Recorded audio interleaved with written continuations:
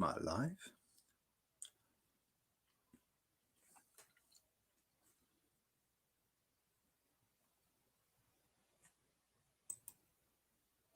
Is there volume, JD? Can you hear me? Yeah, I can hear you good.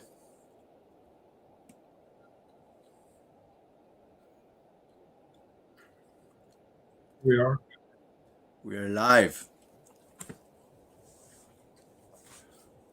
I think I posted that one that image on my community. It was a good one. No, I didn't actually. My plan was I already snapped it. Yeah, you need to post that one. Yeah, that's a good one. Well, it's because I noticed some of the images on the community. When you post it, people literally, I don't know if everyone knows that you have to click on the image to see the full image. It always seems somewhat, like cut off and stuff like that. So what's on the menu for tonight? Menudo. Have you ever eaten menudo before? Menudo? No. What's that? It's a Mexican soup. It's made with beef stomach. Okay. Have you ever had beef stomach before?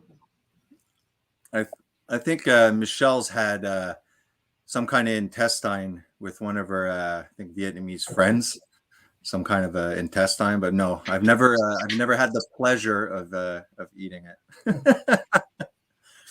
Actually, it is. It's delicious.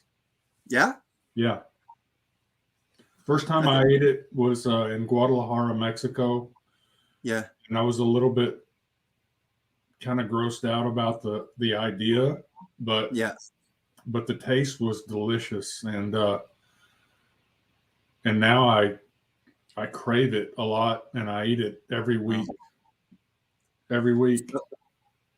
Yeah, because I think there were cultures too, that would like eat the stomach, like the intestinal content or the stomach content when they would kill an animal or something. I seem to have remembered something. Well, yeah, something. The Inuit eat the stomach contents. Yeah. So the Native Americans.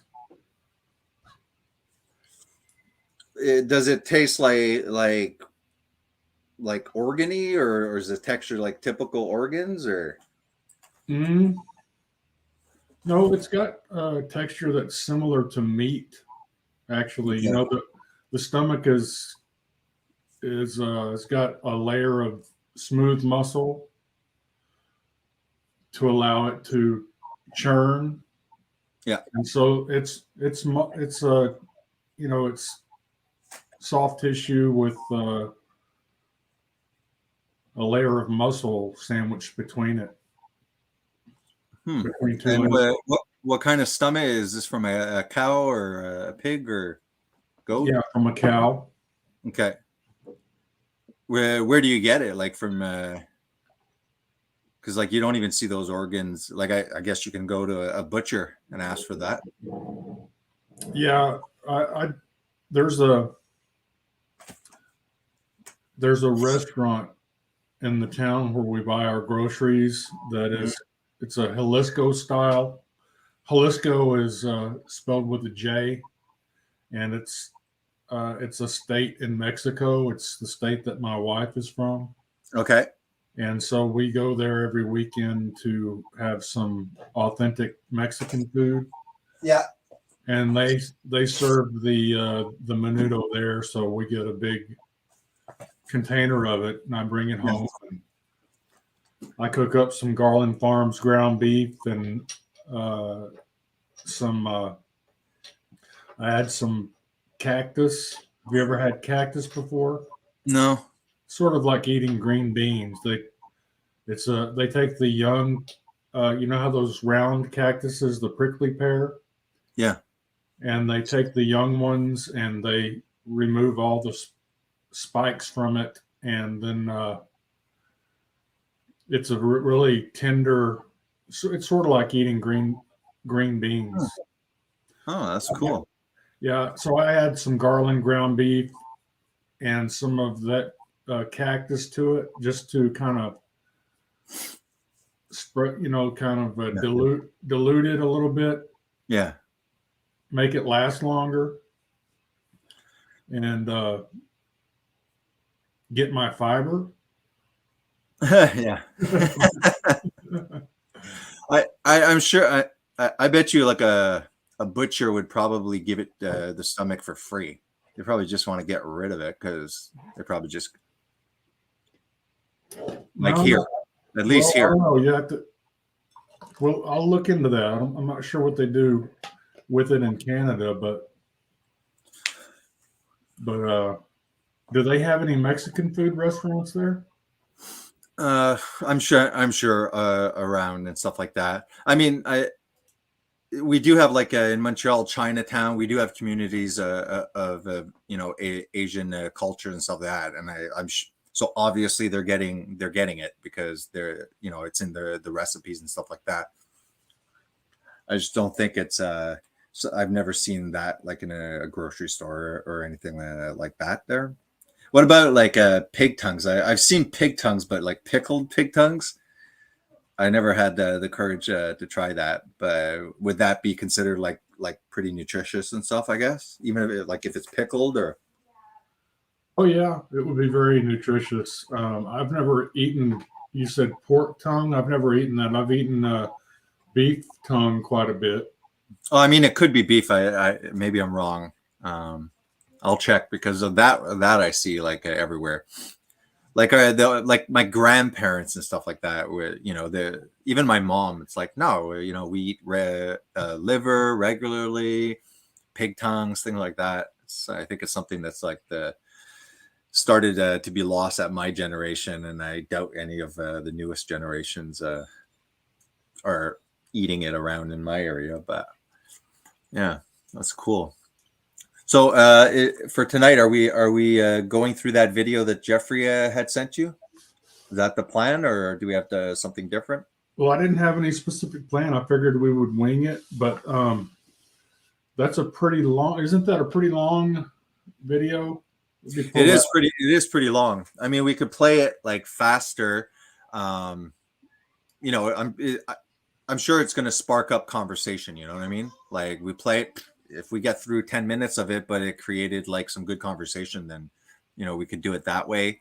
But I mean, it's your stream. So whatever you like. I liked you. I didn't complete your crop protection one that you did yesterday, but yeah, it's good. I think it's good. It's awesome for your channel because like you said, you do like on average 10-minute videos, kind of like, edited to get one point across, but yeah, having you like sit there, just freestyling it and popping up stuff, for an extended period.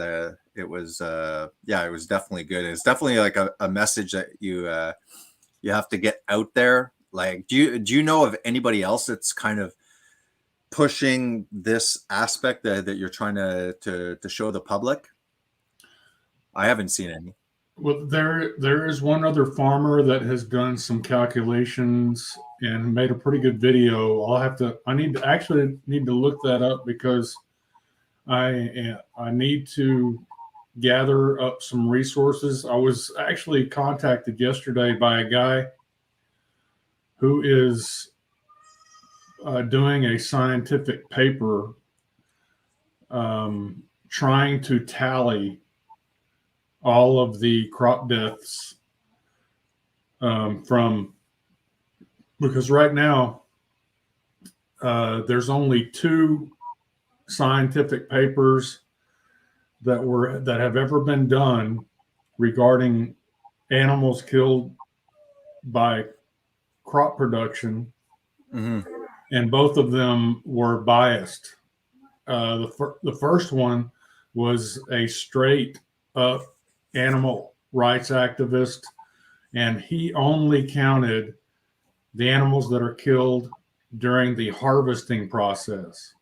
Yeah. They can't get much more intellectually dishonest than limiting, your report of animals that die from crop production to just the animals that die during the harvesting process, when the lethal crop protection industry is a multi-billion-dollar industry that ranges from insecticides to rodenticides to herbicides, fungicides, and rifles and shotguns. So all of that's omitted from this guy's study. But anyway, this guy contacted me, and he wants me to help him with this paper that he's working on that will cover not just the harvesting deaths, but all of those other deaths, including the crop agriculture runoff deaths, like the fish that die because all of the nitrogen gets washed off into the streams and rivers. Yeah. The oceanic dead zones that are a result mostly of soybean and corn farming. And we know that right now the soybean industry is being driven forward in its growth currently by the corporate hunger to normalize and mainstream line veganism. So the vegan cult is actually driving the soybean market forward. Yeah, it was when I had spoken with Jeffrey on the live stream that was about like an hour and a half. I was trying, and I think he was doing that too. It wasn't I didn't want to debate him. It was just to try and have a cordial talk with him, and we could agree on the vegetable oils. He agreed on that, and most vegans also, I think, will talk about the fat, from vegetable oils as not being good either. But he went a step further and said that animal fat also, for example, causes insulin resistance. I can see the omega-6 being a component causing oxidative stress.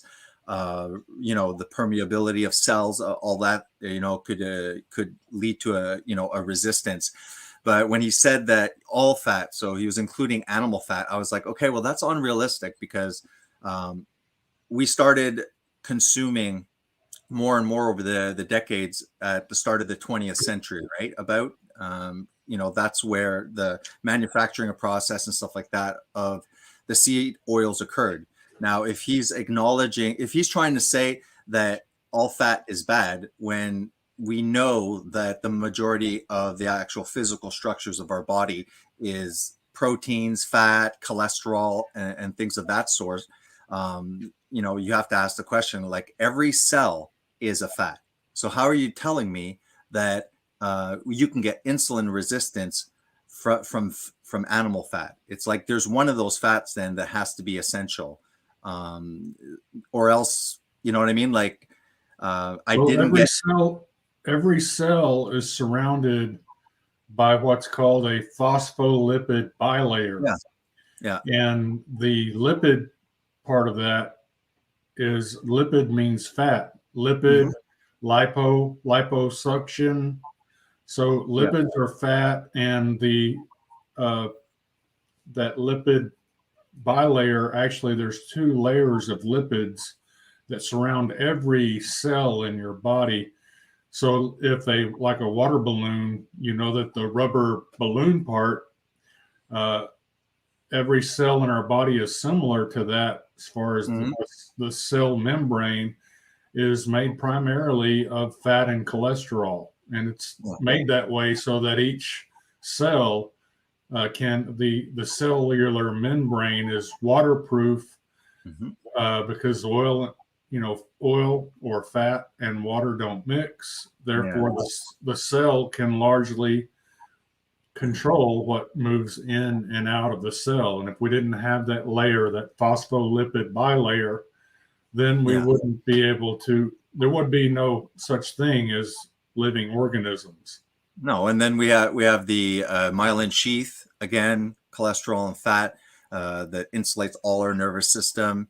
Is it EPA or DHA? The largest amount is in the brain. One of them. It's I DHA, believe right? it's EPA. Okay, so one of the omega-6s, a large component in there, isn't 60%, I think, of the structure of the brain is fat, or if I'm wrong with the percentage, I think you're right. a large percentage of the actual makeup, the structure of the brain, and I think there's a large percent that is also cholesterol. We have the hormones vitamin D, cholesterol again. So the idea that, that this vegan idea that all fat is bad, it just doesn't make sense. You're literally going against something that's not debated. That what is the body made of? What components are there? There's a reason why we have fat, essential fatty acids. Where were we getting that before? Where were humans before science that didn't even have a clue about all of these various nutrients, just like ate that and everything seemed to be pretty covered. So again, this idea of animal fat being toxic where are we getting our daily fat soluble vitamins? What happened? How are we getting any of those before the seed oils? What exactly is the vegan logic there? It's completely illogical.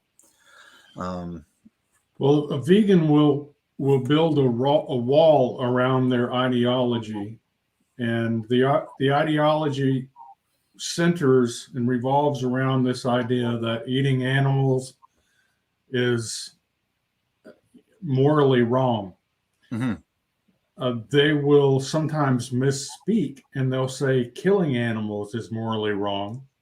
But then once you explain to them or you remind them that more animals are killed because of crop production, then they'll backtrack on that and say, well, it's not really morally wrong to kill animals as long as you're doing it to protect the crops.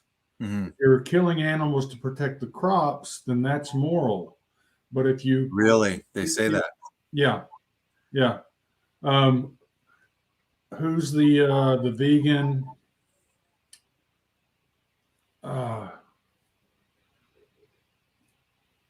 There was a vegan that did a response video to one of my videos, and he made that argument. And I've had many vegans make that argument that it's actually moral to kill animals as long as you're doing it to protect the crops, because that falls under their heading of being practicable. They say you've got to go back to the definition of veganism, and it means doing the least harm practicable. And so for them, I think you froze, Jay.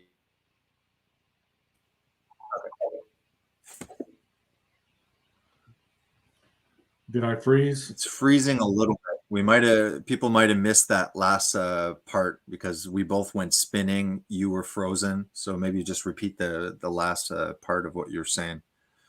I was just saying that the vegans will say that protecting crops, killing animals in the act of protecting crops is what they consider practicable. And if it's practicable, then it's moral. Yeah.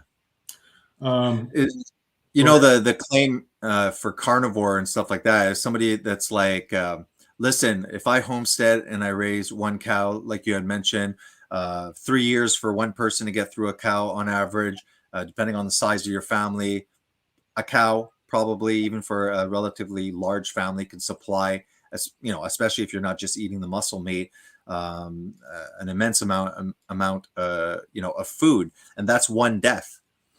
Then you can have chickens, and to be honest, the majority of mine they die. Maybe it's because we're not good and we're learning, but a lot of them have died before I even had an idea of killing them for the chicken. So I mean, you could live with tons of chickens, they're going to lay those eggs anyways. You're shepherding them, you're protecting them, you're giving them what you need. So far we're up to one death to feed a family for a year. You can do that with one pig, one goat. The point is that you could literally ethically end up having more fingers than death in your diet, assuring that the animal, in your case, is living in ecologically similar state and stuff like that. So when you bring that up to them, they'll blatantly like come up with like, well, yeah, but you do that, but not everybody. It's like, okay, well, fine. But if you as a single vegan want to, because you're conscious, minimize it, and then somebody's letting you know, by the way, think of this, we don't have the numbers, but even if there's let's give it to them, drastically less animals are dying, but the way they're dying, the amount of suffering that is created, it's all about numbers, or it's about the degree of suffering also. It's not necessarily like comparing number to number. I think technically, even in the worst slaughterhouse practices, the animal is still killed relatively fast. It's money. What do you think they're there wasting time probing? These people are paid, for a day's work. They want to get the hell through the process. Now, in my opinion, the unethical aspect is the living conditions before the slaughter. And like I had mentioned before, if we're willing to do this great reset, completely restructure the framework to have electric cars and all these, this is, this technological fourth industrial revolution. Imagine the paradigm shifts, and then the vegan listens to that, and you're like, yeah, we should just, have them eat grass and replenish the soil. We can use the terrain and stuff like that. And they're like, well, we're not doing that, so it doesn't matter. It's almost like, yeah, that would make sense, but I don't know. They just blow it down, and it shows a sense of that they're not genuine. There you go. They're not sincere. They're not sincere. No, they're not. Because like, if you truly want to minimize it, and somebody brings this to your attention, I never thought of it either before you bringing it up. It was like, I didn't know that there was like, they were raining down bullets on four-wheelers. And getting mulch up. I mean, like, the vegans will show in their documentaries, these processing plants throwing like baby chickens through a grinder. That is horrible. That's a pretty quick fix, considering chickens could, if everybody had some chickens and stuff like that, the nutrient guarantee would be immense. So it's like all of these weird farming practices, which in a way are just as destructive. The plant agriculture, it's just as destructive or barbaric, whatever you want to call it. And that's what's very frustrating about speaking, with vegans and stuff like that. I find it more upsetting. Like for me with Christianity, because somebody can like spit on it, yell, like, it's like, okay, whatever, nothing I haven't heard. It doesn't really affect anything. It's just to my belief, your belief. But veganism, when it's not meaning there are some facts that we can obtain, and when we're presenting you some of the facts, you're completely ignoring it. And I've seen a vegan documentary where like they said 66 freaking % of carbon emissions were because of cows. Like, have you seen that? It was in one of the vegan documentaries. It's like straight out lies. Yes, straight lies. Yeah. Yeah, exactly. Okay. Warfare. Regarding what you were just talking about, killing, chasing the animals on four-wheelers and shooting them with rifles and shotguns. Yeah. That's pretty horrific. If it was the way that we butchered cows was to chase them on four-wheelers and shoot them, shoot them in the back, shoot them in the face, shoot them in the stomach until they fall over and screaming in pain. That's what you see the animals doing that are killed via firearms during the crop protection process. Let's watch some of this. This is warfarin. This is one of the common anticoagulant poisons that they use to kill the small mammals like field mice that threaten things like apples, oranges, pears, soybeans.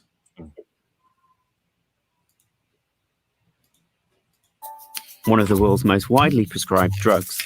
It's an anticoagulant which inhibits blood from clotting and is used to prevent and treat stroke, heart attacks, and deep vein thrombosis. So it's a pretty big deal. And it all started with some moldy hay and a load of dead cows. The story begins in the Midwest USA. During the 1920s, dairy farmers were losing cow after cow to a strange disease that caused their cattle to bleed to death. Vets soon identified the culprit, a crop in the cattle feed called sweet clover. If it was left to go moldy and fed to cows, it seemed to make them sick, but no one knew why.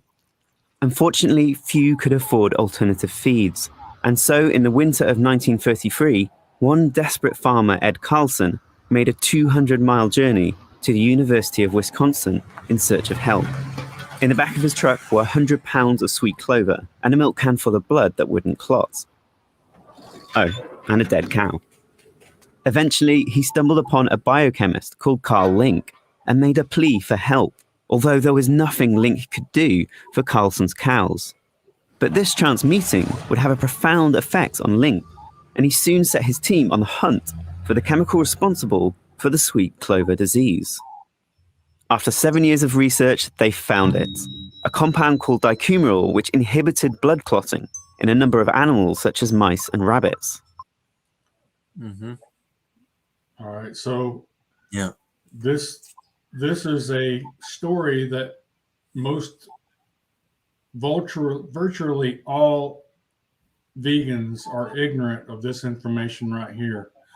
And just sitting them down, having them watch this, and realizing that veganism is essentially death on a plate, but no blood involved for them. You know, the blood is all spilled in the crop field. Yeah, like this idea that when we talk about anti-nutrients, phytochemicals, and things like that, I often say, yeah, okay, green. Oh, look at all these colorful things. Go around eating, various greens around your neighborhood, and you're going to end up, probably being in the emergency room, dying in a couple of days on dialysis. So you look at what's the percentage of actual plants that are edible compared to, it must be like 1% or something that we consume. All of those the majority are poisonous. The majority of medications, not the majority, I don't know the exact percentage, but there are many medications that come from plants. I think aspirin is one of them as well. And warfarin causes, it's not used as much anymore. There's other ones now, but it actually causes bronchial stenosis and calcification. You'll see sometimes x-rays of older patients, and on the x-ray at the hospital, you'll see like it's really white. It's like, first time I saw it, I was like, what the hell's wrong with this? And the doctor explained it. So, it just shows that plants, are toxic, and the idea of consuming, even though they've been, modified and stuff like that, the amount of anti-nutrients and defense mechanisms, it's we don't know what kind of effect, I guess, the more, if we're being pushed with a plant-based more and more, I'm sure that autoimmune diseases are going to increase. This is just an assumption of mine, but these defense mechanisms, as perhaps there's a mild reaction over long periods of time, possibly through your immune system. And that's why you look at autoimmunes, most of the time the doctors can never explain why. They might look at the genetics and say it's a genetic thing. I think that epigenetics, we have a lot of genetic predispositions, but they're starting to claim all of these diseases are genetic, like cancer, genetic. It's like, no, there's you might be predisposed, with your genome to be more vulnerable. I can see it in family traits. My side of the family, my father, everything's lung related. I have asthma. My father died when he was 30. He was a big smoker.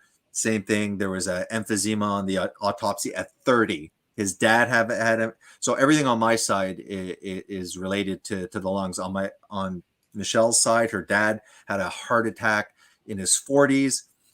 It's amazing because he must be in his 70s. He never quit smoking. He still smokes like a chimney. But on her side, it's all vessels. It's strokes, strokes and heart attacks and stuff like that. So I think that my assumption, and I don't have proof to it, but one thing that the carnivore diet kind of, again, that's just anecdotal. A lot of people seemed, when they used it as an exclusion diet, whether things went into remission or approved, gives me strong anecdotal evidence that these plants aren't as kind and selfless as people have been told. I mean, I was brainwashed to think that fruits and vegetables are the vitamins. There's the nutrients. That's where you're getting, these are the nutrients. The animal stuff, that's just basically for protein and stuff like that. And I, before kind of going on my weight loss journey with keto, and stuff like that. So what are we looking at here? Oh, I was just pulling up different things that were relevant to what you were talking about. Here we've got just plant defenses. What I had up here before was plant DNA. A lot of people don't realize that plants also have DNA, and anything that's got genetic code is trying to pass that genetic code on to the next generation, trying to keep that genetic line moving forward through time as far as possible. And there's all kinds of different defenses that plants will employ in order to prevent their species from going extinct. And they range from, thorns to toxic proteins like we see in gluten and poison ivy. A lot of the proteins that are found in plants are harmful to anything that eats the plant. And that's like gluten. I mean, there's gluten that pops in my head, but there's much more, right? Like gluten. Yeah, the toxin in poison ivy that causes the poison ivy skin irritation is a toxic protein, a protein that's toxic to human beings. Okay. So, yeah, the plants are rooted to the ground. They can't run. They can't run from predators, so they just have to stand there and fight. Mm-hmm. And they do that with thorns. They do that with hard shells, bark, poisonous proteins.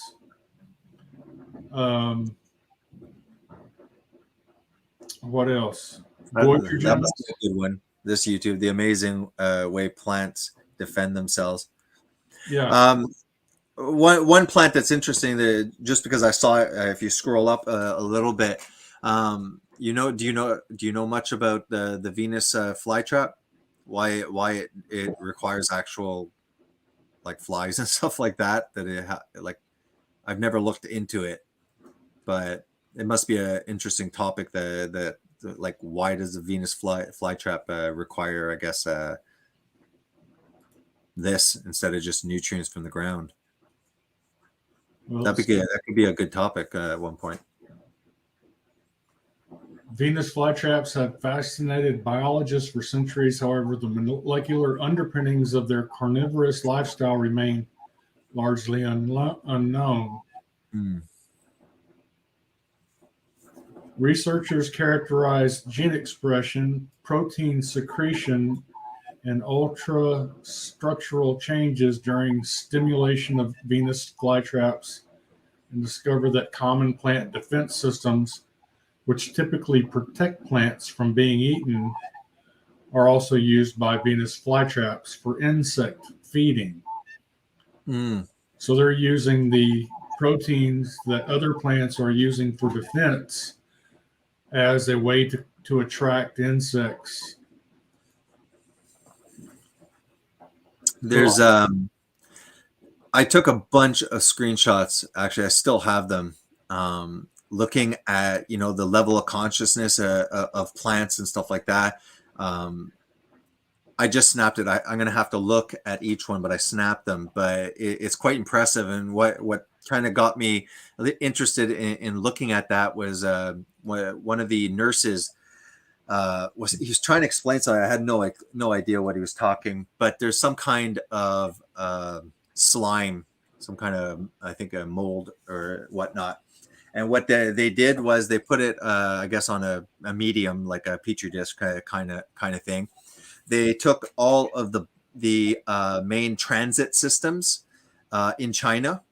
So they looked at the transit system. They looked how they had set up, routes to join all of those systems, and they put a food source on this culture medium. Put the the blob there and watched it expand towards the food sources.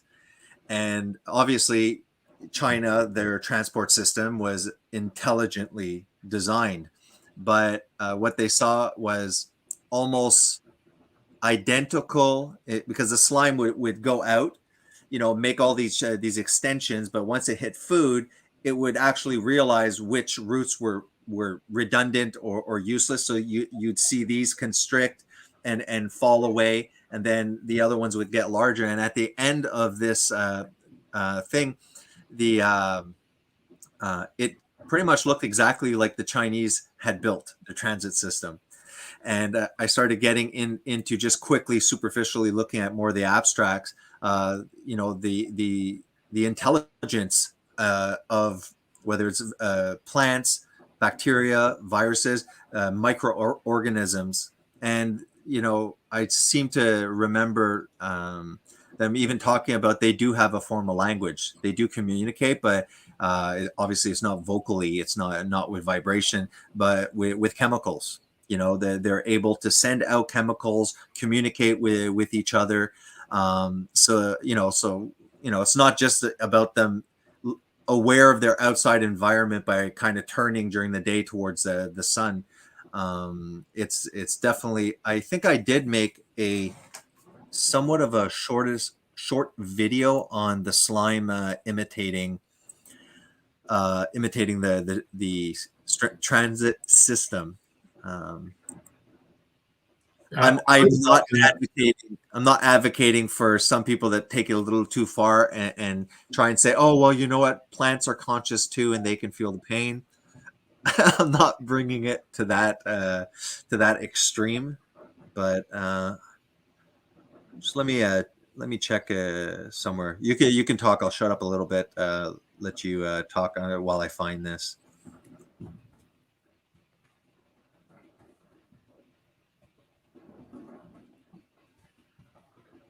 I'm pretty sure it was a short one. Slime mold, wasn't it? Yeah, I mean, obviously it said the kind, but perhaps it would. Perhaps it wasn't a video. If it's on a live stream, I'm never gonna find it. If the interstate system were designed by a slime mold, how a brainless single-celled organism created a startlingly efficient route map for U.S. highways.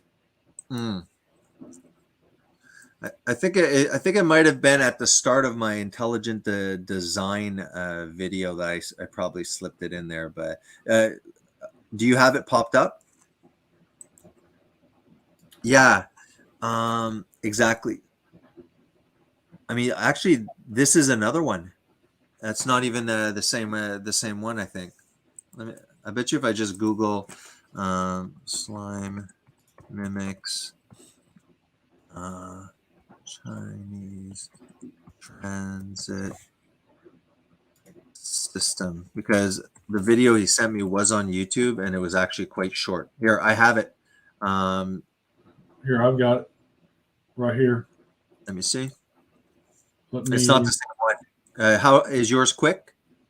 I have the one, the first one that I had seen. Okay. Mine is like a short. It's a YouTube short, so it's even Okay. smaller. Present it. Yep.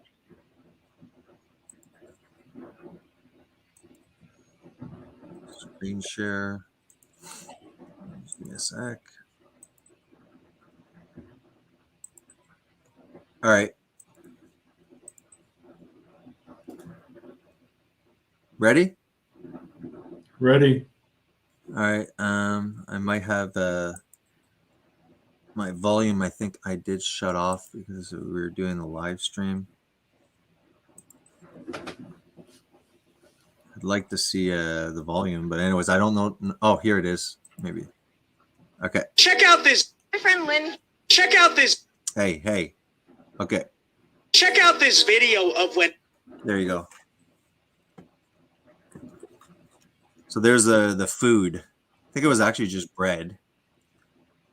So all of those dots represent kind of the transit system.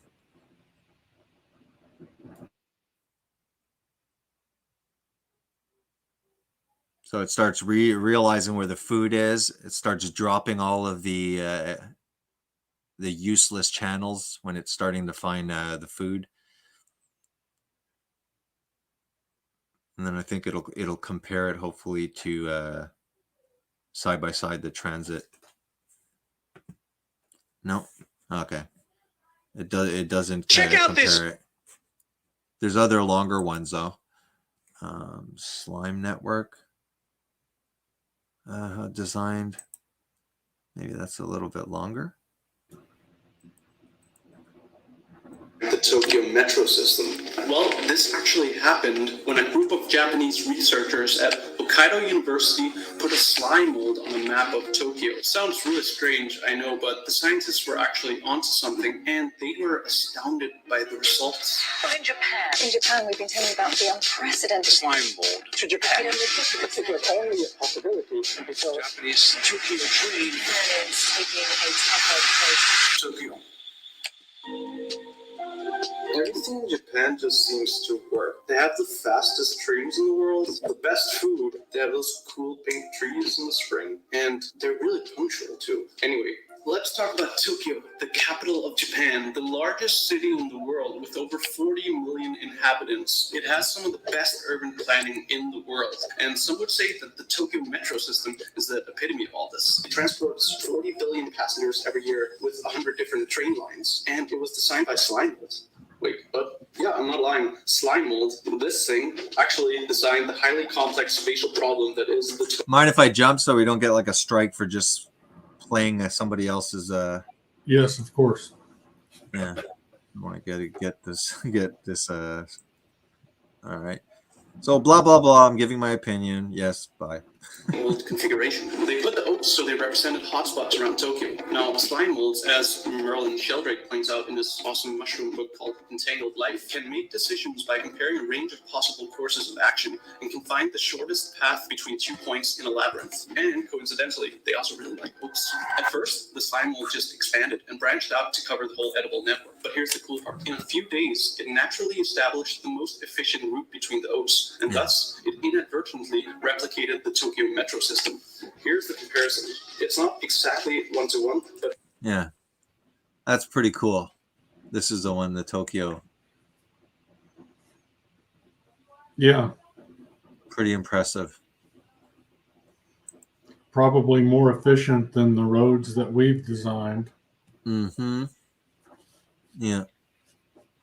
Yeah, so I'm definitely going to start looking into, you know, there was even one, I don't know, maybe I still have it on my phone. The screenshots, I can maybe just at least read. Oops, I'll stop the share. All right. Screenshots.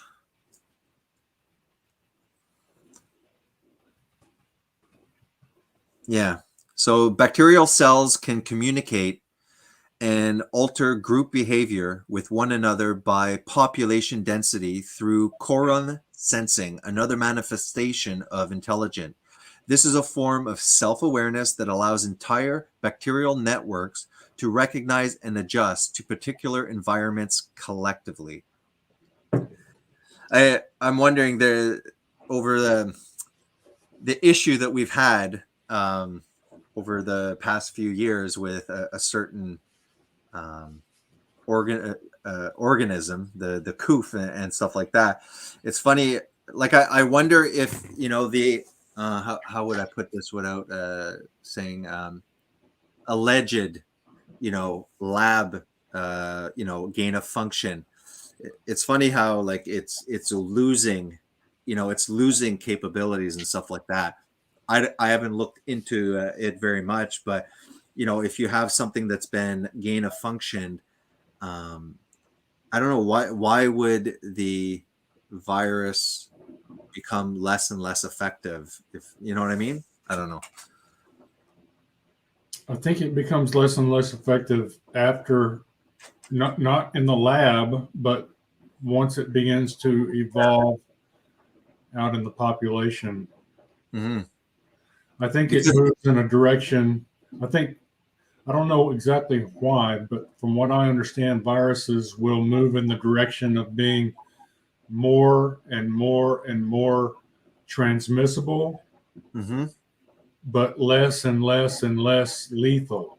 Yeah. So I think it's it's Okay. sort of like, Probably makes sense. yeah, so there's a trade-off. So as the virus is pursuing more efficient transmission, Yeah.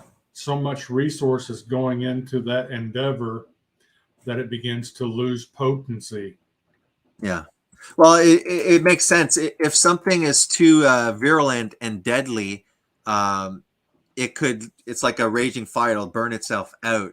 But if it's more like you said, for its own survival, it's not necessarily, oh, my purpose in life is to become deadlier and deadlier. It's actually to become more transmissible because that's its desire to maintain itself, right? Yeah, to become less deadly and more transmissible Is will beneficial. actually perpetuate those organisms Yeah. much more prolifically than otherwise.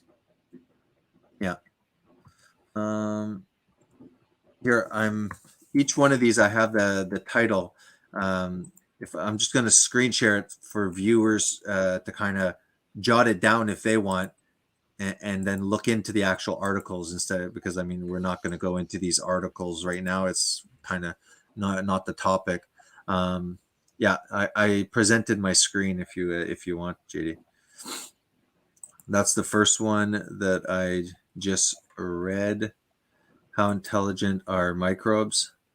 That was the one here. Then the next one, it says the genius of bacteria.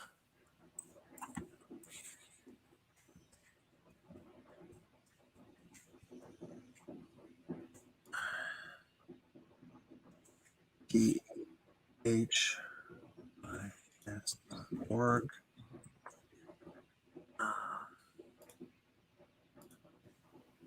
This is another one. The genius of bacteria. Science developed IQ tests to assess and outsmart bacteria's social intelligence.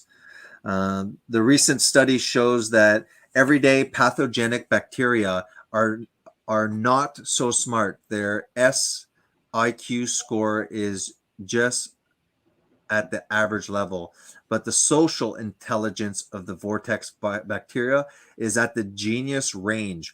If compared to human IQ scores, it is about 60 points higher than the average IQ at 100.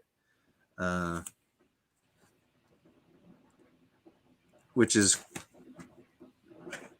so this again, is why I believe in intelligent design. Bacteria are more capable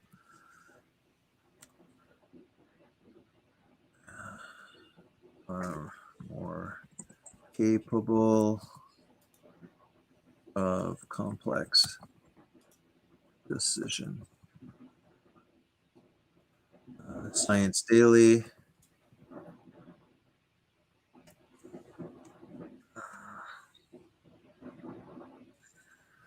So here it says, summary.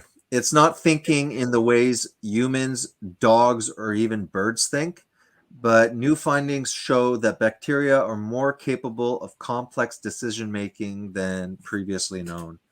I can stop the share screen. I'll just read the other ones just for time's sake. Again, under phys.org, personality and mood swings in bacteria. I mean, this is a huge thing that I really want to look into because it's kind of really amazing. Scientists at AMOLF have developed a microscopy method that allows them to see how individual bacteria use this network to make decisions. They discovered that bacteria are surprisingly diverse in personality and mood. Bacteria can talk to each other via molecules they themselves produce. The phenomenon is called quorum sensing and is important when an infection propagates. Now, researchers are showing how bacteria control processes in human cells the same way. Bacteria can talk to each other via molecules they themselves produce. Bacteria may not have a central or sensory nervous system as we know it, but they can still physically feel the world around them. According to a new study, it turns out the tiny microorganisms that just respond to chemical signals, they also have a sense of touch and can recognize surfaces and respond to them.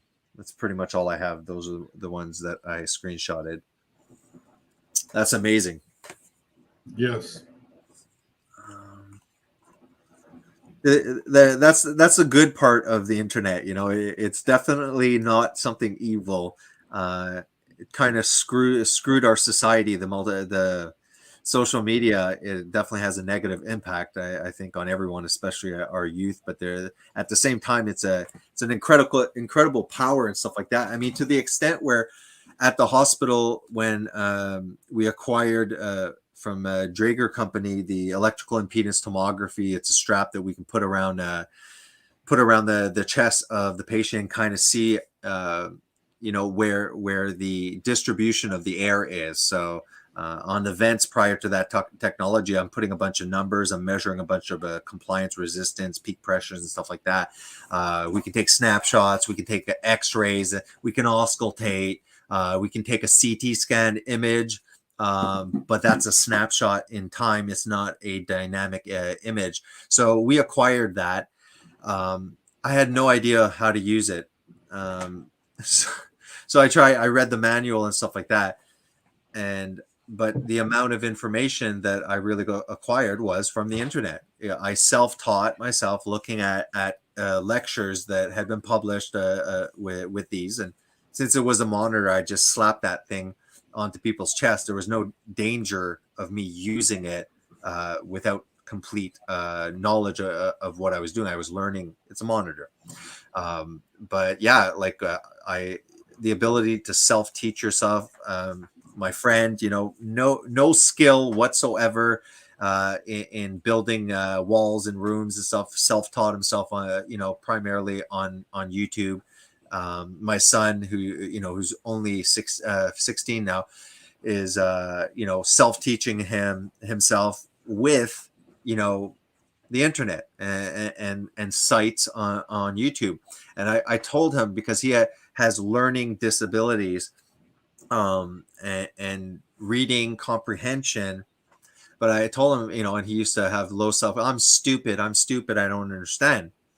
He even got tested, and on certain levels, he's like genius level, mathematics stuff. But unfortunately, because of his reading comprehension, it lowered all his grades, because if even in things that you have a high capacity, he couldn't. But I did notice, I was like, wow, I said, did you notice now that you're interested in something, even though you're not a good reader, you're so passionate about something that he's taking the time to read, and he's comprehending, and now he's realizing that he's getting very good at language.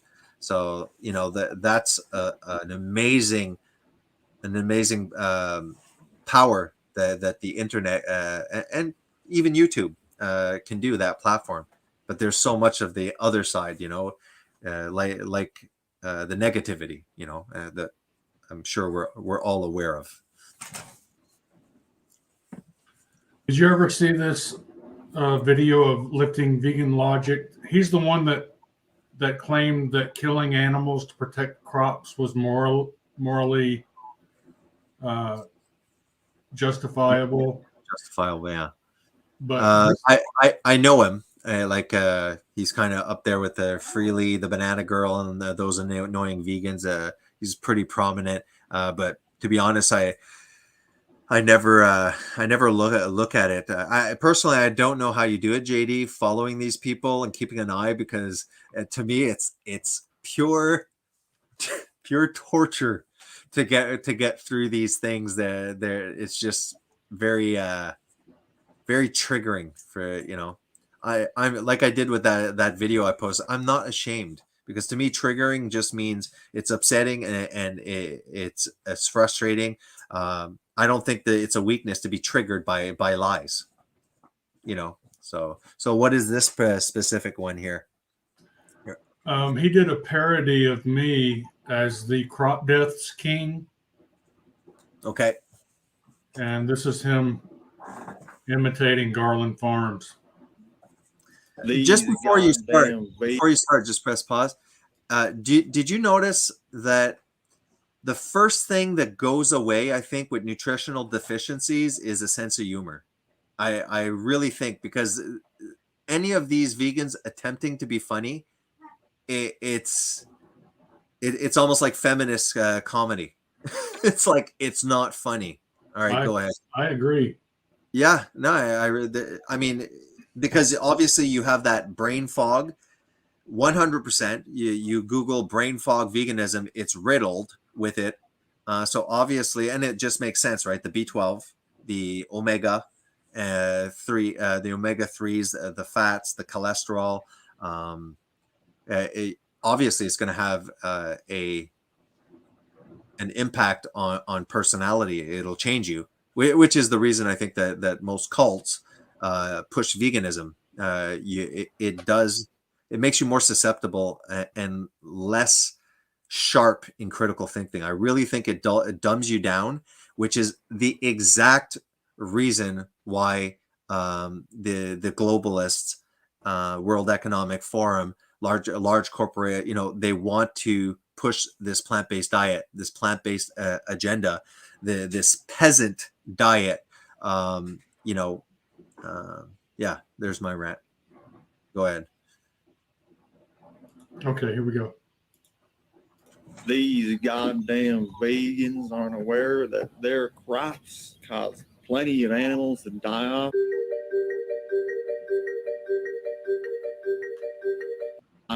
These goddamn vegans aren't.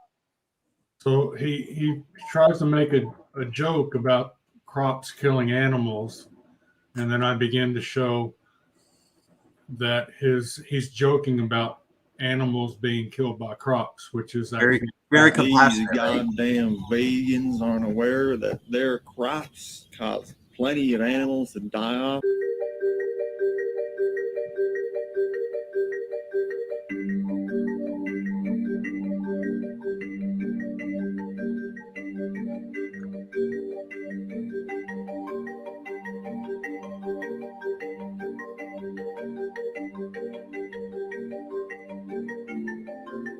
He's, in his attempt to put you down, he's actually proving your point. I Yeah. don't get it.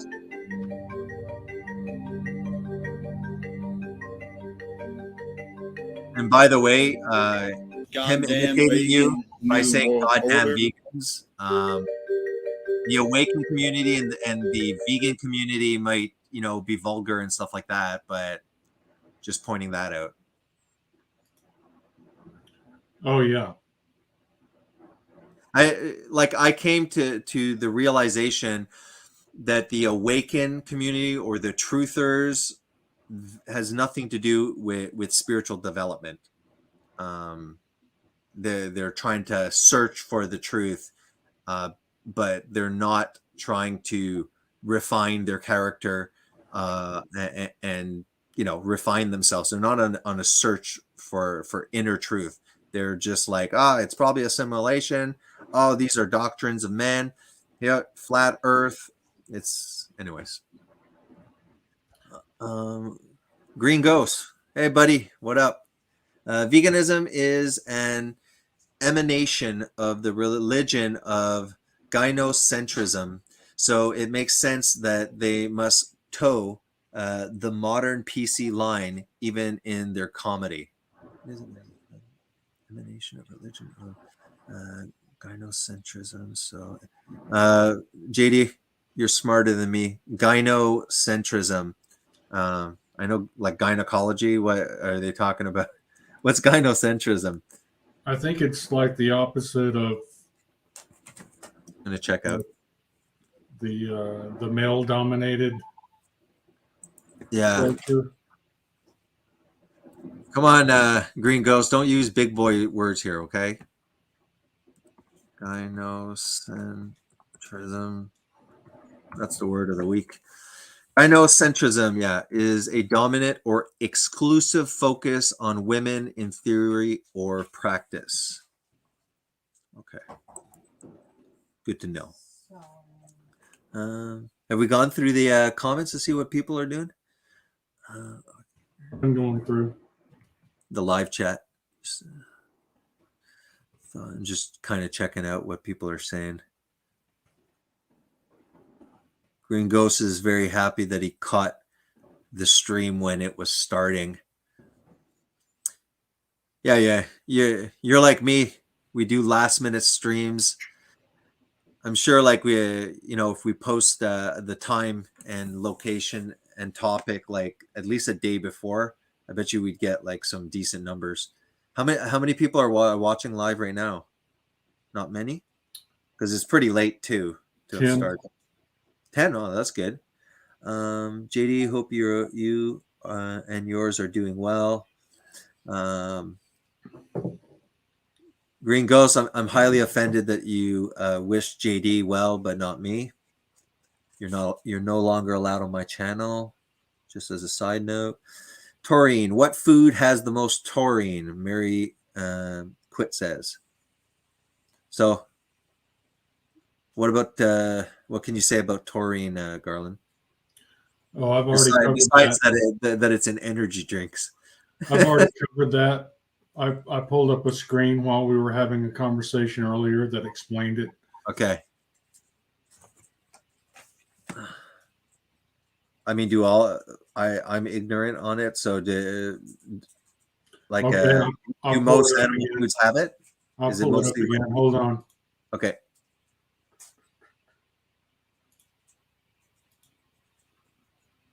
There you go. Thanks. Okay, that's what I saw it, but I didn't read it. Seafood and fish, taurine content. Oh Wow, octopus, prawn, shrimp. And what specifically, what specific benefit does would taurine have?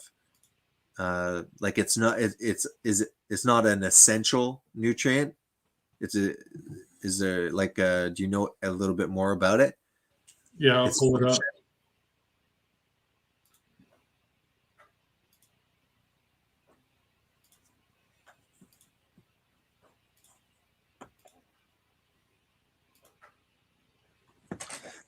Taurine has important functions in the heart and brain, helps support nerve growth. It might also benefit people with heart failure by lowering blood pressure and calming the nervous system. This might help prevent heart failure from becoming worse. That's good.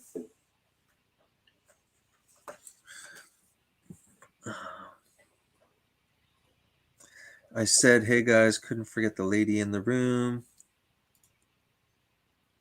Hey, G Slayer.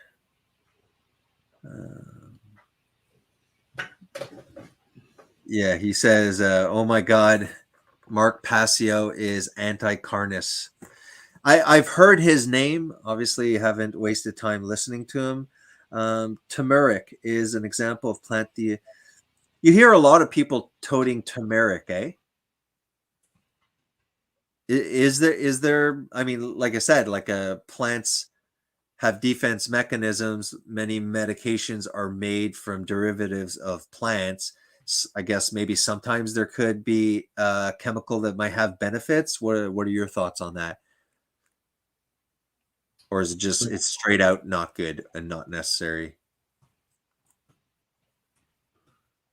Could you give me the question one more time?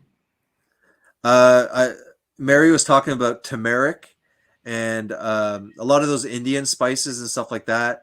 There's a lot of claims that it's beneficial for certain things. So I'm asking, obviously plants, a lot of medications are derivatives from plants. We know that there's many defense mechanisms, but are there some things like, let's say, turmeric that you think may be beneficial? Or are they, in your opinion, like, no, they're not good or something? Well, let's see. It says in India, turmeric was traditionally used for disorders of the skin, upper respiratory tract, joints, digestive system. Today, turmeric is promoted as a dietary supplement for a variety of conditions, such as arthritis, digestive disorders, respiratory infections, allergies, liver disease, depression, and many. Okay, so let's go over. Usually, like you and I have talked about B12 lately. We've talked about K1, K2, and the different versions of K2, like MK4 and MK7. There's there's huge differences between the MK4 and the MK7. However, they're both K2s, and you've got members of the carnivore community running around preaching the benefits of K2, but they won't go the extra step to go ahead and differentiate between the K2 that's called MK4 and the K2 that's called MK7. And they're drastically different because MK7 is the K2 that you get from fermented soybeans, and it's never been proven to have any beneficial effect on human physiology or biochemistry, whereas the MK4 version of K2 that you get from beef liver and goose liver and in animal foods, is butter and certain cheeses. All of these essential nutrients that we're supposed to have in our diet are actually missing in most people's diet around the world. So they end up with these ailments, these symptoms, and some of them are manifesting themselves as arthritis, others as digestive disorders, Others have respiratory infections, allergies, liver diseases, depression, and others. And so what I see is most people that will go for things like turmeric won't go first and look to see if there is some kind of essential nutrient that they're missing. Because what I've found is that if you will go ahead and focus on getting all, especially if you can get it from eating food rather than supplements, that's not possible for all people. For instance, the elderly have a hard time absorbing B12 from their food.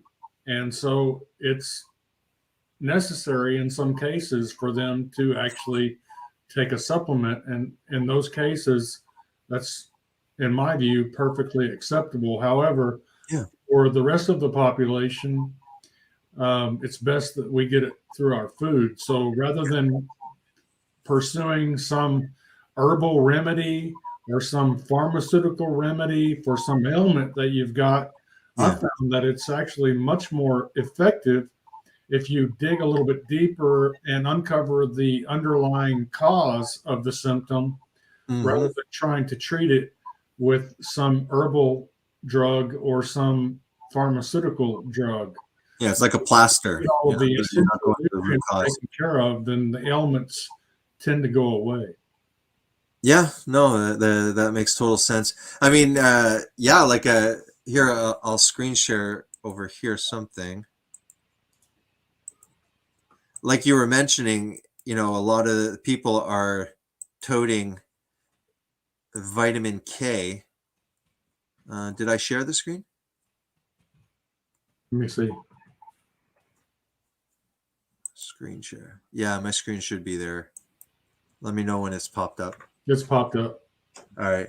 Yeah. So even when I was doing it, and like I said, a lot of my earlier on videos where I was in the process of losing weight with the ketogenic diet, 50-ish pounds that I lost within the year, and plus the intermittent fasting. So I was trying to spread the word here: vitamin K, atherosclerosis, plant versus animal sources.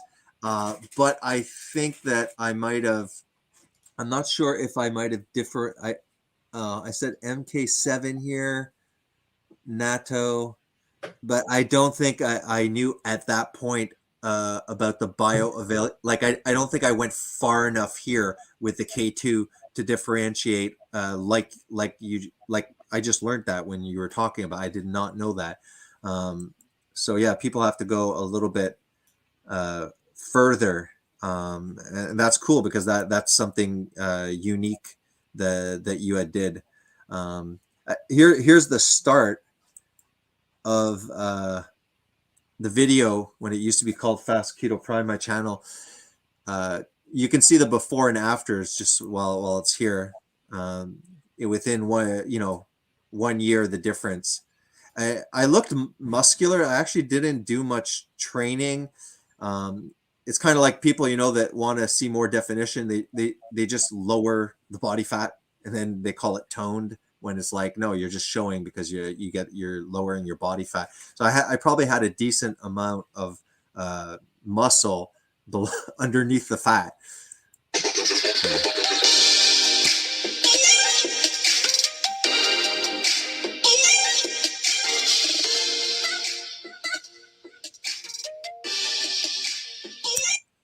I mean, here I was probably a little bit too skinny. I was running a lot, but that's a significant change. And I wouldn't even consider when I was here that I was like eating what the typical, society would say a horrible diet, right? But when I was chubby, we weren't eating crap, but we were definitely, We ate pasta. yeah, that's it. We ate pasta. There was pretty much carbohydrates, on each side. We ate vegetable stuff, but definitely, a much higher ability, and yeah, like. Yeah, stuff would have potatoes next to it. Yeah. Yeah. No, exactly. But I had trouble We with. didn't eat much fast food. It was all home cooked Yeah, no, that's it. We weren't eating like pizza pockets and processed food, but for me with the carbohydrates, not going to get into like my whole medical background, medical issues and stuff, but I do this whole issue of struggling with my weight started with a medication that I had to take that I kept on trying to go off because of the weight. So for me, it was very, very frustrating that I was trying to lose weight the typical way, and I was unable to. And for me, the minute I removed the carbohydrates and went with protein and fat, I ate vegetables and stuff like that too, because at the start I didn't realize that I thought I needed it. So the start of my keto, so yeah, drastic weight loss. And I'm becoming more moderate because I'm not saying keto is the only way, but I definitely push for the first year ketogenic diet as a very safe and valid option for people, especially I think insulin resistant people. Not pushing it for the rest of your life. This is the way you must eat. But for at least the first year, lowering the weight, somebody who's insulin resistant, it just makes sense that to do a reboot, in my opinion, to resensitize yourself to insulin. I've seen the diabetic, recommendations for when you have diabetes. There's still a significant amount of carbohydrate. It just doesn't make sense to me. When insulin was isolated, bovine insulin was isolated, and I think it was in Canada, I believe the University of Toronto. All of a sudden, the minute they isolated insulin, this idea of your sugar is too high and it's because you're eating too much sugar and you should stop it. That was the recommendations that doctors would tell people. The minute insulin came in, it was like, no. Insulin is the solution. It's high. Just continue with insulin.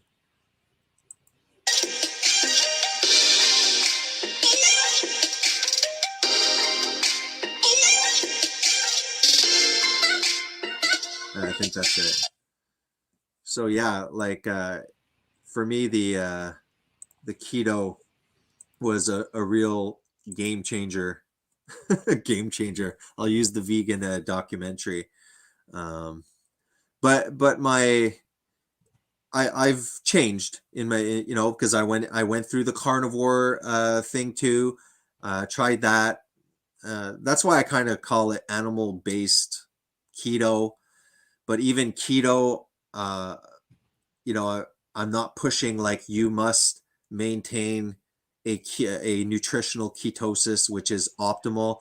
I think mixing it up, switching things up is very good too. Obviously, keto's shown that we can use ketones and fatty acid and but it doesn't. There's a reason why we also have glycogen, right?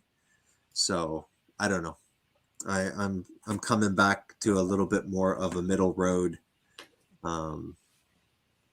Like your diet, what do you incorporate? Is it relatively low carb? What do you, I don't think you're somebody who calculates your carbs, but what would you say kind of your average diet is? I'm just curious. Actually, I've never asked you.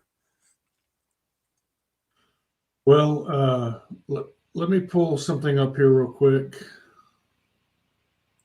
Because while you're pulling it up, for me, after my spine surgery, and I'm getting back into shape.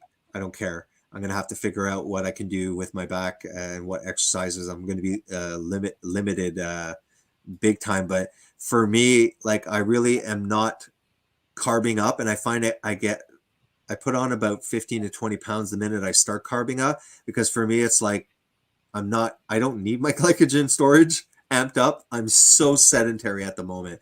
So I find, and I think that with the medication, just by putting up, I put on 20 pounds, let's say, a little over 20 pounds in the last 8 months when I kind of am not consistent. I don't care about LDL levels personally. I don't think that that's a good marker. And I acknowledge that not everyone, but some people, their LDL will increase, whatever. What shocked me with the last one was my triglycerides were elevated. And I think elevated triglycerides is, in my opinion, is something I'll keep an eye on. I find that probably represents your metabolic state. So I was appalled because my actual triglycerides were elevated. So for me, with this damn medication that I've accepted, look, it works. I have to, I think for my specific situation, maintain most of the time a close to ketogenic diet, consistently low carb at least, because I can't lose weight without it. I mean, it's actually frustrating. So what's this that we're looking at? The sugar consumption? You asked me about my carbohydrate consumption.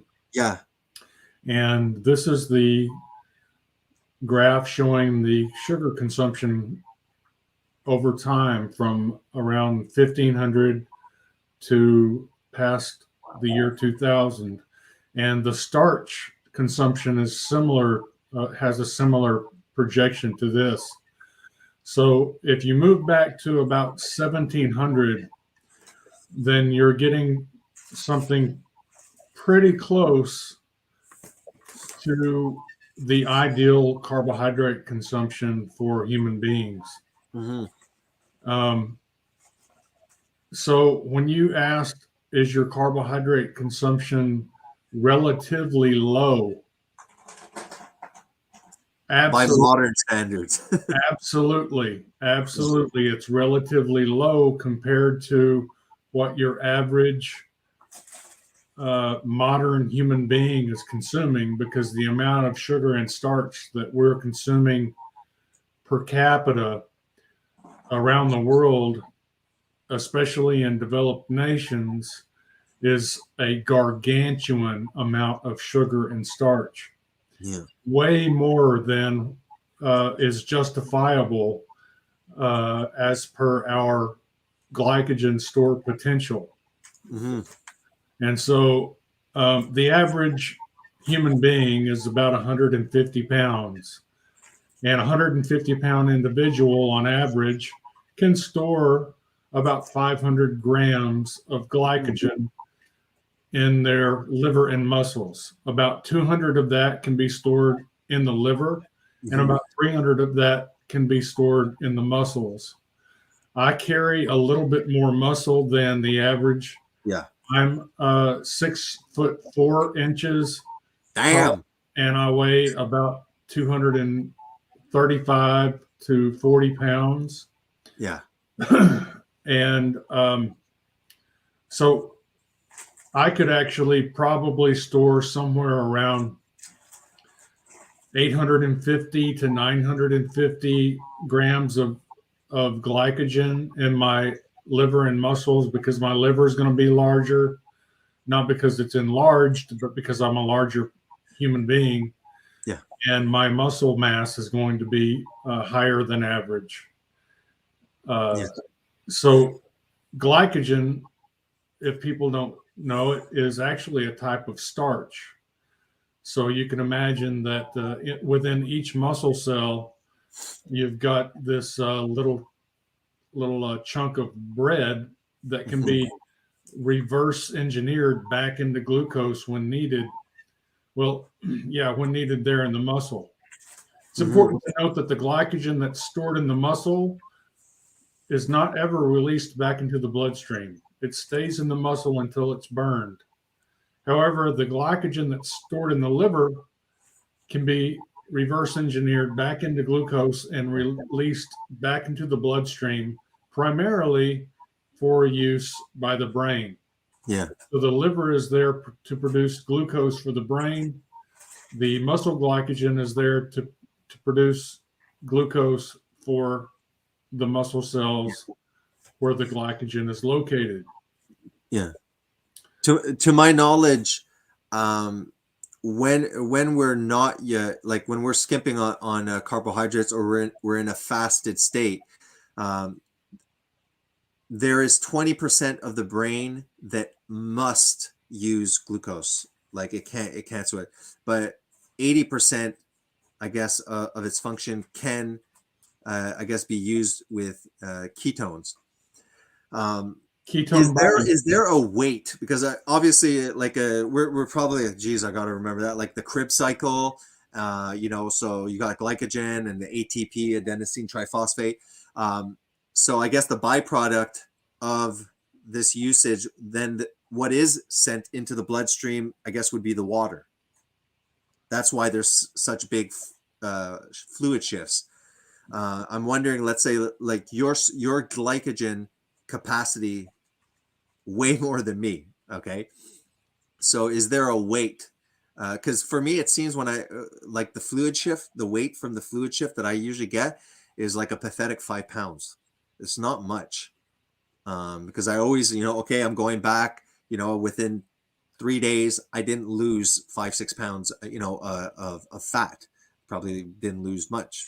So have you ever, like, if you fast, like how much weight, if you empty your glycogen storage, have you ever noticed like 15-pound difference within 2 days? Because I know hockey players, they can lose 20 pounds. Yeah, Yeah. I will lose when I go when I fast for 24 hours without exception. I'll lose 12 pounds, Wow. and I'll lose 16 pounds if I do a little bit of exercise during that time. Yeah. So That's impressive. it's pretty Significant. and again, reminding everyone the reason you lose that initial extra weight is because glycogen cannot be stored in a dry state. It has to be suspended in a water solution, and so you'll bring on extra water to hold that glycogen. And like I pointed out before, when you fast or when you go into a carbohydrate-free diet and you burn up your extra or your surplus glycogen stores and you lose that water, that is not inconsequential. It's not, as a lot of people try to paint it as, oh, that's just water weight, it means nothing. It actually means a lot. It means a hell of a lot, because it means that you're you're lowering your glycogen stores, and when you're in a state of lower glycogen storage, then your ability to burn fat goes way up. And so by losing that water weight, that's insurance telling you that now you can burn and will be burning a higher percentage of fat. Yeah. Green Ghost asked, what's your ethnicity, Jason? I'm Canadian. I mean, Swartz, I guess, definitely my grandparents were born here. So maybe their parents were a little bit after that, probably German. I think the Swartz name is Ashkenazi, correct? I don't know. I just know the typical is spelt right, Schwartz. I think that means black. It's the word black in German. That's why Schwarzenegger, I think, means black plow. I hope that's correct. Obviously didn't do my Arnold Schwarzenegger research, but I had read that somewhere. Nager is like the plow, that I believe. So it must be of German descent. Maybe Jewish. I mean, there's a lot of Schwartz, like the Schwartz is there's many Jews that have that name. That makes sense. There's Germany Jews. So yeah, but I mean, my parents, me, were Canadian. Michelle, my wife, is all Hallie, so that's German also, right? No, it's your mom. It's your mom. That's a Gutwein. Gutwein, yeah. Gutwein. Yeah. There is a small video that I can show. Let me see how long it is. Talking exactly about when you enter ketosis, or speaking of the glycogen, why somebody could be so obese, and technically that is adipose tissue that is a reserved and stored energy for when you have no food. But these morbidly obese people feel like they're going to die every 5 hours if they don't eat. It's like, why are animals pouncing around for days, serene, not like screaming and passing out because they're dizzy and stuff like that. It just shows that what we're doing is locking us out of the ability to access that fat. And it, this is what people, I think the majority don't understand. Because when I look at a fat person, and there's plenty in Canada and Quebec, I don't necessarily see right away, oh, you're lazy. Oh, this person's undisciplined. Because I know plenty of fat people that are constantly restricting themselves in an attempt to want to lose weight. And I've seen a lot of people that rebound, obviously, right? Like they're able to pull it off, and then all of a sudden you see within 1 year they're back exactly where they are. That's why I kind of did 3 years of strict keto. Obviously a couple of times, probably 10 times, like almost once a month I was out there. I was being polite, eating a meal somewhere, but I was so scared to do this 1 year thing with the keto and then fricking rebound. So now I'm 4 years into it, but the fourth year, I just kind of like, I'm not consistent, put the weight back on. Am I depressed about that? No, I'm like, I know exactly why I'm there. And 6 months ago, I kind of went on a carnivore, but actually just lean meat. And the rationale behind that was I'm skimping on the carbs. Great. That's forcing me to have to use fat. But what if for a couple of weeks, I don't even supply myself with sufficient fat? I'm going lean steaks. So I'm basically just consuming almost protein, completely unsustainable. Not, I wouldn't even say like it's healthy. You're missing tons of nutrients, but it was a way of saying, well, what's going to happen if I restrict carbohydrates and I'm not supplying nutritionally fat? That's going to really, really force my body to access the fat even quicker. So I had lost 13 pounds in 30 days.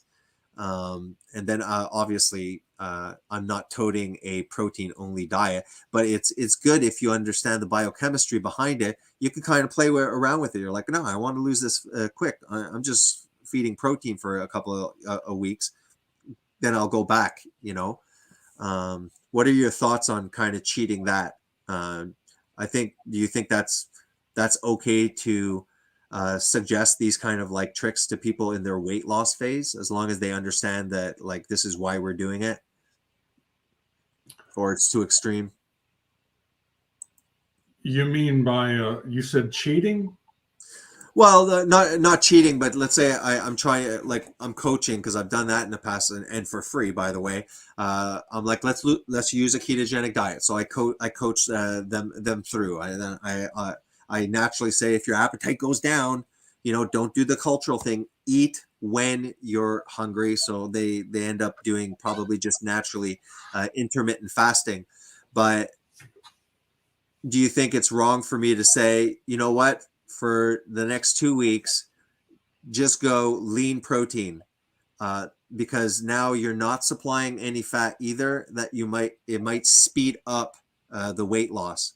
Letting them know that that's not a sustainable thing, but just realizing, well, obviously, because I know keto people that eat a lot of fat, they go overboard, like they're going out of their way. They're coconut oil, coffee, all of that, and some of them will plateau eventually, and they're in ketosis. And I often tell them, well, you could be supplying too much dietary fat, and there's no need for your body to go run and get your adipose tissue, because you're on the keto diet, but you're going overboard. So you're really slowing that process.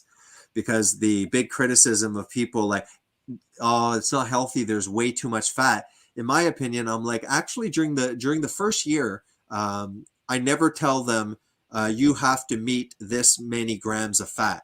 I just tell them eat as much as you want, go heavy on the animal-based food, eat, whatever vegetables, stay away from the starchy if you're doing the weight loss.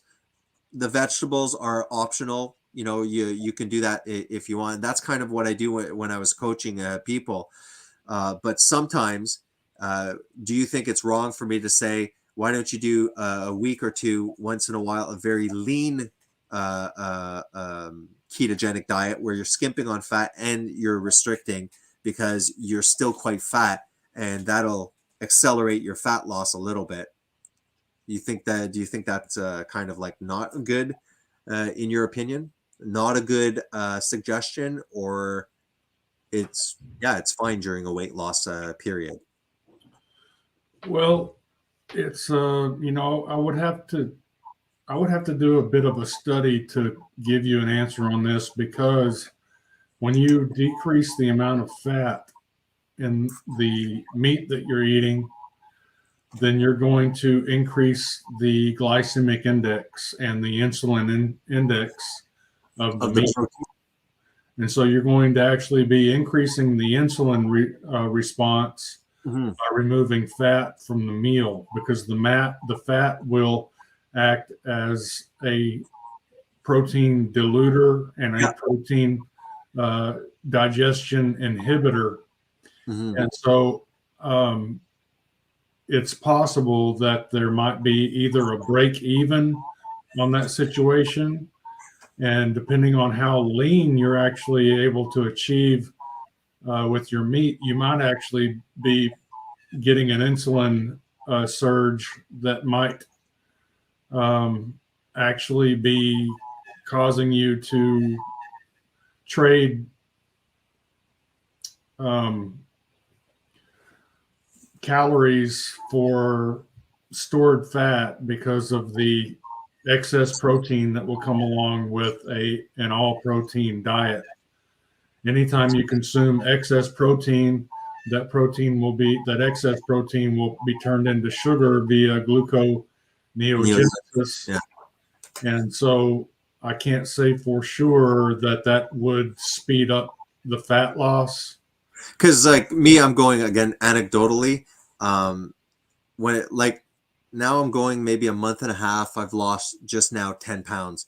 I'm not doing the lean thing, but when I tried it, I found that, I lost a good amount, like a quicker amount. I mean, some people also do fat fast. They do the exact opposite, and they just eat fat, and the fat fasts seem to be pretty good. But anecdotally, I find that me personally, it sped it up. I guess the insulin response to the beef or to the lean steak, I mean, I don't think that's necessarily a wrong thing, right? Because insulin spiking is fine. I mean, you need it, and it's an anabolic state. Would it be enough to lock me out in a way of my fat stores? I'm not sure, because I found that just the lean protein is quite filling. Like it's hard to go. So you're actually probably in a significant calorie deficit too. Obviously, I'm not saying this is a sustainable way to eat. I don't agree with that. I should do it. I should try and do it again. I did 30 days lean, and what I mean by lean was I don't know if you guys call the cuts of steak the same, but it would be like a round steak. Do you guys call it round steaks, or it's the one that people would make like pepper steak with? It's like really it's not like a ribeye at all. Like it looks like just really a lean cut. Maybe I can punch up what I mean. Round steak. Because you guys, I guess you guys don't call it round steak in the States. No, we call it round steak. Yeah. Okay. Yeah. So here, let me just present this. This is kind of the stuff that I was chowing down. It wasn't completely that day. I think I must have snuck in eggs here and there. Meal. Uh, round steak. Yeah, it would be kind of this texture. You know, you might see a few striations, but uh, definitely not like these there. All right, and Yeah, then that's very lean, isn't it? Very yeah. lean.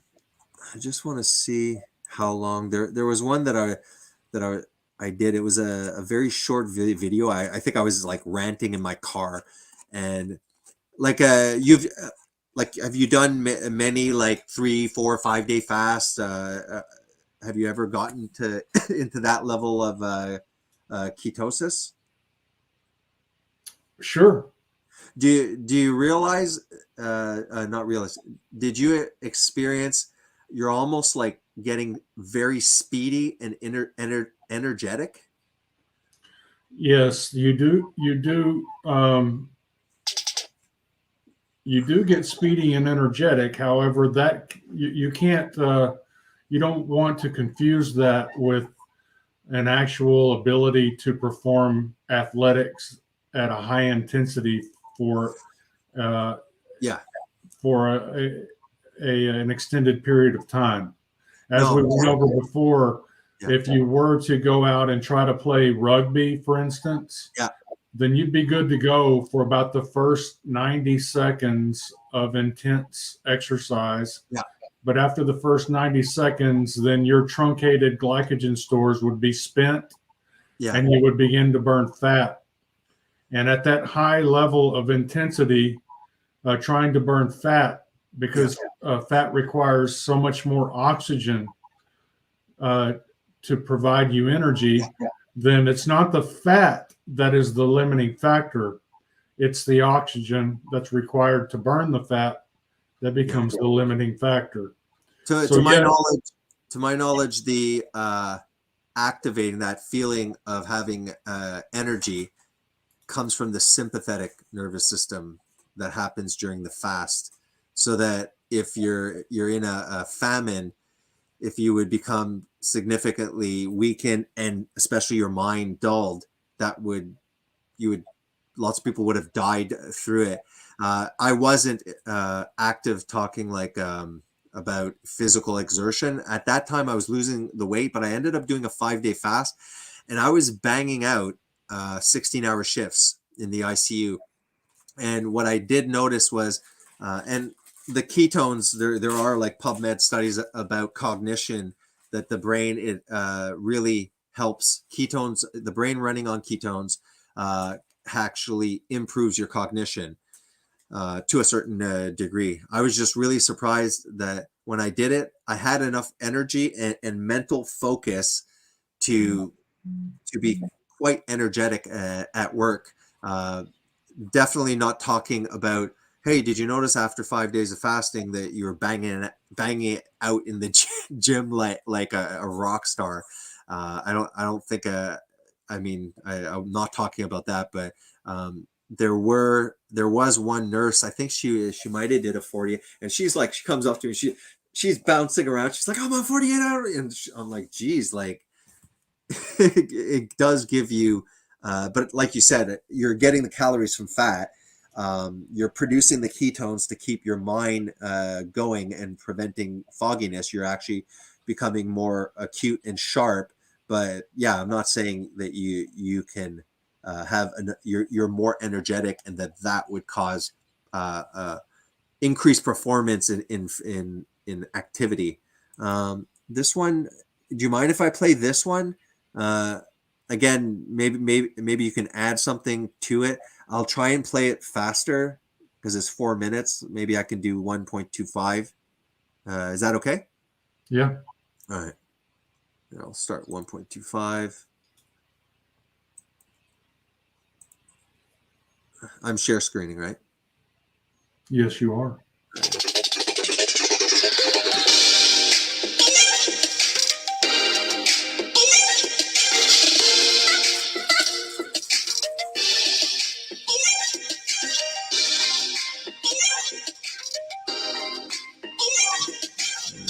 loaded. this is a conjecture on my part. This is just me guessing and thinking. All right. So I look at animals in the forest. Obviously, we know that animals in the forest, they don't eat every day, the wild animals. They can go longer periods without eating. We are part of the animal kingdom, even though we think we're above everything else, and we're part of nature. So we're one of the animals, one of the created beings on this earth that seem to be hungry every 3 to 5 hours with possibly, anywhere from 100,000 to 500,000 calories. You got to realize that on average 3,500 calories per pound. So multiply that by 60 pounds, multiply that by 100 pounds if you're overweight. That's a heck of a lot of calories. Why are you so hungry if you have all those calories? It's because you're locking yourself out from your fat stores. Frequent meals, insulin spikes, locks you out of your fat stores. If you're eating carbohydrates, you got to burn through the carbohydrates primarily to get to the fat stores. If you're going to do a calorie restricted low fat diet, okay, with higher carbohydrates as 60%, the typical high fat, low fat, higher carb calorie restriction, eat less, move more kind of bullshit. It's not that simple, guys. When you are doing it the carb way, you're going to be hungry the whole time. You're going to have to calorie restrict. When you're doing it with the low carb, what's happening is you have access 24/7 to your fat stores. You have to seriously calorie restrict if you're doing a higher carb diet, because you really have to be in a negative caloric deficit to really tap into that fat stores. But with a ketogenic diet, it's a lot different. It's the hormonal, just because we're restricting the carbs, which is a possible fuel source, we have no choice. It's like biohacking. It's like, no, screw you to your body. I ain't supplying you glucose. You have no choice to take my fat. The only thing is, if you eat too much fat, you might not lose weight. And that's just a little tweak that you have to do. All right.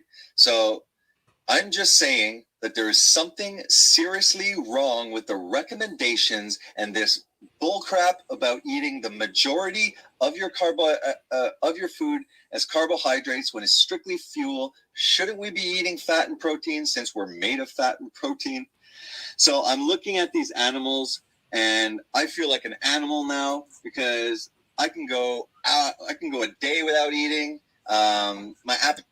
I'm at hour 68 of my 5-day water fast. I don't know why I called it water fast. Gives the impression I'm sucking down water. I drink when I'm thirsty.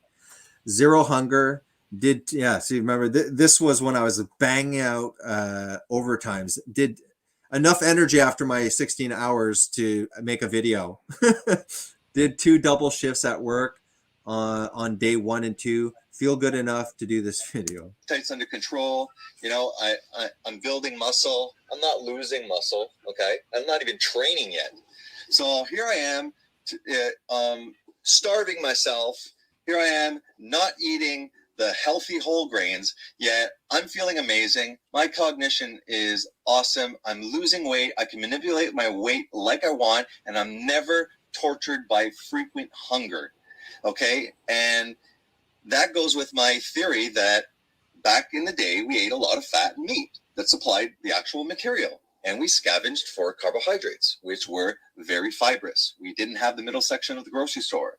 We didn't have a grocery store. So this is what I'm saying, guys. Look at the rest of the freaking animals on Earth. The only ones that are constantly hungry are the domesticated animals because we're feeding carnivores freaking carbs again. All right? Seagulls, they eat McDonald's. Now they're like, friggin' seagulls are starving all the time because they're eating our food. Stop freaking eating carbs, all right? And then after you can have peace of mind, you can fast, you can get the benefits of fasting, and you can lose weight, and you can feel amazing. Or you could follow the food guide and be hungry every 3 hours with about 500,000 calories on your body that you can't access. I mean, obviously, I was into the keto, right? Like this is while I was learning, I was reading up on stuff like that. So I was probably a little bit more excessive or extreme about it, but I think that's a normal process. You're in it, you're learning, you're feeling great and stuff like that. But I guess that's a good explanation of locking yourself out of your fat stores, you know? Did that make sense? Or are there things that you don't agree with or that should have been added? Well, let me give you an example first. Okay.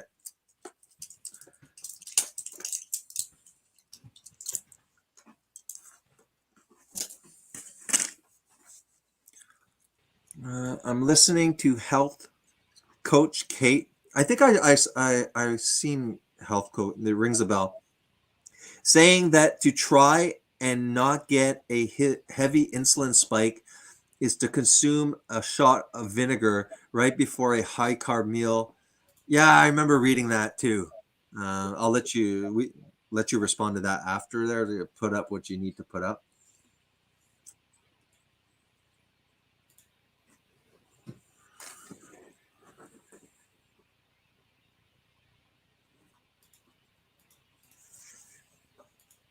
Is the baby sleeping? Obviously. Okay. Breakfast is a relatively modern invention. It was invented by the cereal industry. Yeah. Before the Kellogg's and the Posts and the Grahams, the Seventh-day Adventists are the ones that convinced, through marketing, convince people to start eating first thing when they wake up. Yeah. Before that, people would actually take advantage of the fact that we store glycogen, just like a battery stores electricity. And we would spend that glycogen just like your cell phone spends the electricity in its battery. Yeah. We don't wake up in the morning and unplug our phone, and then make it a chore to go and plug in our phone again because the phone has already been charged. Yeah. Same thing with the human being is that if you have a little bit of carbohydrate the night before you go to bed, then you'll wake up and your glycogen stores will be filled and your battery will be charged. Yeah. And you don't have to eat a breakfast.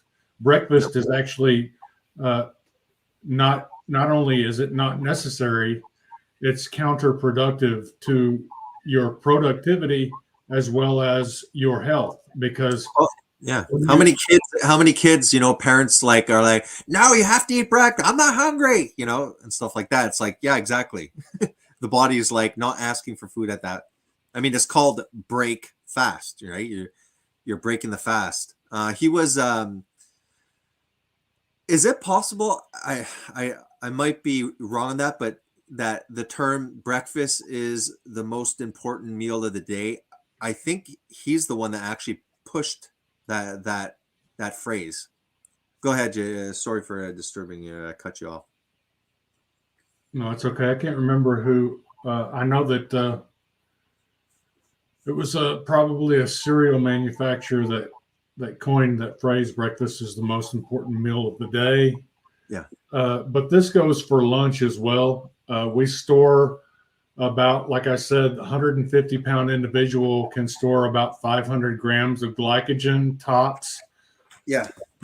And if you stop eating altogether and start fasting, then it can take depending on how much activity an individual is engaged in throughout the day, it can take between 2.5 to 5.5 days to burn up that glycogen.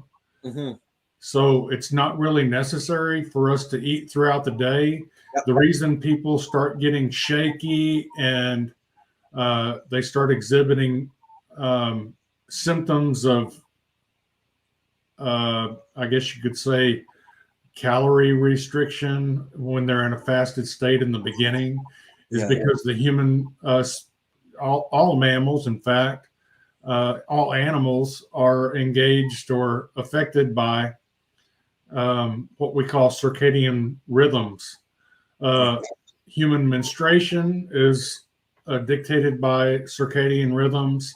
Our sleep patterns are dictated by circadian rhythms. For instance, Just menstruation. Since we've just discovered that men can menstruate now, is that process? Never mind. Okay. Circadian rhythms. So Yeah. if you're used to going to bed at 10 p.m. each night, Mm-hmm. then shortly before 10 p.m., your body will begin to release melatonin Mm-hmm. to prepare your body for sleep.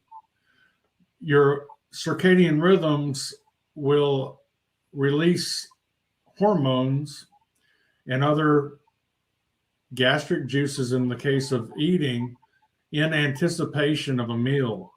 And so if you're used to eating every morning at 8 a.m. and you skip breakfast, then you will have already, in the very beginning of your breaking of that circadian rhythm, your body will be anticipating that meal. And then maybe 10 or 15 minutes before that meal is eaten, and in this case, you're not eating it for the first time in a long time, but your body will still, in anticipation of that meal, release insulin into the bloodstream to prepare for removing the excess sugar from the blood. It will begin to release gastric juices into the stomach to prepare for digestion. And in the beginning, when you skip that breakfast that you've been having, then your well-being, your sense of well-being and the way that you feel will be subpar until that circadian rhythm, that pattern is broken and the body stops anticipating that meal first thing in the morning.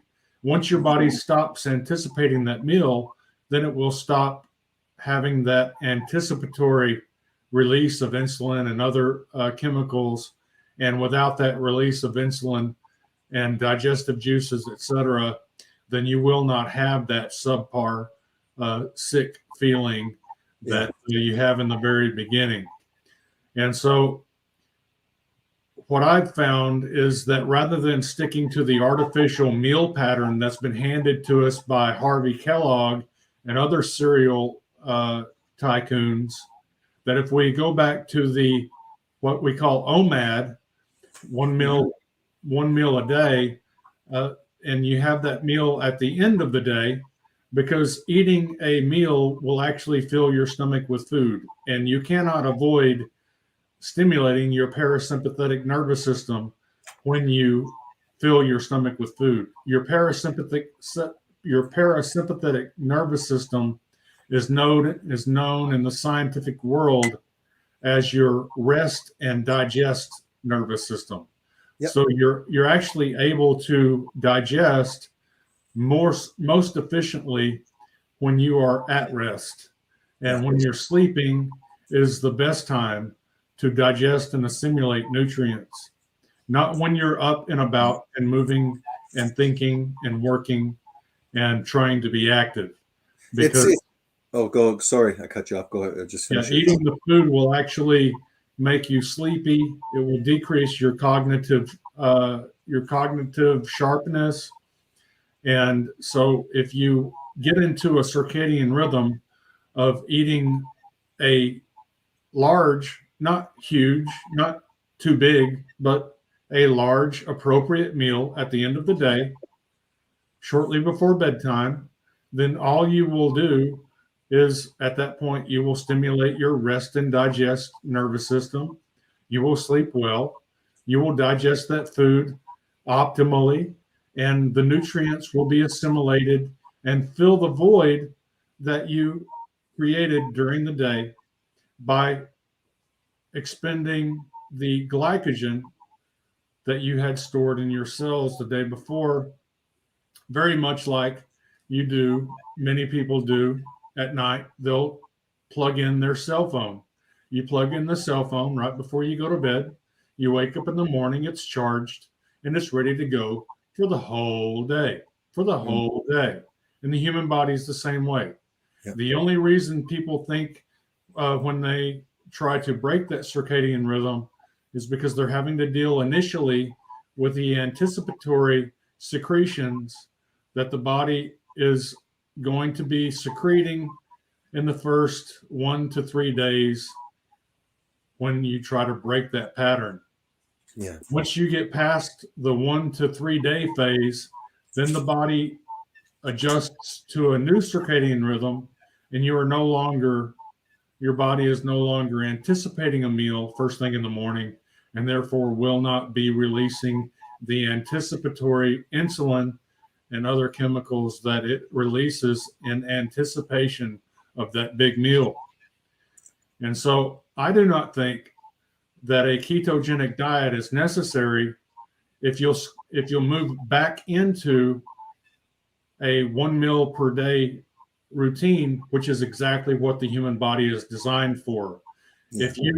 If you are steadfast and you demand to continue to eat that breakfast that the cereal industry convinced you was necessary, and you continue to be steadfast in your desire to eat lunch when that's actually contraindicated for a working human being, and you resign to the fact that human beings are supposed to be eating 1 meal per day at the end of the day, and you keep your carbohydrate consumption below your glycogen store potential, then I do not think that a ketogenic diet is necessary. In fact, I believe that it's better to do a extended fasting routine and interrupt those fasts with a periodic meal that includes carbohydrates. Yeah. One of the reasons that I believe that's optimal is because of this right here. Let me pull it up.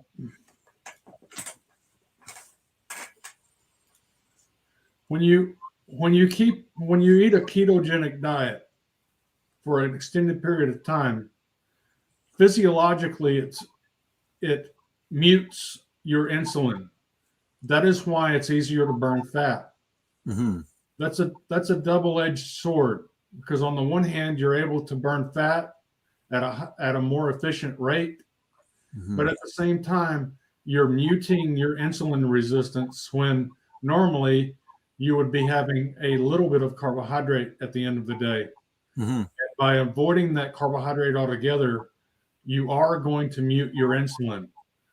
Mm-hmm. Now, what the keto enthusiasts will say is, doesn't meat cause an insulin reaction? And the answer is yes. And the answer will always be yes. But the answer is also going to be that insulin reaction is a very muted response compared to if you had, say, a quarter or a half of a potato. And so if you're able to eat within your glycogen storage capacity and have a little bit higher insulin at the end of the day, and remember that insulin shot that you're getting with, say, a quarter of a potato is a 1 time per day insulin response versus the standard 8 to 16 insulin responses throughout the day, where people are eating multiple meals and snacks and junk foods throughout the day. Well, it makes complete sense. It's like having a business, and all of a sudden in the morning you get like the shipment. Okay, everyone, let's go. Truck's there. Let's bring the crap in. Now the crap's the material is there. The product's there. Maybe they're organizing it. They're at the front counter selling. They're busy. All of a sudden, oh, there's another truck, guys. Everyone stops what they're doing. Off they go. And this could happen several times. That is not an efficient business. That's stupid. Because why not eat for the day instead of eat all throughout the day? So I completely agree on that. why I think it's a safe and viable option for most of the people for 1 year to be quite strict with the ketogenic diet is exactly like you said. These people are constantly hungry. They're insulin resistant, and I think that it's not going to cause any physiological harm to reboot for that year. And don't forget, like the ketogenic diet. I should say to eat ketogenically because they are eating almonds. They are, eating a certain amount of fruit. It's not like a no carb; it's a restricted carb. It's that the people are hungry, so that they can't get to it. See, what I mean is when I started eating basically a ketogenic diet, I had some fruit, I had some vegetables, I had some almonds at that time. I was eating primarily right meat, whatever, eggs, butter, cheese, salmon, or whatever. So I'm filling myself with that naturally without even reading up on on intermittent fasting or time restricted feeding. I was supplying myself with an ample amount of animal food to satiety, not calculating anything, not gorging myself on meat. I'm hungry. Some days I wasn't very hungry, so I'd eat whatever. And some days I was hungry. Other days I might wake up after having no appetite. And then for 3 days, I'm actually getting up, eating 3 meals. So I find that for these people that are so metabolically screwed up, metabolism is low, insulin resistant. There's also ghrelin, and what's the other? There's 2 opposing hormones for satiety and hunger. I know that the one that tells you that you're full, it's not ghrelin. I think it's the other one that I'm forgetting the name. That hormone, people that are eating these standard diets can actually develop a resistant to that signal, so that hormone that's telling you I'm satisfied is no longer there. So that's why you have these people. They're so confused about diet. They're going to learn the biochemistry, the glycogen, like really the physiology as they're losing weight. And most of them don't even understand that a carbohydrate, is in a way glucose also. So they're like, no, I don't eat sugar, and they're thinking I'm not using white sugar, when they don't realize, yeah, you just had juice, you just had cereal, you had your bread. Like they don't understand basic. I know because my mom, she's just not grasping it. I have to tell her, okay, look, just eat these things. So you have this person, you just want to get them to the weight loss. There's known scientific evidence of why the ketogenic diet creates satiety during that weight loss. And I naturally ended up going primarily most of the time to a 1 meal a day. For some reason, it ended up being at the end of the day. Also, one of the benefits. So what I'm saying is there must be something that I was doing right to end up no longer getting the cravings, to be able to lose the weight, to naturally start eating only when I was hungry, to most of the time it being the OMAD diet.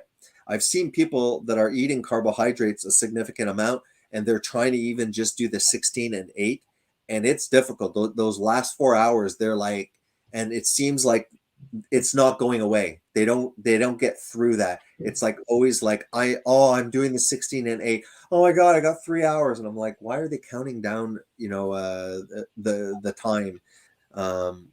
But yeah, I don't think that, because don't forget, like, I'm not talking about performance, like doing competitive sports. I don't necessarily believe that was the main thing early on, like 12,000 years ago, when humans were primarily worried about maintaining the shelter, and feeding themselves and defending themselves from predators. I don't think that they were trying to time themselves to see who could take off a fractions of a second in feats of strength. That's kind of a relatively new aspect. So, and plus, like, I mean, there is that study, 1 year, at least 1 year it is safe in obese patients. If I'm trying to like appeal to a scholar, I think ketogenic diet is a simple thing. Don't count your calories. Eat these foods during the weight loss. Don't eat these, and intermittent fast. I mean, it almost seemed like they were combined naturally during that famous season where it was extremely popular.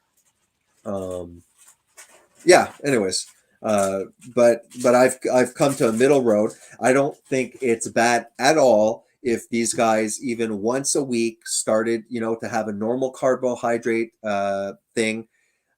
It depends on, a lot of these people are fat. They're fat. They're not doing any exercise. They're in a bad condition, metabolically, hormonally, all of that stuff. I mean, we can go into the secretions. To my knowledge, the fat itself causes a secretion of certain molecules that can be possibly inflammatory. I'm not sure. I might be speaking out of my butt on that. There was 2 comments that were posted. One of them about high amounts of protein being hard on the kidneys. I just know this. I've heard that. I followed my urea, nitrogen, what's the glomerular, GMF, glomerular filtration rate. I looked at all of my kidney functions. If you are eating primarily animal food, there was a concern in the previous thing about it's important for the ratio of fat to protein. I don't believe in that. Humans, before they even knew what vitamins were eating primarily animal food. There was whatever ratio of fat to protein there. If you're eating animal food, you're eating eggs. There's fat in there. There's protein. I think that everything is naturally well balanced when you're eating a human appropriate diet, which is heavy on animal foods. Not saying that plants are completely toxic, not pushing the benefits of glycogen replacement at all. JD, maybe you've done more research. I do not buy into eating a large amount. Protein to me seems to be self-regulated. I've never seen a person gorge themselves with steak after steak. You literally will like gag at one point. Your body will naturally, in my opinion, tell you when you are full. And I believe that eating animal food, especially if it's grass-fed, and stuff like that, it has everything you need, and it has it in the proper ratios. You're not going to overdo the protein. Your body will signal that you're full. What are your thoughts on this? It's hard on the body. I don't buy that. I've never seen any evidence that it's giving a shot to your kidneys. There is concern with people with kidney disease, and for kidney disease, I don't think there's actually evidence. There's just theoretical concern. I'm ready to be proven wrong on those aspects, but that was just responding to the last 2 about ratios of fat to protein being like, oh my God, you got to make sure those ratios, if they're off, the fat to protein you're consuming, something horrible to your kidneys is gonna happen. I'm thoroughly convinced that the majority of the real food that humans consumed were animal food, nose to tail, organs included, right down to for example, the Maasai that crush the bones into a powder and they sprinkle that like salt. What are your thoughts about the whole nitrogen kidney question? Which I don't think applies only to ketogenic, because the way you eat, I'm sure that it's not 60% plant material and 20 to 30%, right? Like you're eating probably a significant amount of it is animal food. I mean, the idea of supplementations. I mean, even these vegans where there's a supplement for that. There's a supplement for that. Yeah, why do they call it supplement? It's a surplus. It's not supposed to meet your needs because whatever you're currently eating, the ideology of veganism is that it's deficient, and their answer is there's a supplement for that. No, a supplement is supposed to be a supplement. It's not supposed to replace actual food. Supplements are not freaking food. All right, I'm done my rant. Your turn. Okay. That's a lot to digest. Yeah. Okay, here are my thoughts. All right. When you're on a ketogenic diet, Mhm. you choose to go ahead and follow Kellogg's advice, Yeah. you're actually joining two opposing views into one. Mm-hmm. So you're going to wake up in the morning, you're going to eat butter and eggs, and you're going to eat lunch, you're going to have steak, and then for dinner you're going to have steak and ground beef and maybe some chicken. Well, and at the same time, the keto enthusiasts will say, hey, don't claim that we're not going to have any glycogen. We're going to be restoring some of our glycogen. We're going to be restoring a significant amount of our glycogen. Well, what does that mean? What that means is that you're consuming more protein than you can utilize as protein, and all of the excess protein is going to be turned into sugar via gluconeogenesis, and so you're going to be getting your glucose needs from glucose, but rather than giving yourself starches or sugars, you're giving yourself excess protein so that you can get the sugars that you need, because you do need some sugars, and you do not want to have to burn your own muscle for, say, that 20% glucose that your brain needs tomorrow. Mm-hmm. And so rather than eating a quarter, 1/4 of a potato, you're going to eat extra protein. Is that going to kill you? Not in a year. Could it harm your kidneys over a long period of time?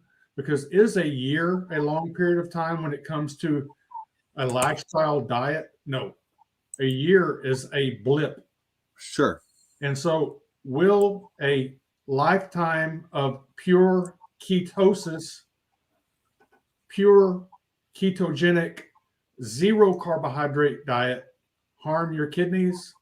I do not know the answer to that, but I suspect that it could. We know the human history has been cataloged. We know for a fact that most of humans in the past ate a primarily animal-based diet with seasonally available fruits, berries, roots, and tubers. So removing all carbohydrates from the diet is contraindicated according to the healthiest humans that have ever lived in history.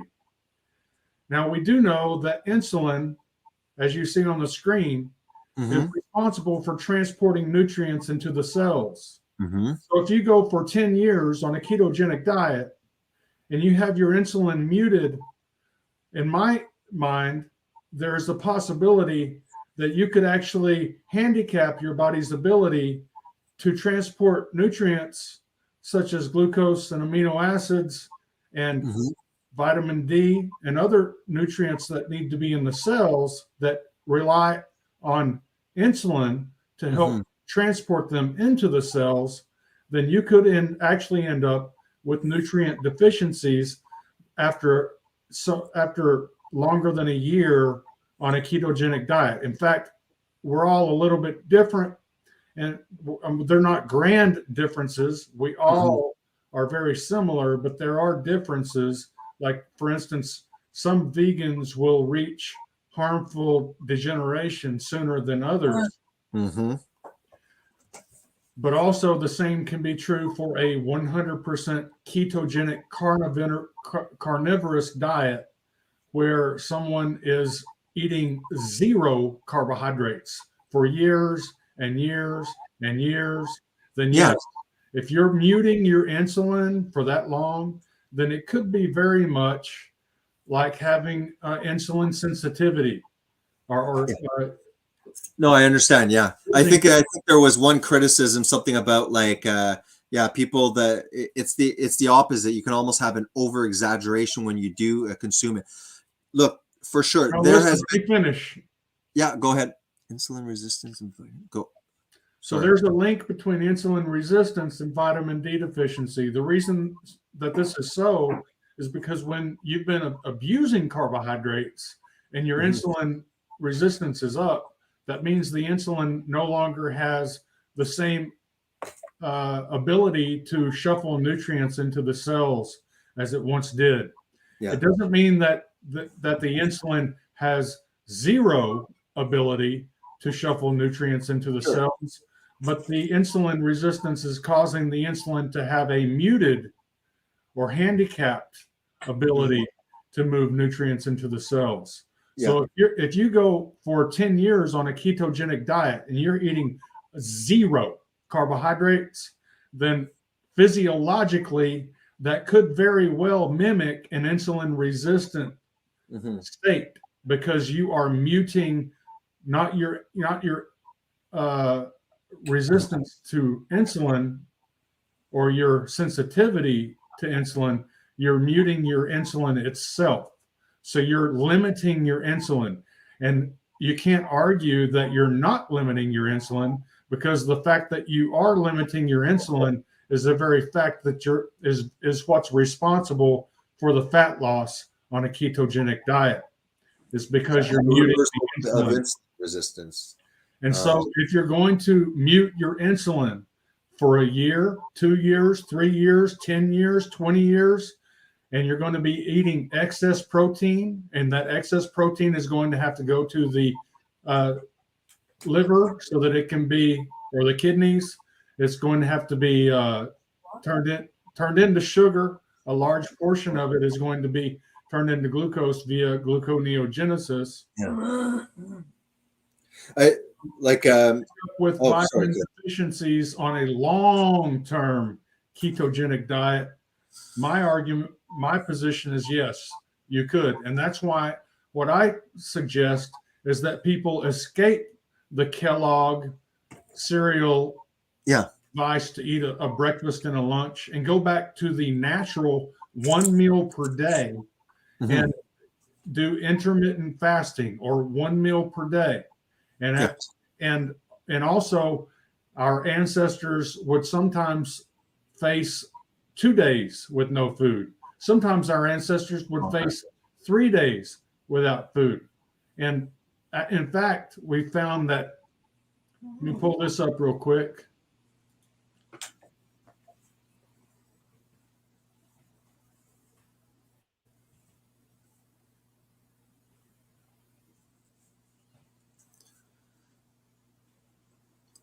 Just while you're checking, my primary carb source during the 3 years of what I call strict keto, you know those big bags of frozen berries that you can get? Yep. Yeah, so that was my binging, because at one point your palate is so damn sensitive to sugar. You could be eating carrots and the enzyme can turn it to sugar and it tastes sweet.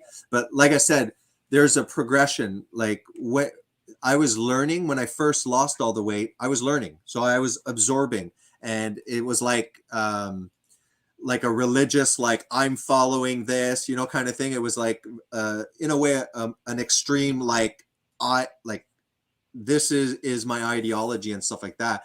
But like I said, what at my current thing, what I do when I'm coaching somebody is I keep it simple. There's nothing wrong with maintaining ketosis for your weight loss. You can do it as fast or as slow as you want. Letting them know that if you do have a carb meal, you will put on a lot of weight, you will put all of a sudden pounds on. I tell them, don't worry, that's just water shifting because you put glycogen. So at that point, the person in their weight loss is not, he's not gaining fat, right? Even though the pounds go on, so they freak out. What I say after the weight loss, or whenever you do achieve it and you're satisfied, I say, if you want to incorporate carbohydrates now, you have to find, probably your insulin resistance is completely gone. You're going to be predisposed to regaining it quickly. But now why don't you add 10 grams to this? Wait a week or two. Then, oh, now you're at 30. Why don't you add another one, 10? And then what I say is slowly increase it, allowing it to be less of an extreme diet, but you're going to find specifically your storage capacity. And then this whole process, you're coaching them, but you're explaining this stuff, not like Weight Watchers, for example, that'll give you a freaking like number system, and the only way that you'll maintain your weight is ignorantly following these divisions. So I don't push a ketogenic diet. I no longer push it for extended years as if there's a benefit. I do not think that that it is wrong to pop yourself out during the keto. Oh, I'm talking loud. During the ketogenic diet, and like I said, mixing up your metabolic pathways keeps you sharp. So I'm not saying by saying extended periods, years and years. There's nobody that doesn't pop themselves out of ketosis. I'm sure. Those berries, I did pop it. One thing personally that I do notice, and my friend Peter, who did the whole keto and the fasting, noticed it's very risky when I consume carbohydrates. My appetite returns. I tend to almost binge immediately on it. So if I'm on a ketogenic diet and I start eating pasta, I'm not going to limit myself. The next day, I do notice that I'm hungry. I almost need my 3 meals, and that it's dangerous for me to do this frequently because it can set me off on my carb addiction. Peter also noticed that. There was a question about carb addictions with alcoholics and stuff. So me and Peter, we were in AA, and we noticed that the alcoholics become carb addicts at the same time. So like I said, I am not a ketogenic pusher to the extreme. I explain why there's no problem with the first year. Then I acknowledge that there's nothing wrong with replacing glycogen. Somebody who would want to do this but is also weight training, it's like they call the modified keto, meaning after you exercise, have that carb meal. You don't need 3 consecutive carb meals to replace glycogen for next day's weight training. You can have a carb meal, and you could tweak it to saying, I want to maximize my glycogen. So I'm pushing an understanding of the physiology of how we just like we said, the biochemistry, the physiology, so that you're not giving somebody a fish, but you're teaching them how to fish. I stayed 3 years in a way ketogenic. I ate plenty of berries. I had large amounts because I really wasn't measuring that 20-gram extreme thing that they call.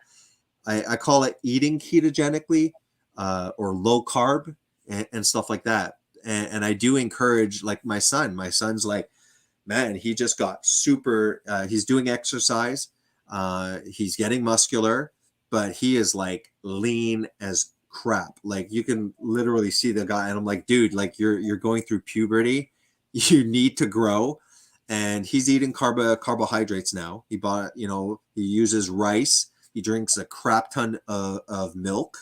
Kind of like the Messiah, they called them complete carnivores in their traditional, but they were drinking milk. They were not, even though they are carnivorous, I guess, I don't know if you disagree, they were drinking milk. So these were, even though they were carnivorous, they were consuming lactose and the sugars. So even the Maasai that avoided, I'm sure they had some forms of plants and stuff, but it seems like the way they described the Messiah, it was almost completely carnivorous. What is it, like 20,000 grams of cholesterol that they were consuming, and they were they weren't dying of heart disease. So I just want to make it clear that there has been an evolution in my beliefs on it. But if I'm coaching somebody who's completely ignorant of what carbs are, they just don't understand biochemistry. There's various intellect that we're dealing with, IQ. You're just like, look, just eat this shit. Don't eat that shit. Wait till you get your weight loss. It's not dangerous, and I'm going to hopefully explain the biochemistry, so I teach you how to fish during that process, then encouraging people to find their specific glycogen capacity so that they're not restrictive and they can have variety. But I know that during the first year, it's risky for those people that also have resistance to hormones that signal that are all out of whack, to start trying to incorporate frequent carb meals into it. Because I know that it's like an alcoholic for me and Peter to start drinking alcohol occasionally. It works. You might go, wow, I didn't start drinking. It's been a month. Then you keep wanting, before you know it, 2 years down the line, you're an alcoholic again. So that's kind of where I am. I push ketogenic diets. I modify that for young people that are athletic. And I encourage after the incorporation of carbohydrates towards the end, so that they can get the benefits. And yeah, like, I mean, my channel was called Fast Keto Prime. So I was pushing time restrictive eating as well. And yeah, like that's why I told even Josiah, I was like, no, I go, and I acknowledge that. That's why I'm hanging around with you. I told him, I said, like, I know my shit. But I said, I know that Garland Farms knows deeper. So I want to hang with him to absorb, to absorb that. And I told him, I said, yeah, like I said, JD even was making diet plans for the NFL, so you've proven yourself to be reliable, and that what you say is to be taken seriously and not blown off that fast. So that's my defense. That's kind of my thing. People that, I push the keto, intermittent fasting, and I always say, after, let's incorporate carbohydrates slowly. Let's find that money spot for you, making them understand that money spot will change if your activity levels significantly change. If somebody is found their money spot for the glycogen, but then after they stop weight training, I want them to understand that the level of glucose that's required daily to replenish that will change, because I don't want them blindly just following macronutrients and counting grams. That's my defense. That's kind of what I'm pushing.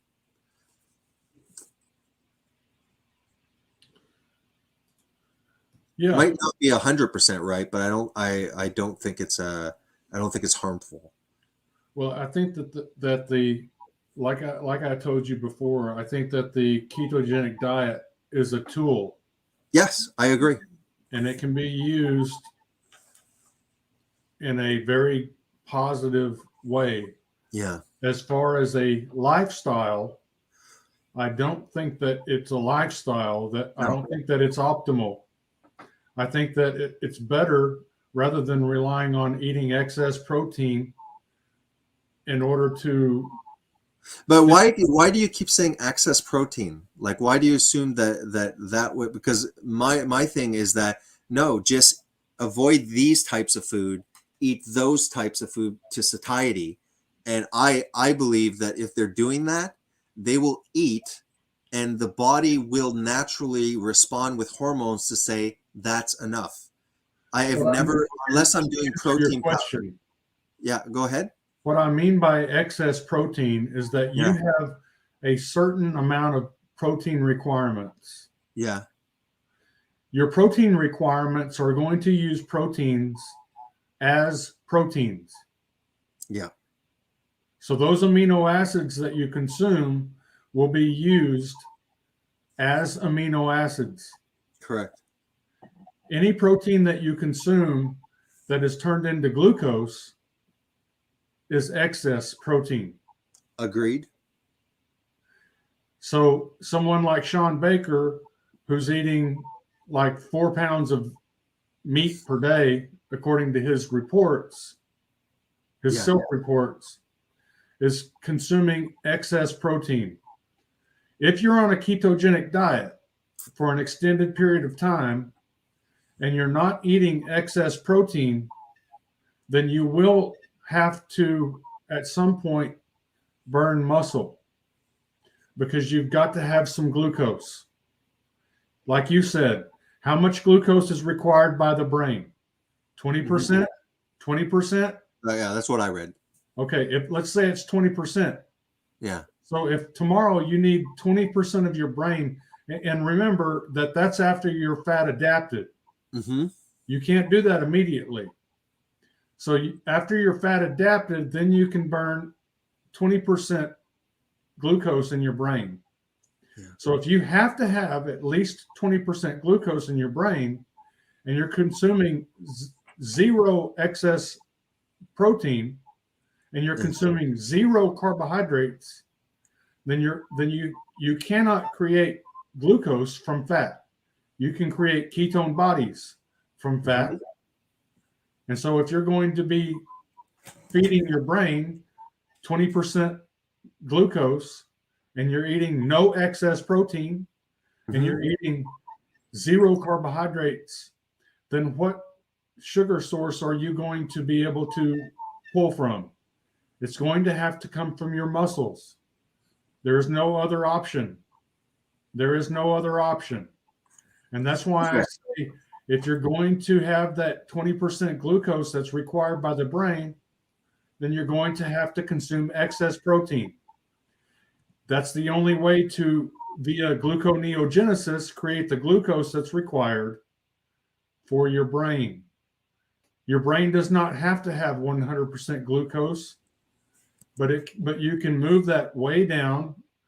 Is it 20%? I'm not sure. Me too. I don't know the exact, but see, this is because then I was wrong.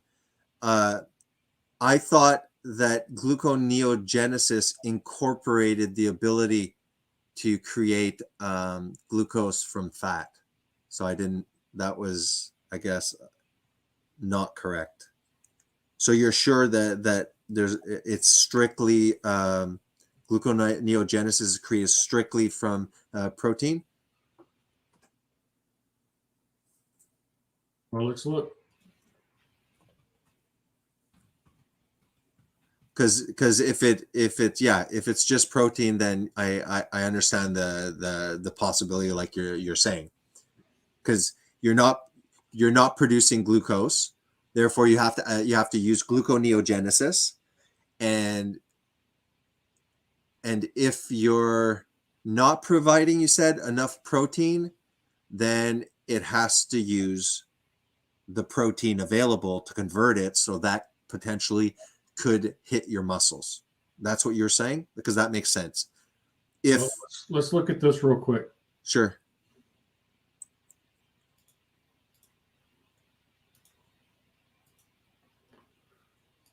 It says, okay, let me read it. You want me to read it out loud? Sure. Why is it that humans cannot convert fat into glucose?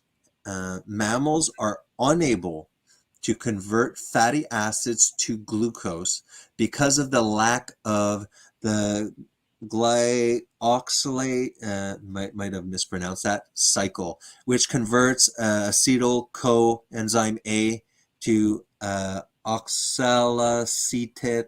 Anyways, acetyl coenzyme A cannot be converted to a okay, good. Yeah, then that makes sense.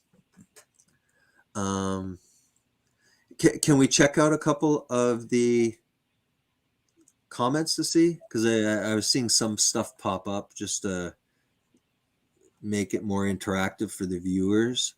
I don't know how fast, how high we got to scroll up.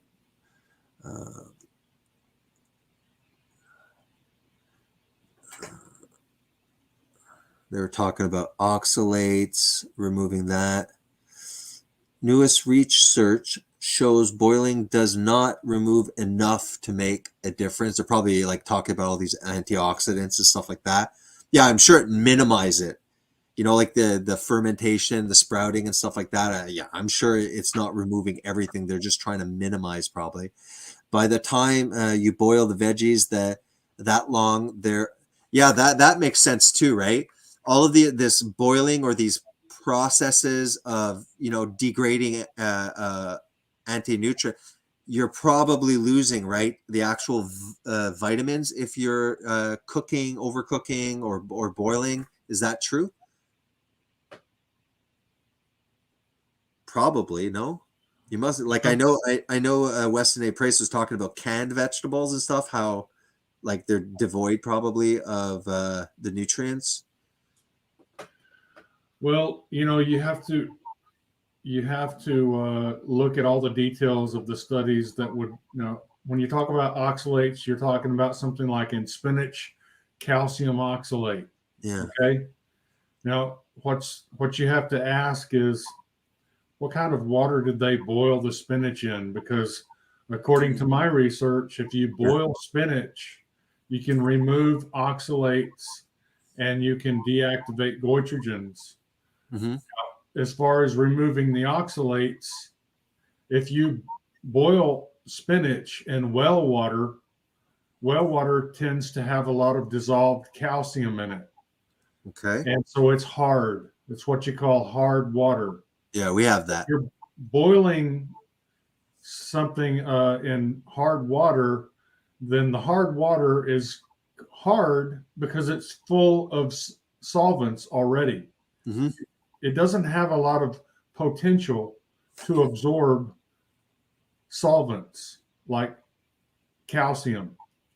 And so if you take two bowls and you fill one bowl with spinach and you fill the other bowl with spinach, mm-hmm. you cover one bowl of spinach in hard well water that's full of calcium.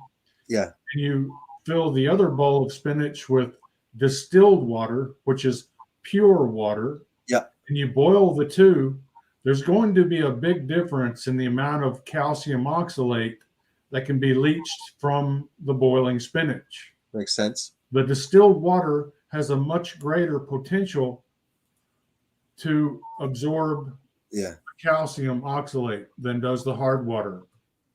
Yeah, makes sense. So someone can look at a study that used hard water to boil spinach in, and that study shows that a minimum amount of calcium oxalate was removed from the spinach. Well, the truth is that wasn't because boiling doesn't remove calcium oxalate. It's because the researchers either purposefully or absent-mindedly used hard water rather than distilled water to get optimal results. Mm-hmm. Makes sense. I'm just going down more of your comments here.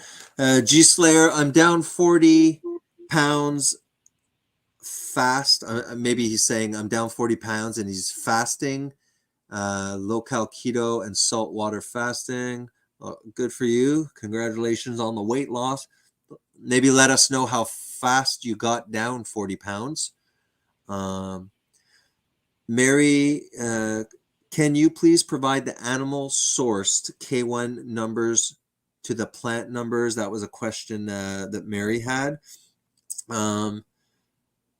Not sure what you would consider a reliable source, but the NIH has a list that's online. Yeah, I mean, I usually do like I guess the NIH, the PubMed and stuff like that. I think 90% of my brain uses glucose, laugh out loud. G Slayer was probably talking about your fluid shifts there, like almost what you said, 12 pounds, because you go crazy fluid shift. For some reason, he's saying I'm having trouble holding water. Yes, the vegans told me it's water and nothing. Rod was correct, probably before I said it. Schwartz is German for black. Green Ghost, for some reason, says he's a Jew. Okay. Is that a bad thing? Fungus among us from too many antibiotics. Well, yeah. I was listening to Health Coach Cage saying that to try and not get a heavy insulin spike is to consume the vinegar one. Maybe I should go a little lower. G Legend says, I am on a high fat, low carb diet, but since I'm a trucker in America, I do struggle at times and eat a hard carb meal at a truck stop. I should have been more specific. Well, like JD said, there's nothing wrong. If you're been in ketosis for days and you eat a carb meal, it'll fill your glycogen. Yeah, if you want to return to ketosis, it might take, like 48 hours or 36 hours. So like I said, there's nothing wrong. I was doing, like I said, the keto diet very strict because I was learning at the same process. It was like all new to me. But I kind of researched it because I was like, maybe, this is not good. I'm 10 weeks, I think. I found vegan propaganda that's relevant. And Eric Berg, he's still going, I guess, eh?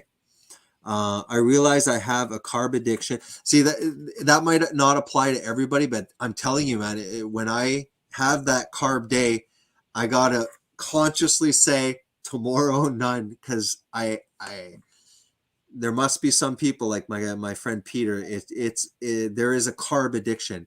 I'm not keto because I hate carbs. Believe me, it creates such a binge in me and hunger that can set me off on like, this is what happened in the last 8 months when I started being inconsistent. Before you know it, like I'm having trouble not binging.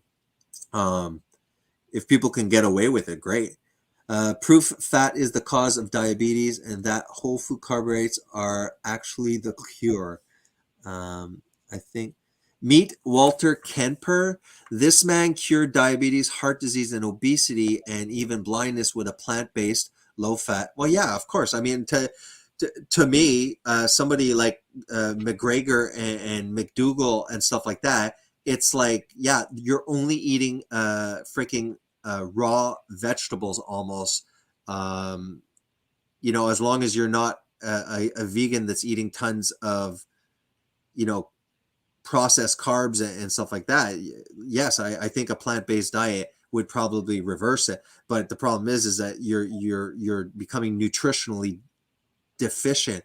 I mean, what was it? I'm sure maybe you remember, but the passage in Nutritional and Physical Degeneration, when Weston A. Price had measured the nutrient percentage, like the amount within the soil, as well as the plants, and our recommended daily values are not based on it. They're probably based more on preventing deficiency and have nothing to do with optimal levels. Am I wrong saying that, JD? These recommended daily values and stuff like that, the people try and meet. It's not scientific. They are probably saying this is the minimum requirement not to be deficient in these things. They're not testing the optimal levels of all of these essential nutrients. Just saying that Weston A. Price said the amount, because these were like grass-fed, grazed animals, rich soil. So we don't even know. We're talking about, I get this and this diet. We don't even know how much. And like JD mentioned, the composition of the animal food itself, if it's eating all of these, soy stalks and stuff like that, are not going to be as nutritious. It just makes sense. And they're going to have omega-6 to 3 ratios that are completely not what they originally were if the animal was eating what it's supposed to. G Legend says, Jason, true. If I eat a pound of steak and 3 eggs when I get time to cook, I can make it about 3/4 of the meal before I am absolutely stuffed and satiated. When it comes to fast food, I can eat a pallet, not feel satisfied and hungry like 5 hours later. Yeah, like Chinese food. You're starved, and plus with the MSG, obviously you need to drink a gallon of water, but you're hungry. The vegans say that overeating protein turned to glucose burn is dirty. JD talking about refeeding, question mark. G Legend says, I base my diet on a high-fat diet and low-carb fruit diet. I also consume low-carb things like olives, hot peppers, garlic, tomatoes. The thing is, I realize that I am addicted to high-carb foods. I try to keep it under 40 grams of carbs. Antipasto is one of my favorite. Also, I'm also under 20 grams of net carbs. I eat the frozen. Yeah, like what's up with that? Like people just naturally run to those bags of frozen berries. I mean, like I can get a big bag of 1 kilogram, for a reasonable price. But if I'm trying to buy the fruits that are just fresh, it's like $5 for a Canadian for a little freaking crate, So my IQ is low for all these complications. Exactly. I try to eat meat and fat. That's how I am too. I have a carb day. I'll be starving the next day. Yeah. So he's said that. I've said that. Peter said that. Also, maybe JD, you don't experience that specific, like almost like addictive nature because you've always been athletic. Like I don't think you've ever gone. You've seen probably if you're an athlete and you're in call it like football and going, possibly even in the NFL, you've probably always been a person that has used their glycogen storage in an appropriate fashion, that's never experienced probably insulin resistance. But some people like that have. No, your assumption is wrong. No, go ahead. I have led a lifestyle of excess carbohydrates, overfilling my glycogen stores, gaining weight. There was at one time I weighed 200. My heaviest I weighed 272 pounds. Wow. Okay. My body fat percentage was almost 20%. So I have had, I'm no stranger to carbohydrate addiction. Okay. I've worked with athletes for many years from all different sports. Yeah. People who the people who required my services were primarily the ones that were holding excess body fat. Okay. So I'm no stranger to the trappings of a high carbohydrate diet at all. So the idea that I might be naive to the downside of the lifestyle of eating excess carbohydrates and what might be required to escape the downside of that is a misconception. Yeah, no, sorry, I wasn't implying that. It was more like a question kind of thing. I wasn't saying like, oh, you're ignorant of that. And we're down to the last of it. I mean, we're into it into 3 hours. I'm fine. I think Michelle might have fallen asleep. I don't mind continuing a little bit longer. I was actually really looking forward to like watching a little bit of actually. I mean, it's been a great conversation. The video that we were planning on checking out. Did you maybe just want to start a little bit? Because like you said, if it's like a 37-minute video, where we're stopping for freaking commentary, chances are that's going to take a long time. But if we every time we do a stream, if we want to do a little section, go through maybe 10 minutes, discuss it towards the end to try and like get through these kind of responses. I don't know. What do you think about that? I'm kind of like, I was really looking forward to talking about this crazy vegan video, but Yeah. it's your stream. It's up to you. Whatever you like. Let's do that. I just want to stress to people that you see right here, 2001 men's basketball national championship, Duke University. This was the first team that I designed the nutritional programs for.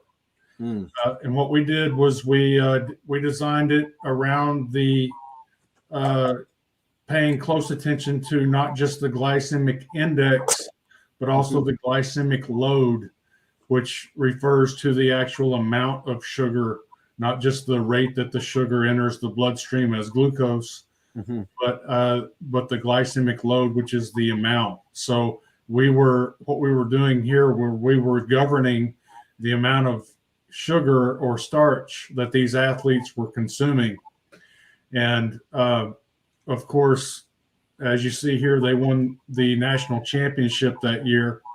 I worked on that. I was actually subcontracted by the nutritionist there at Duke, who was working directly for the basketball team. His name is Scott McTeer, and he was actually a Duke. He played tennis for Duke, and he was a professional tennis player. But he had actually seen the success that I was having in the gyms there in Austin, Texas, with my athlete clients as far as optimizing their body compositions, getting that down to a level so that the body composition was optimal for athletic performance. So that was the very beginning of my nationally certified strength and conditioning specialist career. And after that, I worked with professional tennis players, professional football players, collegiate football players, volleyball players, power lifters. Yeah. The list just goes on and on and on. I worked with athletes and just regular folks, professionals, people at Dell, people at Microsoft, people at Motorola, called them billionaires. These were people that up until the housing crisis of 2009 were on paper millionaires. They could afford a very expensive trainer, which I was at the time. I have since chosen to go into regenerative rotational ruminant grazing systems and try to raise healthy food for regular people and athletes. Yeah. And so that's why I'm a farmer now. However, my first major career was working at the elite levels of human performance nutrition. Yeah. I was going to ask that like prying into your personal life here. I was like, because obviously you showed like the farm. I mean, amazing, beautiful. Like, was that part of your family? Like, how the hell did you go from there? And then what, you like purchased this vast land, or was this part of your family where your current farm is? Well, my grandfather bought this farm. Okay. He was born in Possum Kingdom up south of Garland, Texas, and my relatives founded Garland, Texas, but my more direct relatives lived there in Garland Bend, just south of what's called Possum Kingdom, and kind of North Texas, not in the Panhandle, but central North Texas. My grandfather was when he was 11 years old, he was riding a horse to school. A jackrabbit jumped out in front of him. Horse bucked him off, and he was thrown from the horse. Horse was startled, and he had 3 compound fractures in one arm. So he had 3 bones sticking out of the skin. And so they took him to the doctor. they ended up by the time they got there, he had gangrene, so they had to amputate the arm. And then they took him home. They did not amputate high enough, so the gangrene was creeping up the arm. The bone was sticking out of the stump, so they had to take him back to the doctor. We're talking about days travel. And so they were able to, at that point, amputate the arm further up, closer to the shoulder. And they were able to get all of the gangrene that time. Gee, that's quite a story. He was also a big man for the time. And he ended up playing high school football. He was offered multiple college scholarships to play football as a one-armed athlete. He passed that up. He actually moved to West Texas, over near the Pecos River. And he drove a school bus for many years. And then he ran for county commissioner. He was county commissioner for 36 years. And near the end of his career as county commissioner in Pecos County, Texas, he bought this farm. And my dad, starting at about the age of 5, while my friends were going out and having, going to the lake and going to birthday parties, every weekend, my dad was dragging me out here to the farm, making me earn my keep. And so there's lots of events that I missed out on with my friends because I was out here working on the farm, earning my future inheritance. And so when my dad died in 2015, he rightfully left me this property because I had damn sure earned it over the 45 years that I lived working here every weekend and during the summer, building fence, building barns, working livestock, digging ditches, and so forth. So is it something that was that I inherited? Yes. Did I work for it? You damn right I did. So this is some kind of white privilege situation. we came from very poor background. And if it wasn't for the fact that my grandfather was able to save up a lot of money and live frugally while he was county commissioner, because that was back in the day where every politician was not corrupt. These were during the days where, this was a guy that was Eagle Scout caliber. In fact, I myself was an Eagle Scout. So this is a farm that has been worked for and earned over multiple generations. And I worked, in addition to working on this farm throughout my career, working as a nationally certified strength and conditioning specialist. When my father died in 2015, I decided to retire from working with athletes and obese civilians and come here and make a shot at regenerative rotational ruminant grazing. And that's where we are today. And you were even helping diabetics. Remember the video that you had showed there about the older lady doing those exercise pulling with the rope and stuff. So that's an amazing story, actually.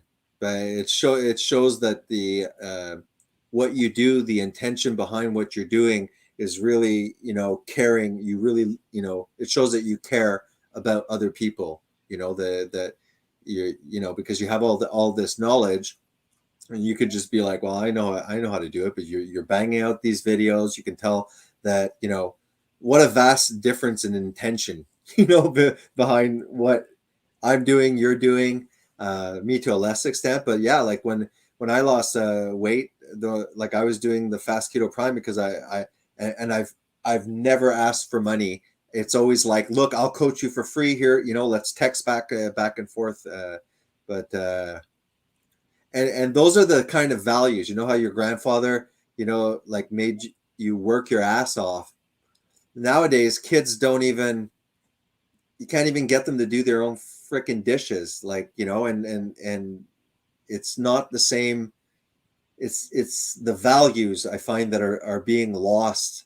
Everyone is so focused on, I don't know, superficially affirming themselves instead of developing, character. I find this culture, they're losing more and more the ability to navigate the difficulties of the world, to be able to have tragedy and injustice knocking at everyone's door. Everyone experiences that. And the greatest wealth is to have the proper foundation to put these things into perspective and to choose, despite evil, to choose good, even though we fail on every attempt.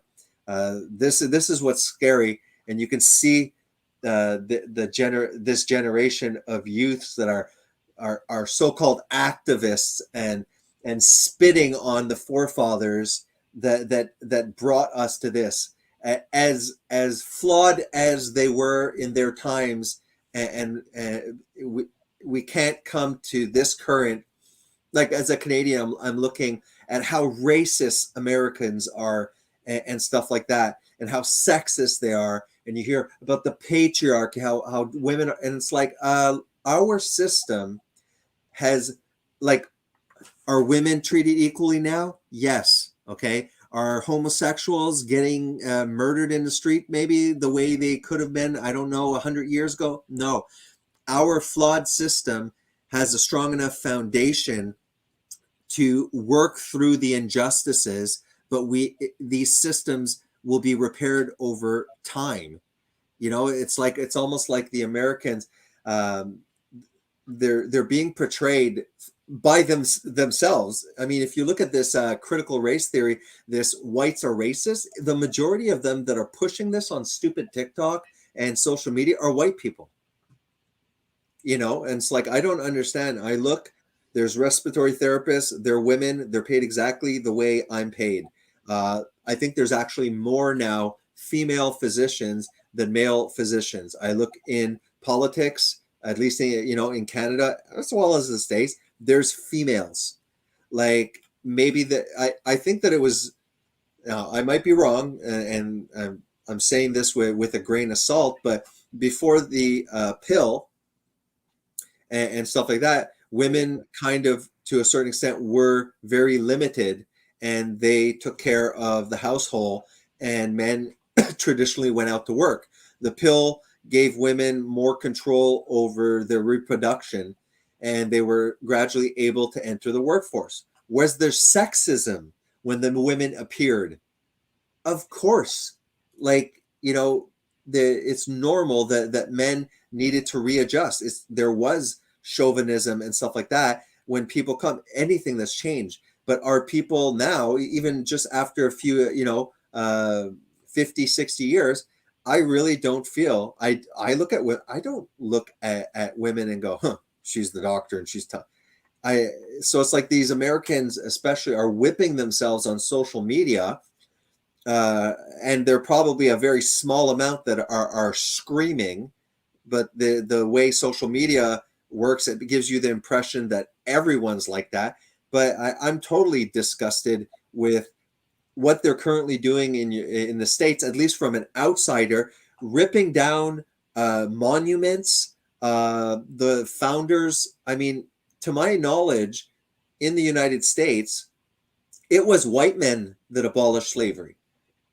You know what I mean? It wasn't the all of a sudden black people said, wasn't there, the big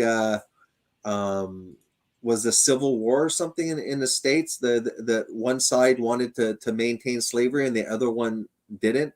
I mean, I don't know complete American history. I don't even know Canadian. I'm probably more American, but I don't see the current society as homosexuals being violently oppressed I don't see women in the workforce. I don't see sexism. I think that to a large extent our society has worked through it, but now these ignorant children are pushing this agenda, which is extremely disrespectful. We are so blessed in this country. The West, our culture, because American and Canadian culture are very similar. It's such a we're in such a decadence that these children are coming and spitting on your history, on American history, when it's like, can you show me one culture that never indulged in slavery? Because I think to a certain extent, there's not one culture that was not doing that. And the idea of critical race theory, where there were Black people in Africa that were making money selling Black people, So anyways, I don't like, what's your thoughts about current culture? Or are you just like not even getting involved with the stupidity? But I find it very tragic, and I find it upsetting what I'm seeing to a certain extent in Canada, but it kind of started a little earlier in the States. This I don't know. What do you think on that? Have you have any thoughts on the current culture? What's happening? Well, it's hard to say. It could be just another element of the engineered chaos that's going on. Yeah. But also, we are flirting with the idea of a white genocide here. White people are being dehumanized in the culture. Yeah. And if you go back to every genocide that's ever occurred, the victims were dehumanized immediately prior to the executions. So it's a very dangerous game that people are playing with this anti-white culture that's being engineered. It's pretty sad because before all of this started, we had very largely gotten rid of most of the racism here in the United States. And, I've never had a problem with any Black folks. No. I love Black people. I'm married to a Mexican gal from Guadalajara. I always was one of those people that believed that diversity was a strength, and here we are, where that diversity is actually the idea of diversity is being perverted into an anti-white, a very genocidal mentality towards white people. In fact, just the other day, there was a Black man that saw a white man riding a bicycle on the road. He was stopped at a red light, and for some reason, the Black man in the vehicle rammed the bicycle. It threw the man across the intersection. He jumped out of his car and went over and started stabbing him. He was a physician. What the hell? The white man was a physician, and the reports were that the Black man was screaming something about white privilege as he was stabbing the white man to death. These two men did not know anyone, but the Black man probably snapped because people are being fed this white supremacy, white privilege narrative every day. And this is the type of violence that I think the powers that be want to see. 100%. And it's being pushed primarily, I think, by a Chinese app called TikTok. YouTube Well, yeah, also, that's one of them. because I think what there must be something psychological. There's a difference between, it's almost like it's subliminal because it's so short, but it's so repetitive. And like you had mentioned, that flirting with genocide, because Hitler in his writings, Mein Kampf and stuff like that, said you have to dehumanize the enemy, and you have to blame them for every single thing. If you look at what Hitler was blaming the Jews for, it was everything. And when you look at right now, straight white men, we are being demonized on every level, pushed by social media, where the majority of the people are for some reason falling into this subliminal repeating of messages. And to the point, who was the African American that was killed by I think five African American cops, this recent Tyrese thing? You look on social media and some people are claiming, for some reason, African American cops killing an African American, and the left woke group are literally trying to explain how that is from the white patriarchy. And it's shocking to me that Martin Luther King was so right when he says, "I have a dream that one day people will not be judged by the color of their skin, but by the content of their character." That was one of the most powerful statements that it's like the epitome of why we don't experience what Martin Luther King was experiencing at the time. And now there's this anti-racism movement, which is racism. It's like, how the hell are you going to remove racism by being racist to the white people and saying, you know what, you guys did this in the past, so now to get justice, we will do the same horrible things that the white people did back then to the African Americans. And to my knowledge, I don't think that that American history has ever tried to hide the period of slavery and the struggle, and Malcolm X and things like that.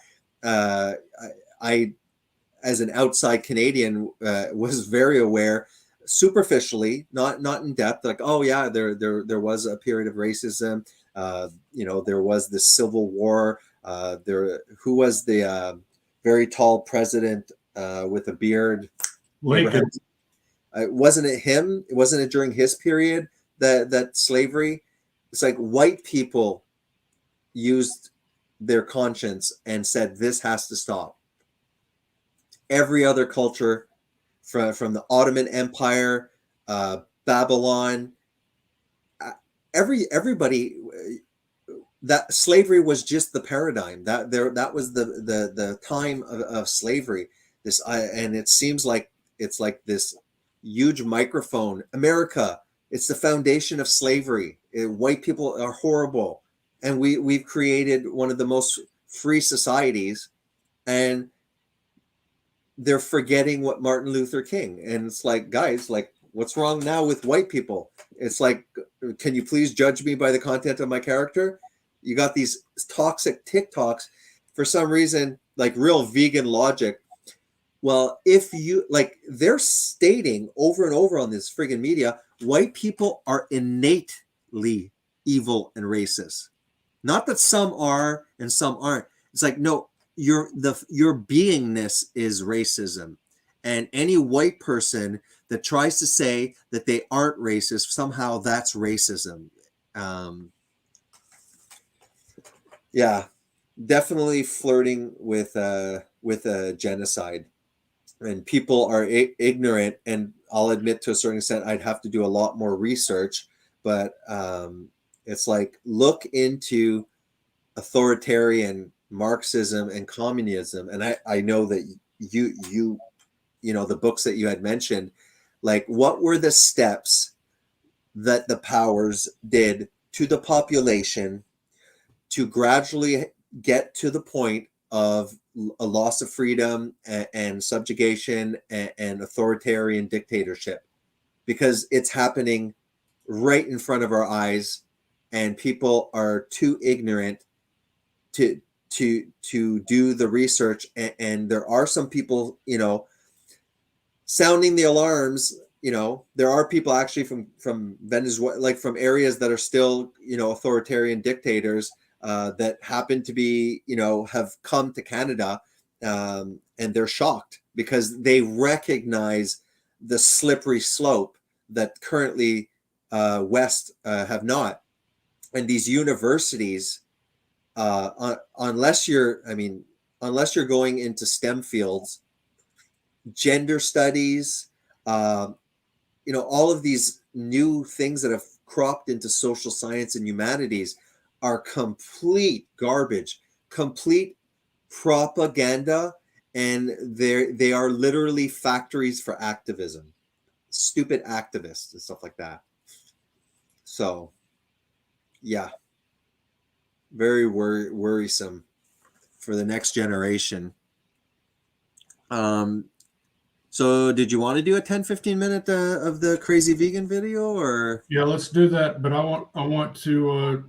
before we do that, I want to tell everyone, show them just this interesting little tidbit here, if I can pull it up. Sure.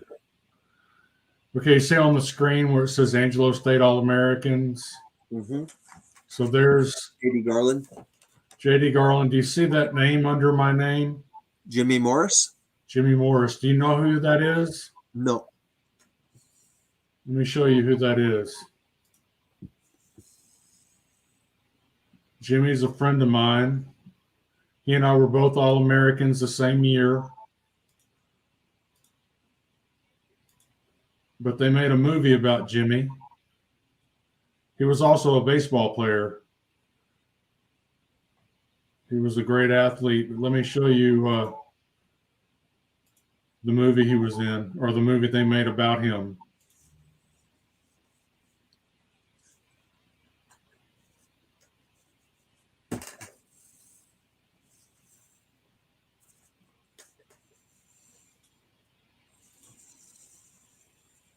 So this is the movie they made about my friend Jimmy. Jimmy Morris, well on his way to another World Series title. 15 years ago, You got your shot at baseball. You got hurt. Jimmy Morris put his dreams aside. Coach? Counselor? Don't report that, Esther. I never do. But sometimes, Hey, Coach, you want to throw? I'll throw a couple. Yeah, Dad, bring the heat. when you So when I graduated, I was trying to get into the NFL. Jimmy was trying to get into the NFL. Both of us had injuries that were preventing us from going into the NFL. Yeah. I went to Bastrop, Texas, and started coaching and teaching. He went to Big Lake, Texas, where I graduated from, and started coaching baseball and teaching. So he and I were both, we both entered the coaching and teaching world at the same time. you least expect it, dreams come back to life. I threw today. How hard? Pretty hard. Anybody want to tell me how we lost that game? You quit out there. I'm talking about having dreams. You don't have dreams, you don't have anything. You're the one who should be wanting something more. Last time I checked, scouts aren't looking for high school science teachers. We start winning, you try out again. You serious? Yeah. All right.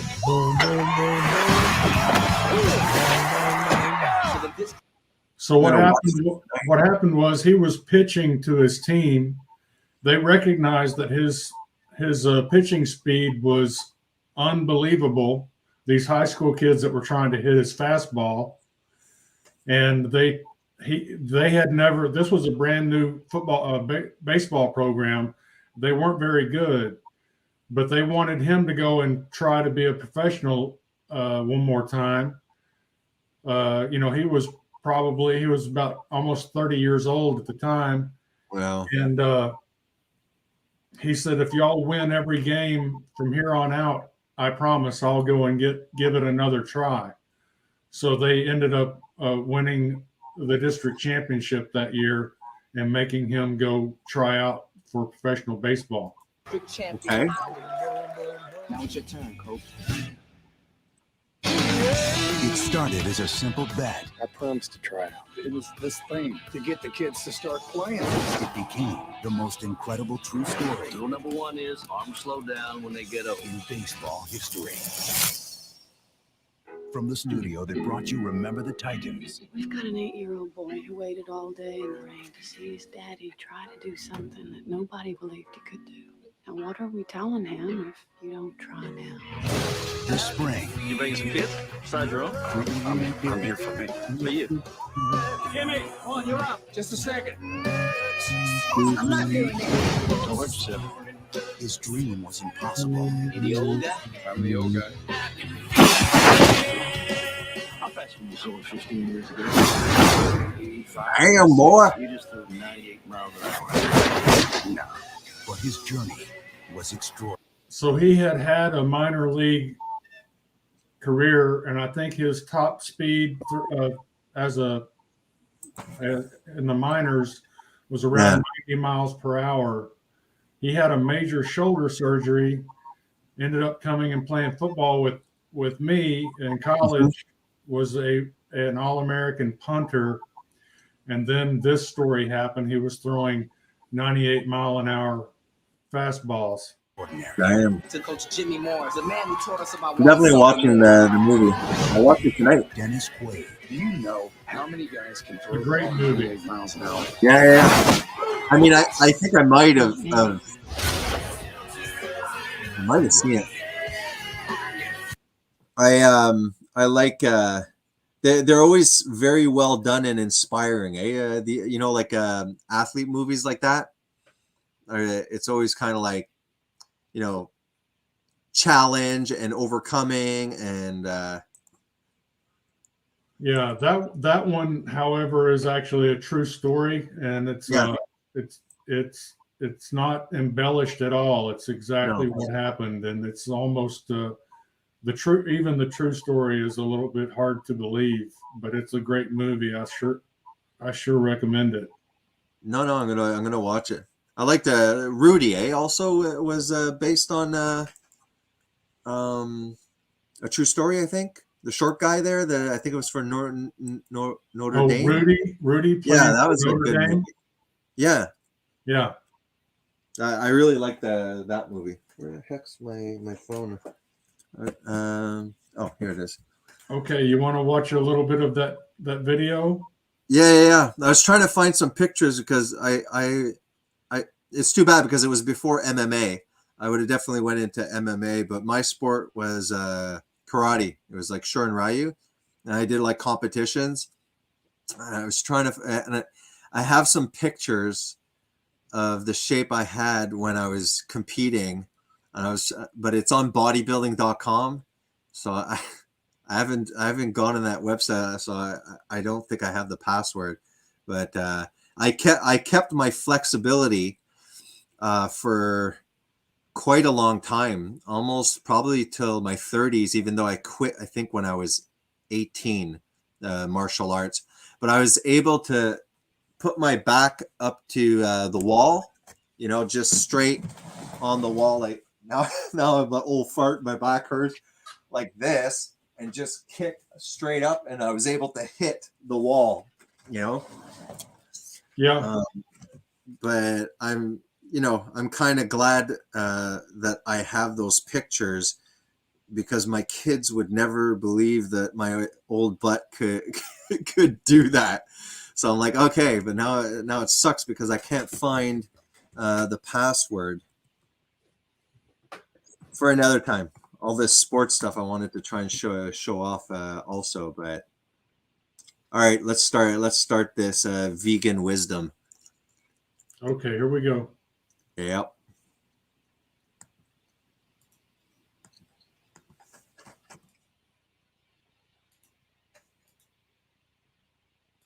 And that's why things like this are considered controversial. What we really are saying is we're face to face with something that is telling us we must change. And that creates full screen because discomfort there's no in images. us, because ultimately we don't want to change. Do what? You probably can just put us in a bigger picture because there's no image. It's almost right, only audio. We want to stay where we are. We want to stay in our comfort zone. Us both on. I think Going it's possible. No, I'm just saying, since the Mark Passio video, there's actually no visual really. Oh, okay. If you wanted to, just for the people, it's more interesting if they see our faces. It's up to you. I'm pretty sure you. So that's what this issue is ultimately all about. Evolution always must take us out of our comfort zone and into unknown territories. So it is always controversial when proposing behavioral changes to people who have simply done these things in an unconscious state of mind their entire lives and been taught that it is okay and that there are justifications for these practices. We defined carnism last week as a dogmatic religion, moving on to slide number 9 now, as a dogmatic religion based entirely upon violence. Based entirely upon violence. The main belief system of which is that it is morally justifiable and or necessary to. If I make a dish, I can make the next culinary empire on Squarespace. Pain hits fast, so get relief fast. Tylenol Rapid Release Gels. That's a commercial? To kill animals and eat their dead flesh. I called carnism last week in no uncertain terms the ultimate expression of domination. This winter, make the shortest days the fullest. Okay. The ultimate expression of domination. We blew apart, as I said, the normal, natural, necessary argument last week. This argument, I've said, is provably false, immoral meat industry propaganda. It is not normal, it is not natural, and it is not necessary. And we looked at those provably false arguments last week.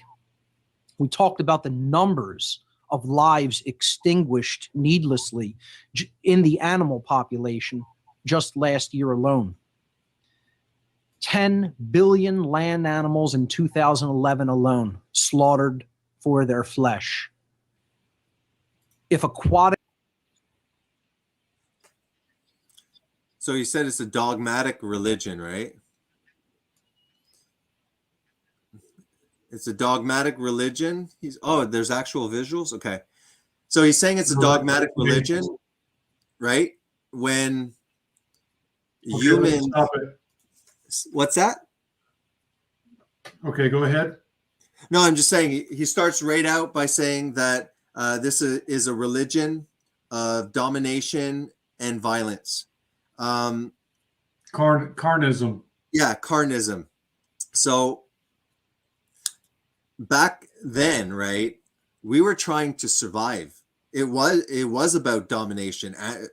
We were at danger of animals. We were hunting animals. They were hunting us. It's like, again, that, like you often say, this Disneyland world. It's like, sorry, dude, the present state of reality is that everything, in order to survive, will have to kill something else, which JD clearly proves that even a vegan diet is about domination and violence. How? JD's been talking about the crop deaths, all of the ways that they protect their precious vegetables.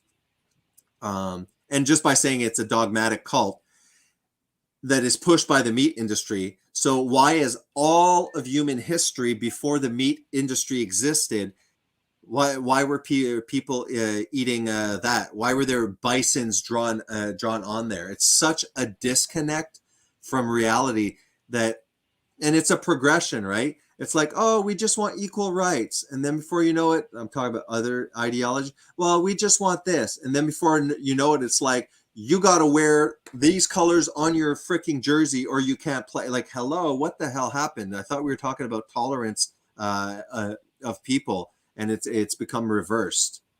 So he's literally claiming that carnism is a religion, and that back then, before the culture, before the agricultural revolution occurred, that humans were eating meat because they were violent and dominant, and not because it's the only way that they had to survive. Yeah, it's just so. Now we should tell the viewers that why we watched this, right? Like this video was sent to you almost as a way of, look, see, like trying to prove a point. That's crazy. Well, this was not sent to me. It was posted in the comments to someone that had asked Jeffrey, why is eating meat immoral? And this was his answer. And it gets a lot crazier, especially in the middle, when we start talking about how we can achieve nutrients through breathing and through sunshine. Anyways, we'll get to that, but probably not tonight. All right, you ready for some more? Yep.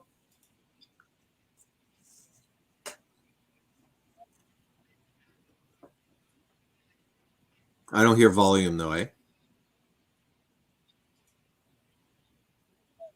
Did you start it yet? Let me see. Hold on. All right.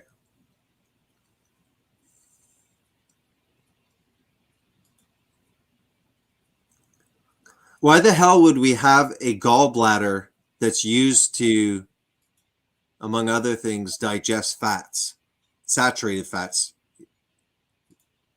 So why do we have an organ that we wouldn't really require if we were eating like a ruminant animal? Yeah, the gallbladder with the bile.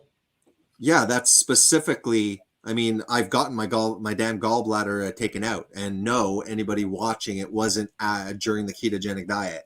It was before, years before. Which you would think somebody that is eating decent amount of fat without a gallbladder would be an issue, but yeah. So, like, do ruminant animals have? I'm showing my ignorance here. Do ruminant animals have gallbladders? I don't think so. Let me check. Because if they don't, that's a strong, that's kind of a strong biological to refute the stupidity that we just heard. Because it's going to be like, then if it's not natural, why do we have literally an organ that we would not require? That's actually interesting. If the ruminant animals don't have a gallbladder, that's a really significantly strong argument against the delusion that carnism is a violent, dominant religion that all of humanity unknowingly worshipped.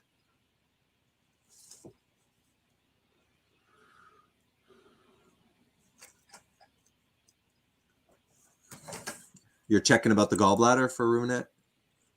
Yeah, I think they do, but it's in a different portion of the digestive system. Okay. Yeah. Let's see. Would it be maybe because the bacteria create the volatile fatty acids? Because the bacteria do create the fat, right? The cow might be ingesting the grass, which is feeding the microbiota and doing the fermentation, but the cow is absorbing eventually and nourishing itself with quite a high fat diet. Is that wrong? Because I saw that from what are the soil specialists and the people that also kind of like do the macronutrient ratios? Is it agronomist? I might be completely wrong with the word. Because there was one guy that was kind of defending a lot of what we're talking about. He even went on Primal Edge Health. Unfortunately, though, he was saying that Roundup was completely a benign, not Tristan, but the guy that Tristan was interviewing. He was saying that the I always pronounce it wrong, glyphosate or glyphosate. Roundup. Say it again. Glyphosate. Yeah, I'll probably always get that wrong. Glyphosate. Anyways, that there's no possible way that it could be carcinogenic. Yeah, he really lost me on that aspect. But he did explain the ruminant animals and the process of like, no, they're not getting big and strong on vegetables in a way. They have the enzyme that's able to extract the protein, right? But the majority of the fats are absorbed from this whole bacterial process in the chambers, right? I think I'm right with that. Okay, what's going on with the bacteria is that the cow or the ruminant cow, goat, sheep, what they're doing is when they eat forage, they're not consuming food for themselves. They're consuming food for the bacteria. Yeah. And they're farming bacteria in their rumen. The stomach has 4 chambers because the first 3 chambers are a microorganism cultivating farm. And so the bacteria and other microorganisms, mostly bacteria, are feeding on the grass. Okay. And in the first chamber of the cow's stomach, it's mostly grass, but certainly some bacteria going to work. In the second chamber of the stomach, it's less grass and more bacteria. And in the third chamber of the stomach, it's mostly bacteria with a little bit of grass that has not been eaten by the bacteria. Now you've got enough bacteria to equal the fat and protein content of a small mammal, like a rabbit. So now that mass of microorganisms, mostly bacteria, is dumped to the 4th chamber of the stomach, which is a hydrochloric acid bath, just exactly like our stomach. When that mass of bacteria enters that hydrochloric acid bath, they are all killed, digested, and prepared for assimilation into the cow's biophysiology, biochemistry. And so when we look at the structure of a bacteria, they are made primarily of amino acids and fatty acids. Yeah. And so the cow is farming bacteria. The bacteria becomes the food for the cow. And so the cow is getting fat and protein from this huge mass of bacteria that it's turning into food for itself. Yeah. Okay. That's where it's getting its fat. Understood. Yeah. Makes sense. Let me see here. Now, when you begin to kill the bacteria,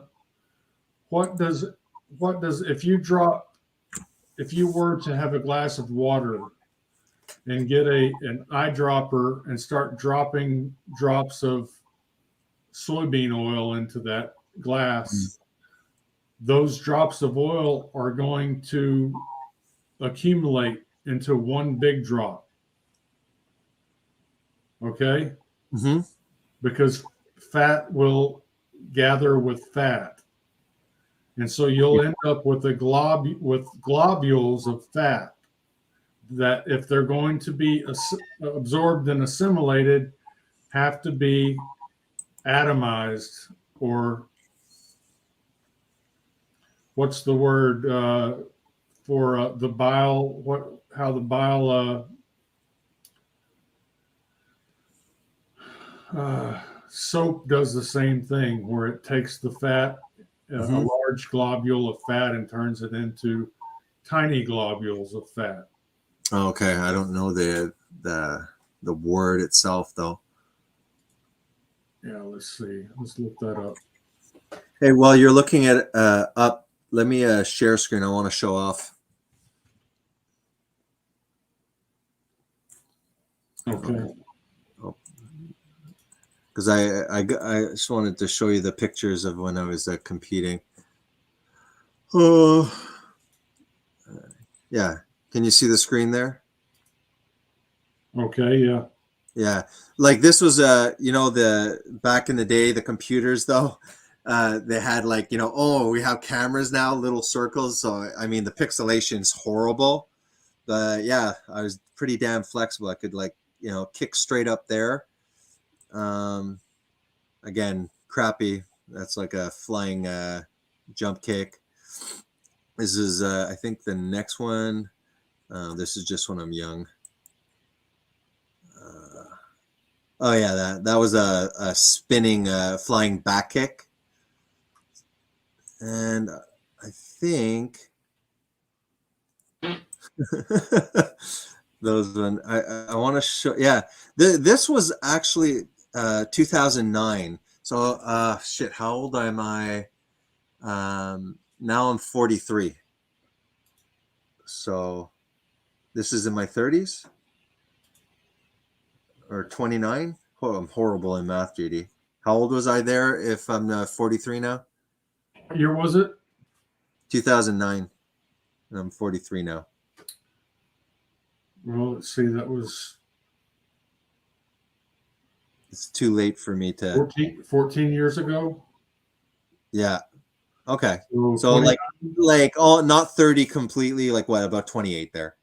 Yeah. So yeah, and I had quit around 18. So that was 10 years after completely quitting. So I had kept my flexibility for a while. It's only when my spine started freaking falling apart. I used to go back in the day when I was drinking and partying and stuff, and we were going out, me and Michelle, on weekends and stuff like that. What I would do is I would tell like a guy, you see up there that sign hanging from the ceiling? I can kick that. And if I can kick that, you give me a shot. All the time. I used to go jump like really freaking high. It was impressive. Right over here, there used to be a ceiling just here, higher than my foot there. And I used to be able to jump and kick. Oh, geez, that was like, it was maybe 9 feet, because I used to be able to kick it way, way higher. And I still have these black boot marks from when I used to kick. So these are the kind of pictures I'm not these ones there, the karate ones. I'm like freaking happy that I still have those, because I can't do that stuff anymore. All right, enough showing off. all your talk there about athletes. So I was like, I gotta show something. I gotta show something. All right. Okay, real quick. Yeah. You see there, bile emulsifies dietary fat into globules. So bile is an emulsifier. Oh, that's the word. It takes large fat globules and breaks it into tiny fat globules so that the fat globules can be absorbed into the body, because the body needs those fat globules to be small so that they can be spread out over the surface area of the intestinal wall and be absorbed. And so when the bacteria, which is made of amino acids and fatty acids, is digested, the fat will accumulate into large globules. And so there's fat in the cow's diet because of the bacteria that it's farming and it's rumen. Yeah. No, that makes sense. So, I mean, why the hell do humans have a gallbladder, a literal organ to be able to deal with that macronutrient? Because as you remember, Jeffrey, in the discussion, not the debate we had, when it came to the fat, we both agreed on the seed oils, but he did say all fat does that. And I said, I just asserted myself by saying, well, see, that's where we separate. That's where we disagree and stuff. I didn't, I wasn't there to convince him. But it's stuck in my head. And hopefully if he would see this, it'd be like, if fat is so bad, then why do we have specifically bile and a gallbladder to deal with fat? And it shouldn't be an opinion whether we have the capability of using bacteria in our gut to literally provide all of the fat that the body requires. Like, is there a debate there, dude? You know, like, you're these vegans, like, you're just defying biology now. You know, they might be ignorant because they became vegan because they saw a Netflix documentary. So it's like, okay, I can understand. They look pretty convincing, and that can make people feel guilty. But when you start telling them, go a little deeper, let's take things into context, let's look at the larger picture. I mean, you'll tell them about a gallbladder, and yeah, sorry, I keep talking loud, the baby's sleeping. So Jeffrey's telling us that all fat causes insulin resistance. So it means we shouldn't be consuming that. So why the hell do we have an organ to deal with what we should not be consuming, because it's going to kill us of diabetes? Yeah, it doesn't make sense. I mean, how do you build alcohol resistance? By consuming more and more. And how do you build heroin resistance? Same thing. By abusing heroin. Consuming fat does not affect your insulin. So there's no way that consuming fat can cause your insulin to spike. Or I think yeah, no, that makes sense too. I think he was.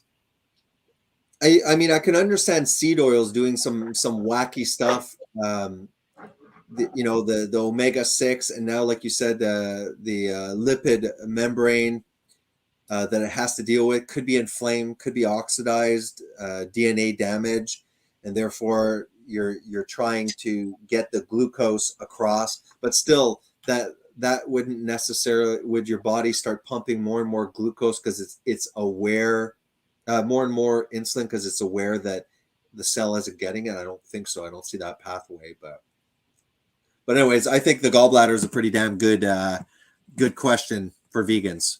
Why the hell do we have an organ to deal with fat if you're telling me that eating fat's going to kill us? And how does the body maintain all of these structures with fat if you're telling us we should avoid it like the plague? Like, this is basic logic. Very weird. Okay, here we go. Go ahead. And places the total number of animal deaths at the hands of human beings in the year 2011 alone at well over 150 billion animals. That is 21 times the population, the human population of this planet. This week, we're going to start in with looking at justifications for the continuation of this practice, and we're going to look at them one by one. And really, there's many more justifications than just the number I'm going to list here, but I want to focus on 6 major justifications for the continuation of the immoral practice of carnism. It is a religion, as I've said. It's not just an ideology and a practice. It's a religious belief system. It is based on things that are not grounded or rooted in fundamental principles of truth. Therefore, it is a religion. A religion is defined by the root word religare in Latin, which means to tie back, to hold back, or to thwart from forward progress. That is what the word religo religare means. Just To thwart from stop for a forward second. progress by tying or binding. Hold on. All right. Religion. Yeah, I'm pretty sure that religion, like in French, regare just actually means to connect. I'm pretty sure that the context of the word religion is the acknowledgement that we are somewhat separated from the creator and we are trying to reconnect or to bind ourselves to it. He's going to give the impression that we're being bound, by we're going to be bound, like tied up into a dogmatic structure that we're imprisoned by, literally bound, and that's full of crap. Religion means to bind back to the creator. I'm just saying, he twists it. He's gonna twist it out of context. That's all I had to say. Here's the root word of religion. Yeah. Religion is derived from the Middle English religion, which comes from the Old French religion. It may have been originally derived from the Latin word religo, which means good faith, ritual, and other similar meanings. Yeah. French. I'm gonna try and find it. French term. Binding. You could continue the video if you want.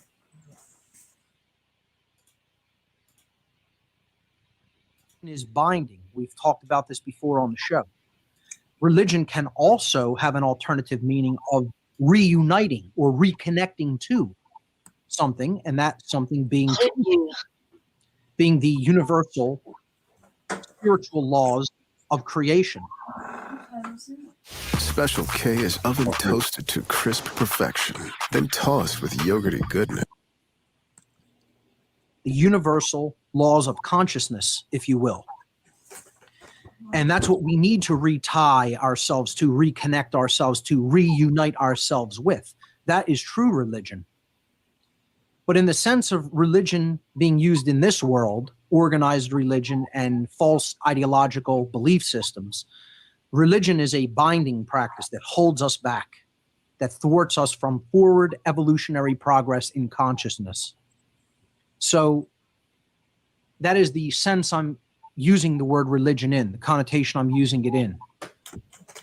And we talked about what justifications are. Justifications are, we could also look at the root word of justification. It comes from the Latin jus, meaning right or law, and the Latin verb facio facere, which means to make or to create. So when we put these together, justification, it means to create a right, to make up a right that does not exist, to make a right out of a wrong, to imagine to oneself and to try to tell oneself that a wrong is a right. That's what justification or justifying something is doing. It is trying to make a right out of something that is wrong. That can be two ways. You hear one thing that you'll always hear vegans try to justify is crop deaths. There you go. They will turn backflips and somersaults, all types of mental gymnastics to try to justify all of the gargantuan amount of animal suffering and death that's required to bring the vegan menu to market. Morally wrong. And justifications really hold no weight. They hold no water. They are something that they're lies that we tell to ourselves. That's really what a justification is. Justifications are lies that we tell to ourselves about what we may be doing, what we are allowed to do, that actually causes harm to other living beings. There's no such thing. If it causes harm to other living beings, you shouldn't be engaging in that practice. So Justifications means the creation of rights that do not exist. And I put the slide number 13 with alien beings, seemingly comical slide, until you really think about it and you understand this is exactly what humanity is. For anybody who's truly aware, you realize humanity is food. By our own choice, by our own ignorance, through our own ignorance, we are food. I mean, you want to really know what the purpose of the prison planet is? It's to make you food. That's what the purpose of it is. In very simple, easy to understand language, if you want to really know what the end goal is, it's you being eaten. And you can look at that in physical terms if you really want to look at it that way. I have no problem with you even looking at it that way. But you're being spiritually devoured. The essence of you is being devoured by the dark forces that currently are in control of this planet. And you're being used as a fuel source for them. You're being eaten by them. Just give a by second. Those forces, by those entities, if you will. Yeah.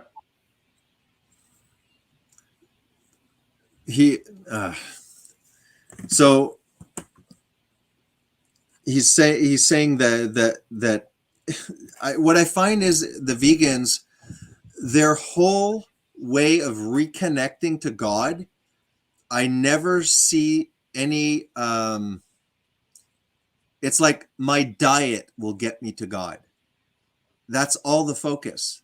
I don't see when I was in the New Age, or when I was in everything other than my current faith and stuff like that, the knowledge that I acquired, or that I thought I acquired, puffed me up.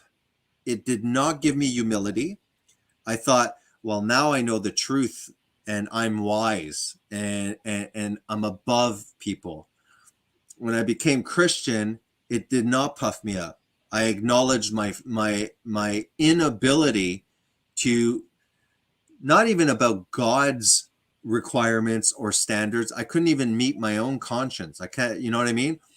And it was like, look, if it's true or not, if it's a fairy tale, what I'm saying is this fairy tale that I have, this religion, has made me humble, has made me acknowledge that I can't truly change the root problem within me. So there's humility, there's acknowledgement of sin, there's repentance, there's a softening of the heart, because then you have to acknowledge, well, the root of my sins appeared this way, and somebody else I'm judging, that's the manifestation of their own. How can I judge them? It's just a different manifestation of what we have all. But when it comes, and it might be a fairy tale, all I'm saying, and I'm not speaking to you directly, I'm speaking kind of like, to the internet. If this is a fairy tale, then this is a fairy tale that created real life changes in the real world. Okay. If I believe in a fairy tale that everything will be paradise one day, it's a fairy tale, but that fairy tale allows me to never be destroyed with anything. If it allows me to lose everything and still have a foundation, to have things that are unfair, injustices, tragedies, death, heartache, but that fairy tale that I believe, okay, gives me the strength it gives me a foundation where I'm not crumbling. Then is it really fake? No, to me, it's real, even as a narrative. And to try and break somebody's faith without realizing perhaps what that faith saved that person, and how that faith, fantasy or not, has added light to the world, and has truly transformed somebody's heart into virtues that Christianity doesn't own, but that people innately know in their hearts are the right things to do. That's why most of us have a conscience, I find it ridiculous that people try and crush that faith. And I think to a certain extent, any faith, I'm not talking about just Christianity. I'm just saying, be very careful when you're trying to crush someone's worldview and belief, because you don't know perhaps how important of a structure that is. I don't know if that's clear, but how to prevent the next pandemic. Yeah, that's true. I think that humans can't help but to form some kind of religious ideology. Atheism developed. Atheists are just as religious. It's a worldview, and I'm telling you, they believe it with all their heart, and they're just as triggered. Veganism, same thing. You just project yourself into a group, an ideology. Keto movement, all of the carnivore. That's why they think that by killing God right now, because we're extremely atheistic now in the West compared to like even a few decades ago, it's just becoming more. And they don't realize that if you do not worship something that is greater than you, you will end up worshiping at best yourself. And if you worship yourself, that is the definition of what Satan did. It was pride. It was, I want to worship myself. And what you see now that the West has completely spit and eliminated God, we see this fragile generation with no foundation that are so vulnerable to outside injustices that they can't even handle not being affirmed. Like, do you understand? They've killed God, and by that, they've made themselves God, which is a false foundation that has created the worship of self, which is satanic, and created narcissistic snowflakes that are no good to themselves and will be no good to anybody else. Because if you're that inwardly focused, happiness is only real when it's shared. That means that these people obviously are not even happy with the vehicle that they have. I don't know if that makes any sense, but makes sense. Eh? I think it makes sense. Yeah.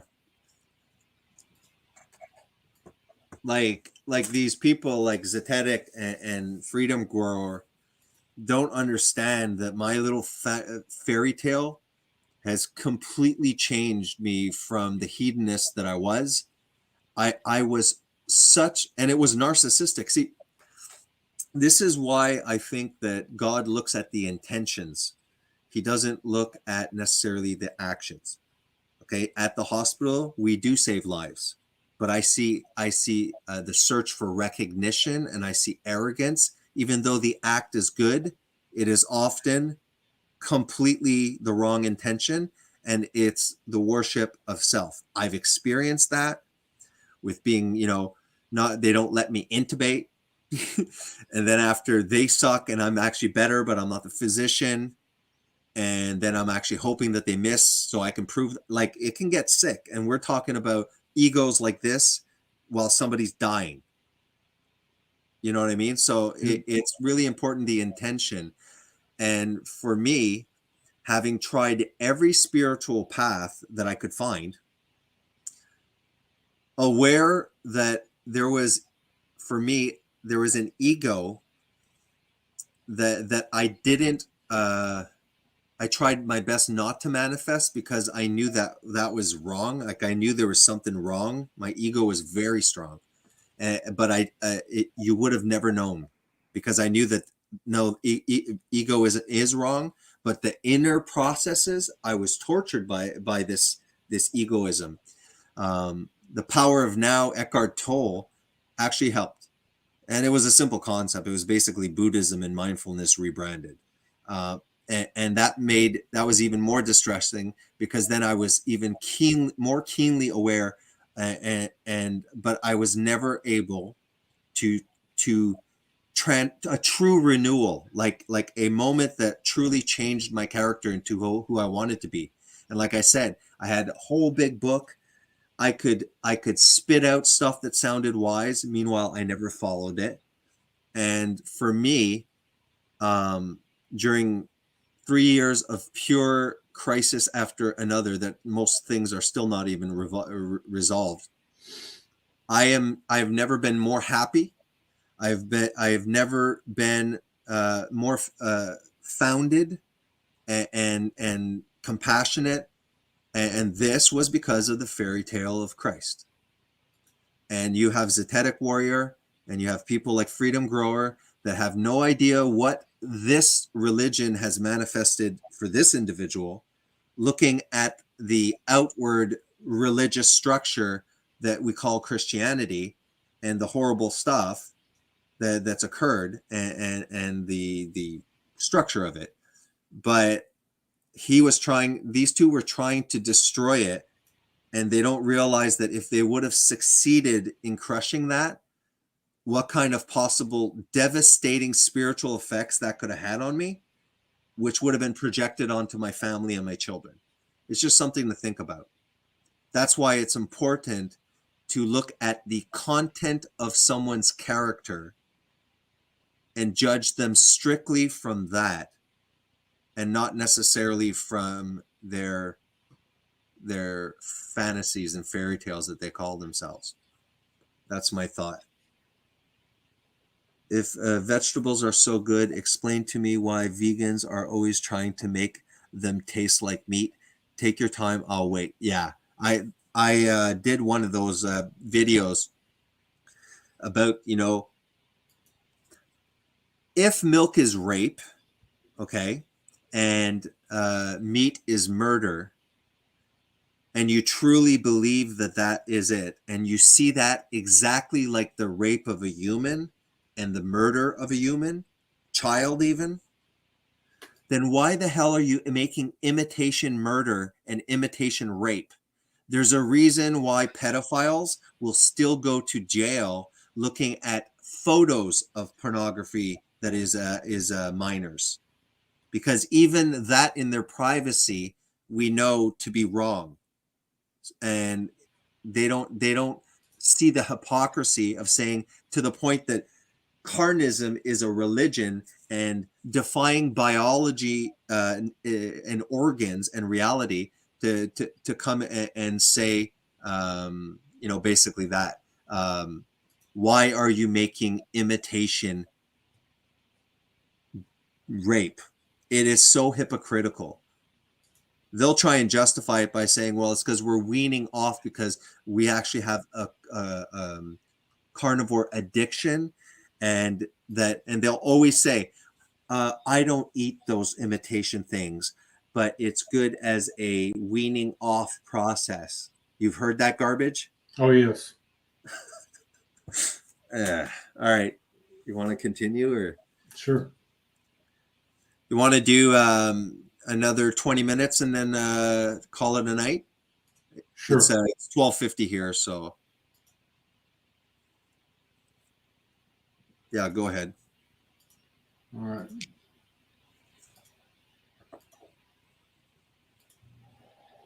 So this is an ostensibly comical piece of social commentary here in slide number 13.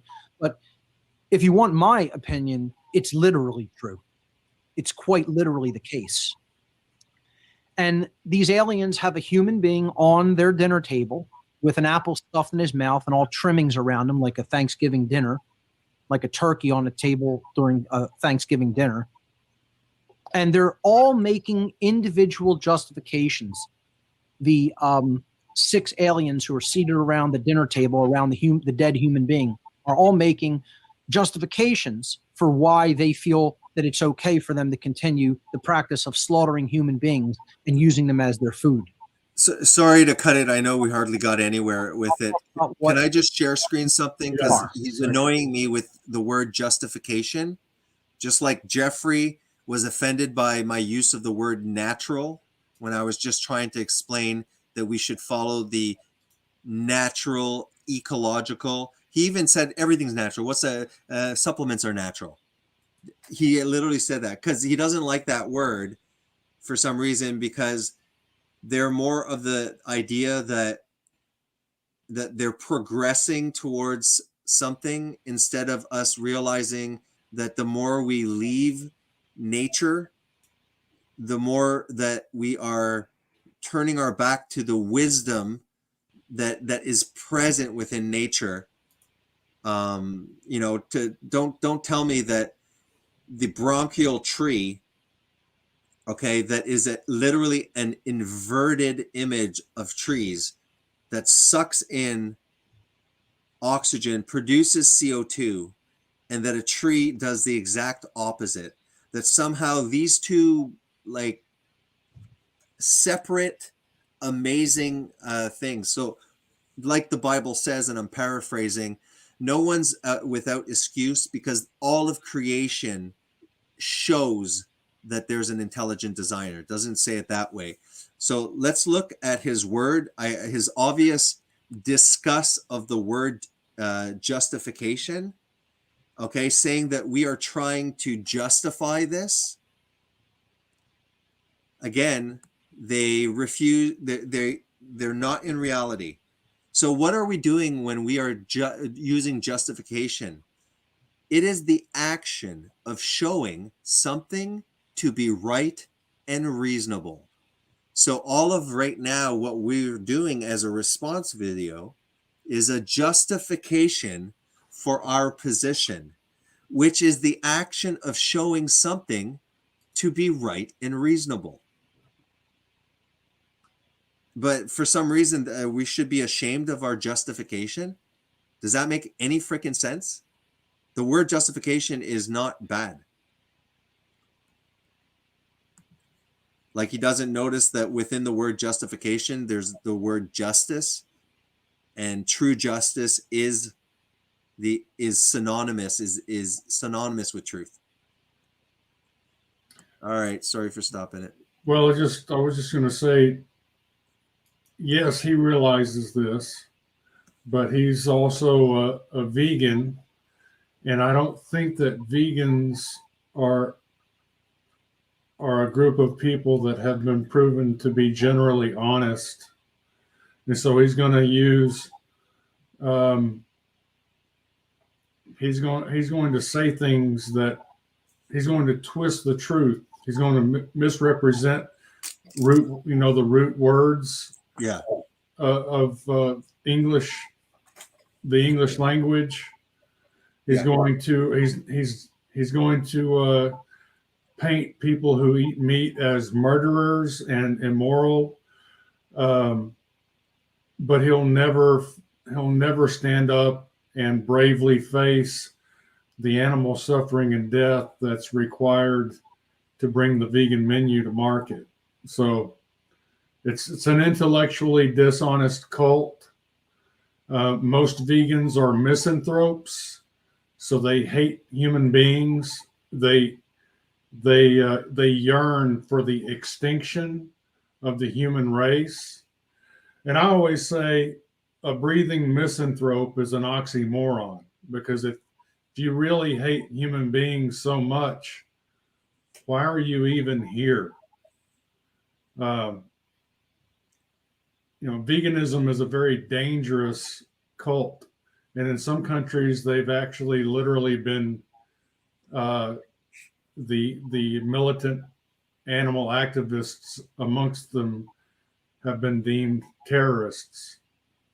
So I don't think that, it's difficult to try to argue logic with a vegan and try to argue the logic of the word justification, because all they're trying to do is they're trying to demonize what they call meat eaters, and In fact, the WEF right now is not referring to us anymore as human beings.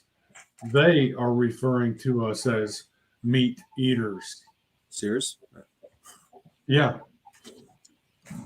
Yeah. And that's why I was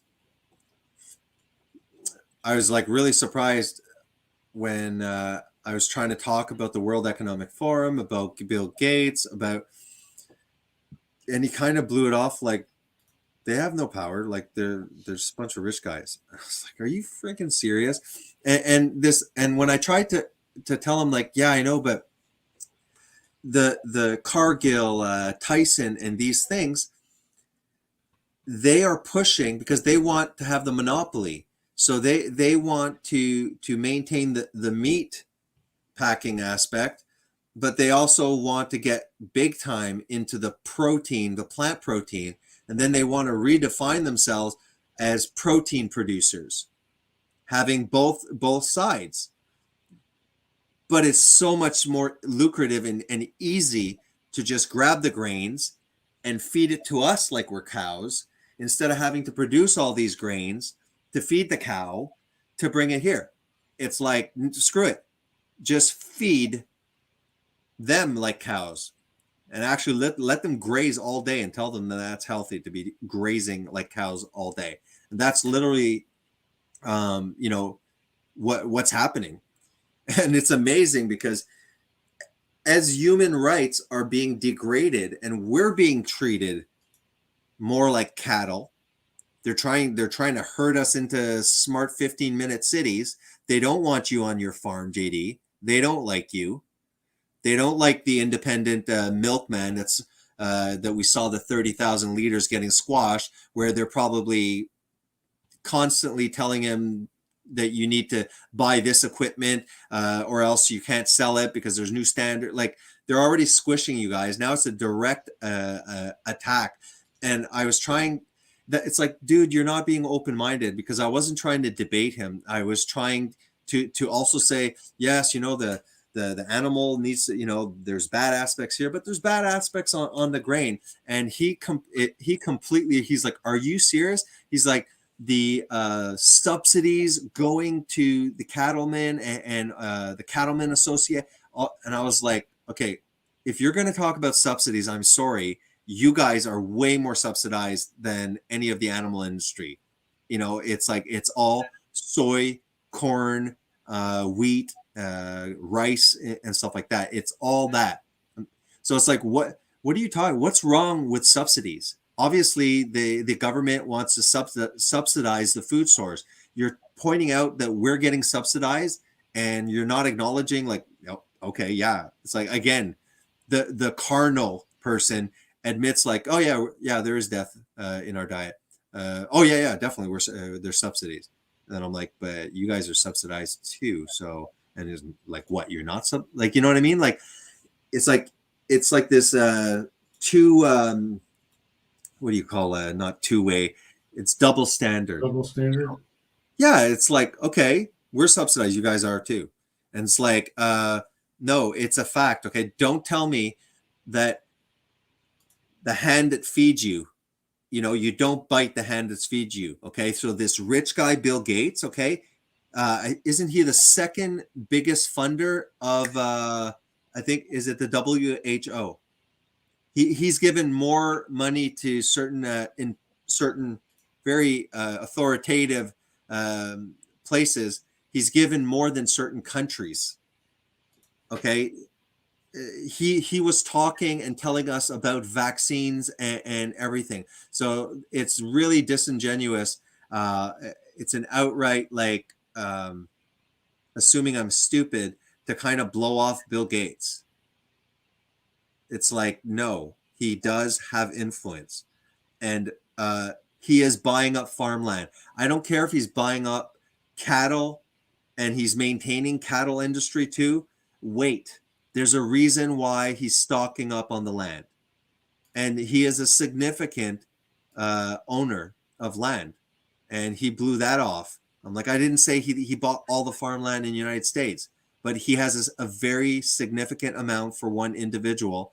and it's continuing to be purchased.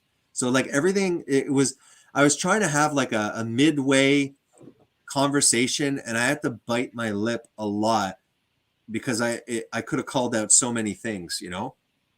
I just kind of let things slide a bit because I was like, I'm not here to debate him. I'm here to get to know him. And if you notice, I'm always trying to connect on a certain level with people. I don't like separating myself from an individual because they don't agree with me, kind of thing. You know, I like to try and at least criticize the ideology, like criticize my beliefs, no problem. I don't like attacking necessarily, but it's kind of hard when vegans are calling you a rapist and a murderer. Yeah. It's like, hey, you know, that's a little insulting. Yeah, the U.S. agricultural subsidies. Yeah, there's a slight discrepancy.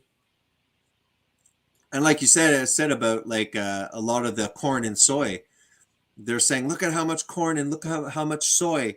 And what you're saying is that they're also using, let's say, the corn that's been, like you said, the mash for making ethanol or things like that.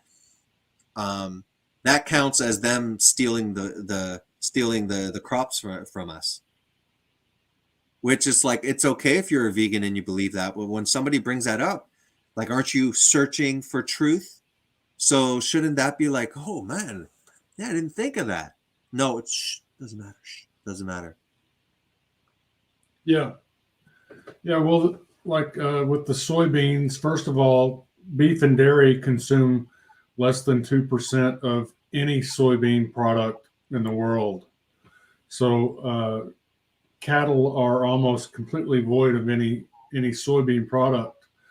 But every year, around 90% of the world's soybeans are crushed to squeeze the oil out. Yep. In fact, soybeans are called an oil seed, and they provide 61% of the world's seed oil. Mm-hmm.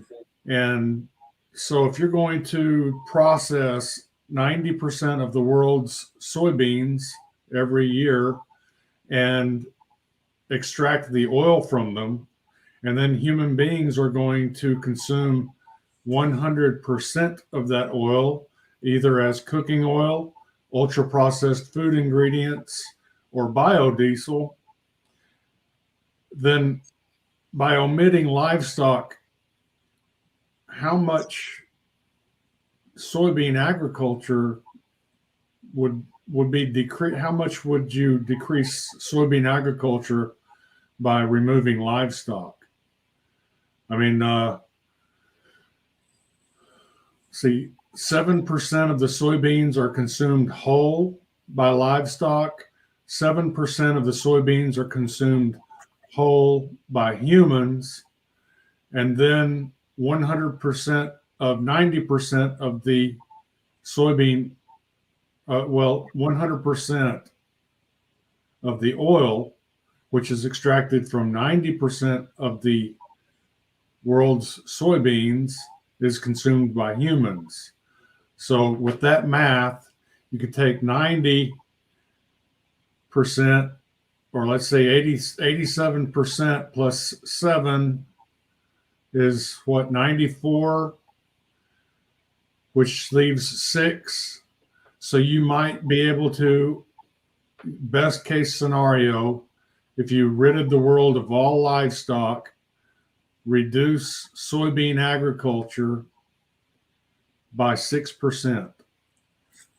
And that's amazing points. Don't forget that, in my opinion, all of the area that is soybean, we shouldn't even be consuming that crap anyways. It's not something that we need to consume specifically because there's other things that, okay. So if all of this wasted land is being used to make an industrial lubricant and feed that to us, which we should never be consuming, to be honest. Vegans at least agree that. Educated omnivorous people are starting sometimes to be aware of the seed oil, yet they're putting out articles like, hey, you know, if you eat too much red meat, your rectum might fall out and explode.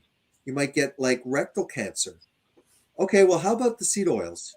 Like, you guys, it's a mistake. Let's stop. So all of those frickin' soy fields could technically be room for cattle. There's plenty of room. Pisses me off because I like my backyard. We're surrounded by farms. It's all soy sometimes, you know. I'm there kind of looking at it. I'm like, step on one of the plants. It's like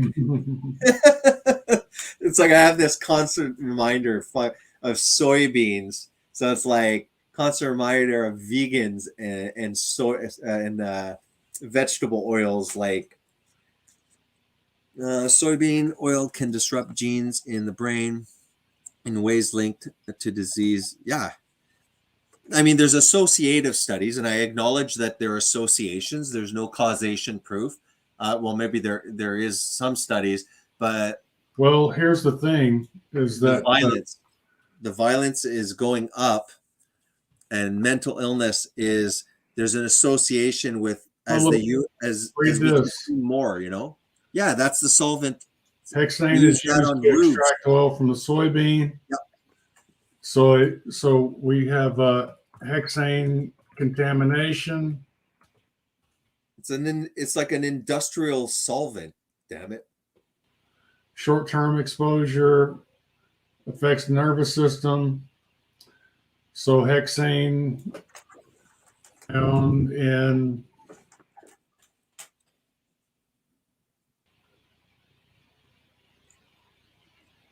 vegetable oils from crops.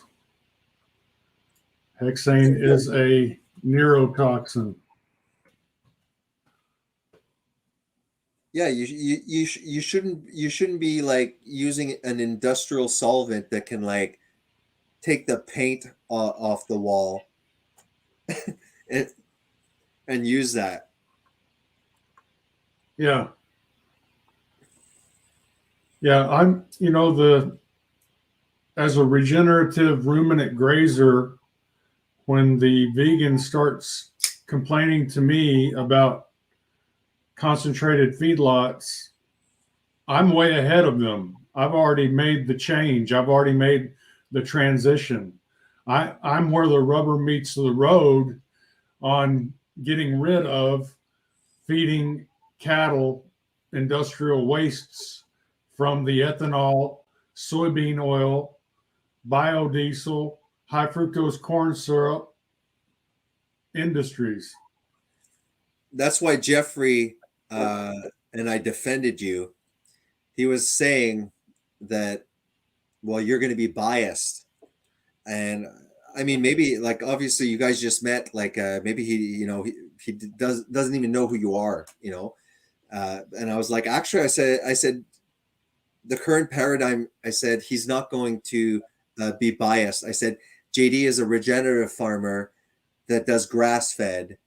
Remember that natural system? Sorry, I can't use natural, but I'm like, he's against all of this feedlot grains and stuff like that. That's why I was trying to have a rational, logical, reasonable, and I was using justifications, meaning I was trying to say how rational and reasonable it is to say, I don't see it that difficult to just stop feeding them the freaking grain and just allow all of that area that was wasting corn and all, like you said, we could transition and let them eat grass. And I tried to bring it up that, you know, the statistics about the water, the amount of water that it takes to make a patty or a pound. I'm like, to my knowledge, I said, the statistics are taking into account rainwater, which is not fair because it's free again. It's falling from the sky.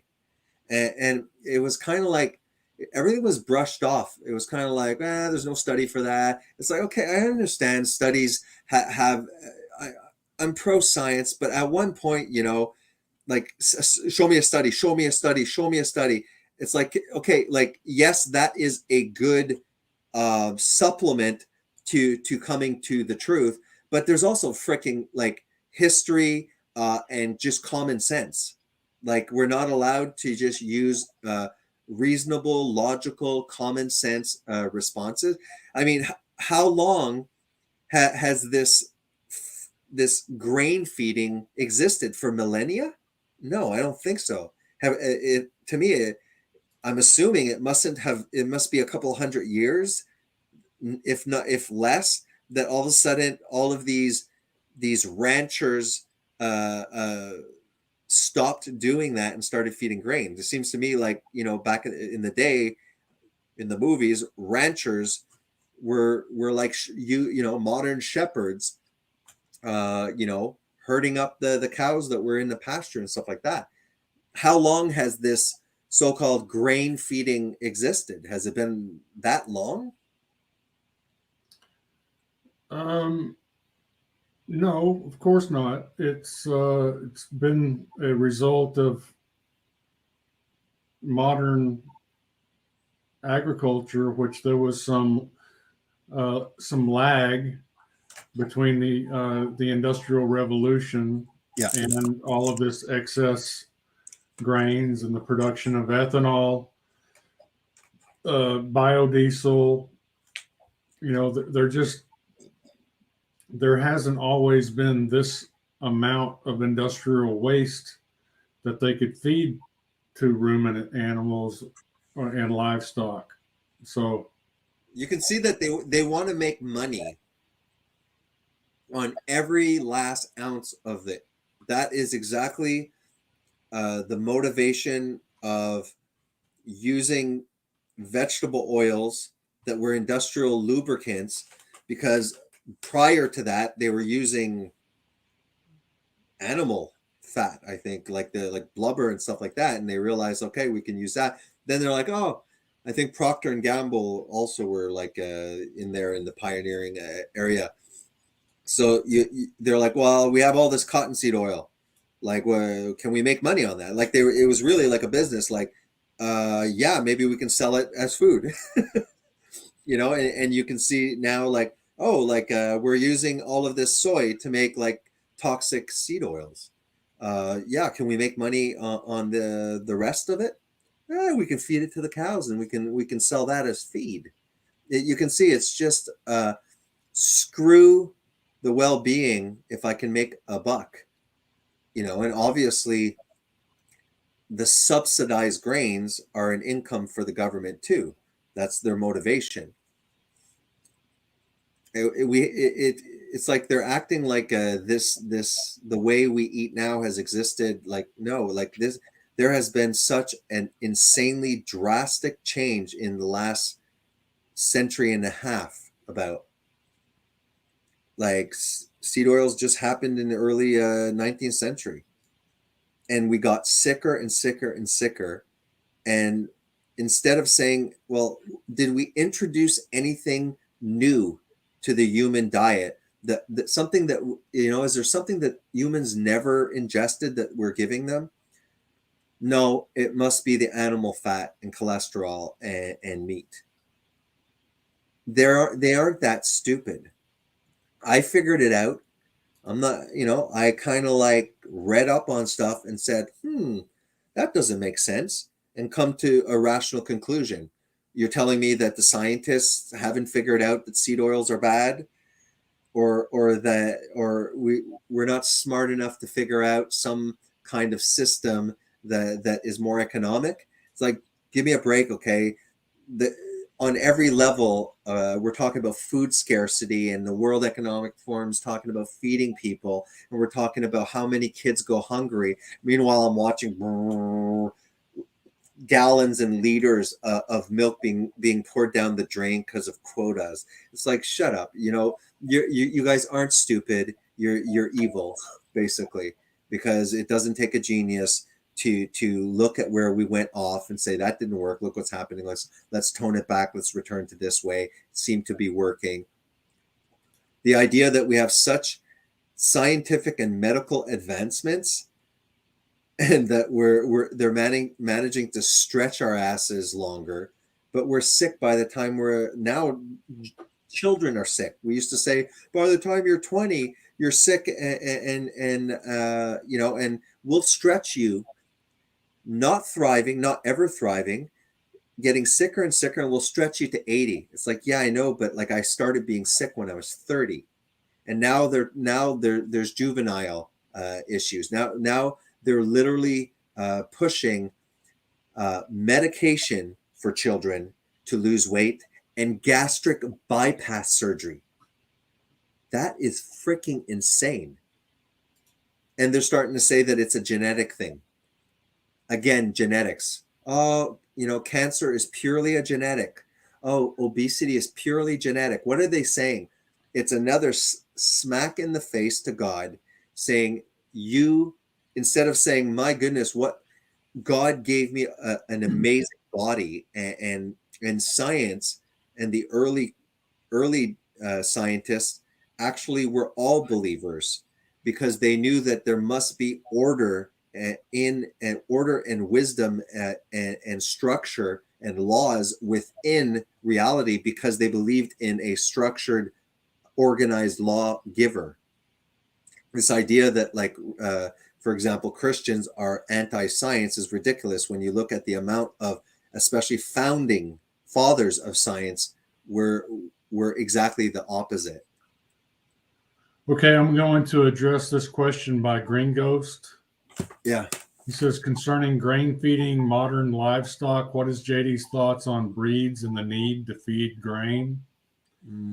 One of the tragedies of what's been happening is that they are culling, getting rid of the cattle that they consider to be susceptible to becoming over fat when fed on grain. Mm-hmm. The reason this is a tragedy is because these cattle that become over fat on grain are prime candidates for regenerative rotational grazing systems, because if you've got a cow that's going to be over fat on grain, then they're probably going to be perfect on grass. But what they're doing is they're trying to get rid of those genetics. Okay. And so what they want is they're trying to breed, and they're trying to get rid of all the breeds that are grass fed. They want only breeds of cattle that are just right when you're feeding them grain. Mm-hmm. And if a cow is just right when you're feeding them grain, this means that they're going to be too skinny. They're going to have a hard time surviving on grass alone.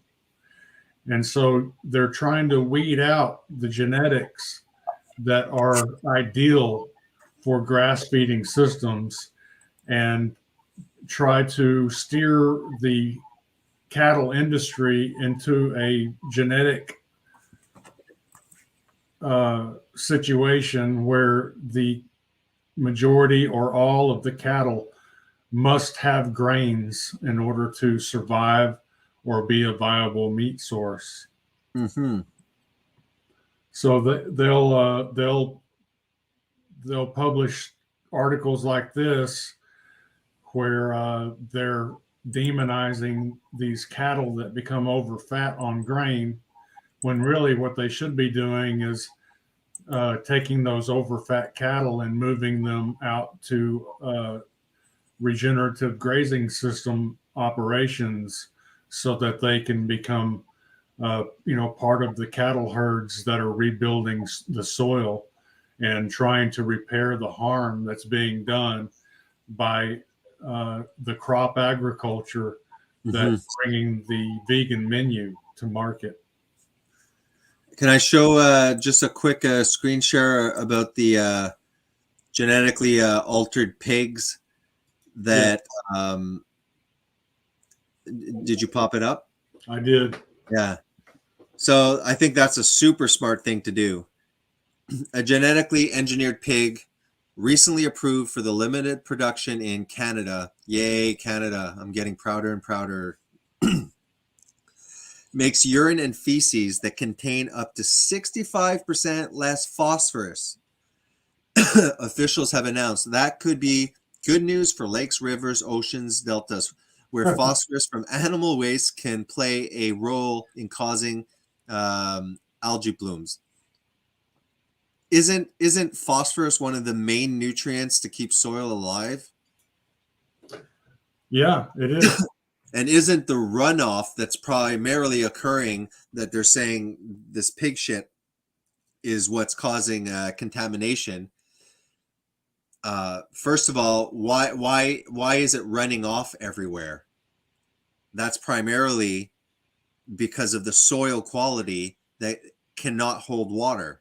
That's a big problem of why things aren't staying when you're trying to put things in.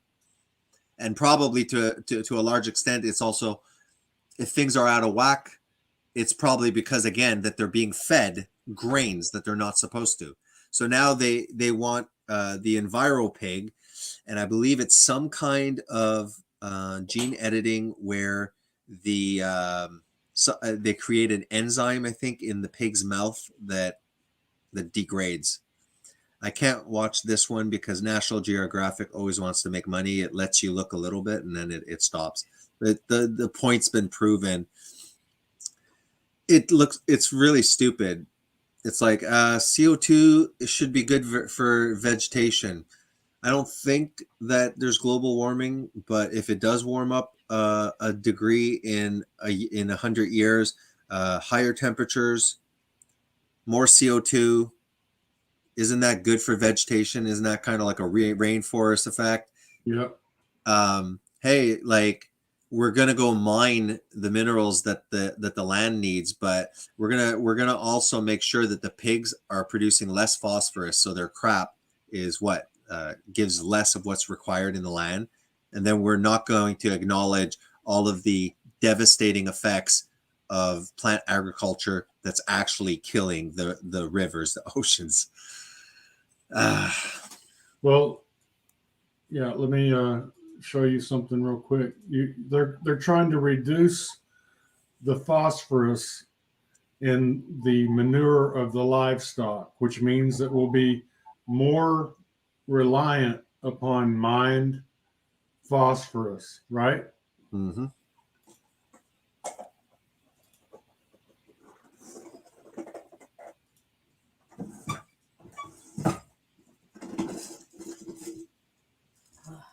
Is phosphate mining sustainable? It is well known that phosphate is a non-renewable resource essential for plant growth and crop production, and it is therefore vital to feeding the fast-growing population of the world.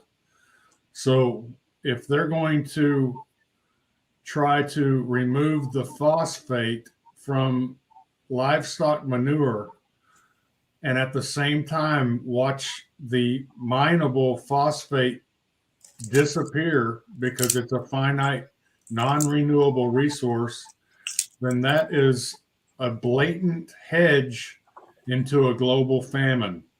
There's no two ways about it. They will produce a famine. Yeah, that is what they're trying to do, I believe. Yeah.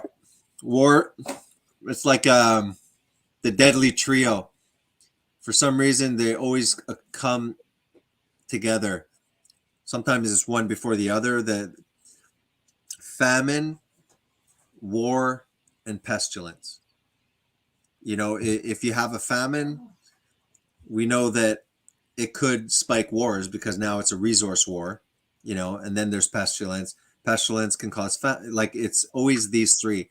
And that's what I was actually, when I talked to Jeffrey, that's what I was kind of trying to say. I was like, no. They're not only attacking animals. Like I was like, step back from your ideology for a second. Okay. And let's find a common ground and say that there's some big, strong corporations that are not only going to attack animal food, they will reduce the production of your precious plants. Because Trudeau, he tried backtracking now, said, oh no, in the next 10 years, we have to have 30% less fertilizer use. So we got gallons of milk being dumped. We got less fertilizer use, which is already a fine-tuned science to my knowledge. Farmers don't add more fertilizer. They have tons of science and technology to make what they're using, the amount of input, to have the best results, or else it just, you're wasting money. So and you look at farming techniques and practices are improving constantly, and you look at the Dutch, who I'm just reading what I read, but are extremely efficient at agriculture, and the whole industry globally is being treated as toxic, and they'll focus on the worst practices to give the impression that this is the whole system. Everywhere it's exactly the same. You'll hear them talk about hormones. You'll hear them talk, about antibiotic use. And it's like they just plaster that. Oh, that's convenient for my position. I'm just going to voice to the ignorant people that don't know anything. I'm going to play on their heartstrings, remind them that they were raised on Disney. And then after from that, I'm going to, sorry, my wife said shh because I talked too loud, so then I forgot my thought. But anyways, I've been yapping. The baby's not awake. Or am I bugging you at this point? I can go downstairs. We're almost done, and I'll do like maybe another 20 minutes or so. But yeah, we got the baby, but I guess the baby finds my big mouth soothing because the baby hasn't cried yet. All right. Let's All right, listen go ahead. more. Hey? Let's listen to a little bit more of the misanthropic presentation. Yeah. Do we set like a 20-minute time max kind of thing? Yeah. All right. These justifications for carnism, which I list on slide number 15. Slide number 14 is simply the etymological definition of justification. So slide 15 shows these justifications for the practice of carnism. And the first is what I call the apathy and ignorance justification. The we don't really care about them. They're them, we're us. We don't care about what happens to them. We can't care about what happens to them. We have too many other concerns, don't you know? After all, they have nothing to do with us. They're different and separate from us. What happens to them is their own lot in life. We got to worry about what happens to us. But they don't apply that on crop death. I don't care about their suffering Correct. and ignorance. If I don't pay attention to it or look at it, it doesn't really affect me. The ignorance justification, I should call it, and start using Ignorance that inflection of when using that word.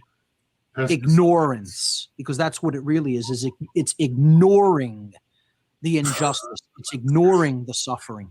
Crop death. They're ignoring it. While meanwhile, they ignore it. Up is we have our own problems. We don't have time to worry about whether they suffer or not. So that's the apathy and ignorance justification. And if you want to remain apathetic and ignorant, you know what invariably ends up happening. Enslavement. The hypocrisy. You can't have freedom without care and intelligence. And if you want to ignore things, you don't want to pay attention, you don't want to acknowledge and admit to what's really going on, you're going to end up enslaved. If you don't care, you're going to end up enslaved. If you want to remain apathetic, you're going to end up enslaved. That's how the laws of nature actually do work. I never get tired of this. Making Angel Soft strong. The second argument. Just a second. Oh, they kill other animals for food. Why? What? Yeah, like geez. Yeah, it is getting late. I'm starting to get forgetful. What did he just say? Because it jumped in my mind. I forget what he just said though. Shouldn't enslaved. If you want to remain apathetic, you're going to end up enslaved. That's how the laws of nature actually do work. I think it was earlier, but doesn't matter. It's not. It's probably not a point. You know what invariably ends up happening? Enslavement. You're So going to they end up don't enslaved. If you don't they don't care, think that you're going to. that when the food scarcity that's about to come, or assuming that we do become all vegan, that they can't turn off, like you had said at one point, the faucet. What happens if the supply chain of the B12 for some reason, because of a war, and that area supplies most of the cobalamin? You know what I mean? Like, and I was justifying, meaning I was trying to tell him that it's quite reasonable that if climate change is going to occur, like the alarmists say, and there'll be mass migrations and there'll be flooding of the coast and there'll be droughts and stuff like that. I said, don't you think that it's dangerous to put, no pun intended, all of our eggs in one basket? Because if plant agriculture is all we got, and we're having global climate catastrophes, like Greta said, our house is burning, then do you think that that would be extremely dangerous to the human foods, the global food supply, to rely only on plants that are very vulnerable to poor harvests? Well, they're trying to paint it that if we get rid of all the livestock, then the climate crisis will be remedied. When it's less than 1% that would change. I don't think that, once you get your head wrapped around what they're actually trying to do, I don't think there's any other explanation other than trying to engineer a famine. I mean, what else that's really. Yeah, that's they really hate themselves. What they must be shooting for. They hate their own species, but at the same time, they won't sacrifice themselves. So they don't hate the human race. They hate the majority of the human race, while they think, no, I'm fine. I'm one of the enlightened ones. We have to lower the population. I don't even think that we're overpopulated at all. No, that's just I forget, but somebody literally, I don't know if it's true, but they were kind of saying if you group all of the humans together, I forget how much they said it filled. I think it was something like it would, like the whole humanity could fit in a couple of your big states probably. I'm looking around. We're not living on top of each other. We could return to ranchers massively. They don't understand that the animal food actually is creating nutrients that don't exist. So you know what I mean? It's like there was grass there and there's nothing that we can benefit from. And these things create food, new food. And not only that, as they're creating food, they're actually making the soil richer and richer, that it produces more food, more nutrients, and they think that is not natural. The UN estimates that nearly half of the fruits and vegetables produced worldwide are wasted. Yeah, exactly. How about the pigs? Instead of like trying to gene edit some enzymes so they shit less phosphorus, how about I'm not taking credit. I think you're the one that mentioned it. How about we have systems where everyone almost has pigs and we're throwing the scraps to them? How about having chickens? How about if ruminant animals were in everyone's backyard, building soil? Then you can plant your vegan gardens and have those as side dishes. That's the way to go, right? That's returning exactly as close as possible to the way the creator created this system. It's a symbiotic system showing intelligence and design, in my opinion. No matter how long it took, either way, it's intelligent design. Like we'll look at a camera lens, and we'll say, obviously man created that.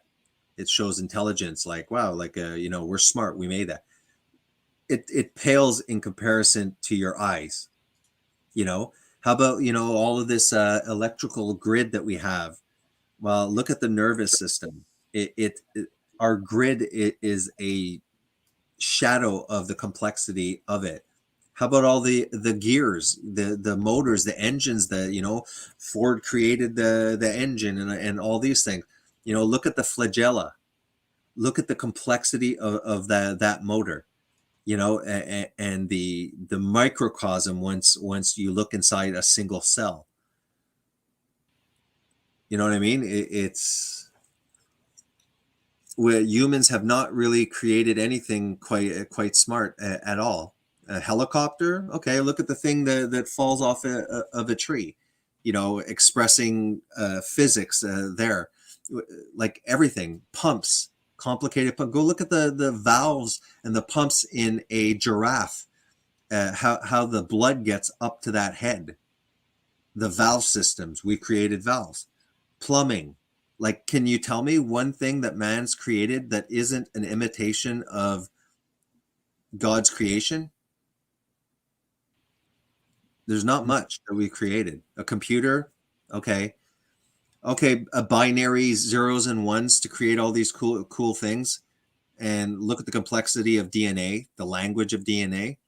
I can look at a textbook. There's information. There's not that many words even in a big textbook. Look at how many letters there are in the human DNA. Yet I will say you're an idiot if you don't think that this computer was created by man, because we're intelligent.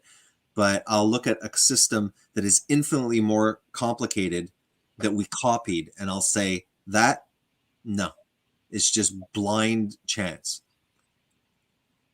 Anyways, that's my rant. Intelligent design has been in my head lately.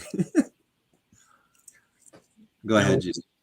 Well, I was trying to find the results on this experiment they did in Pence, France. Did you hear about this? No. Let me show you.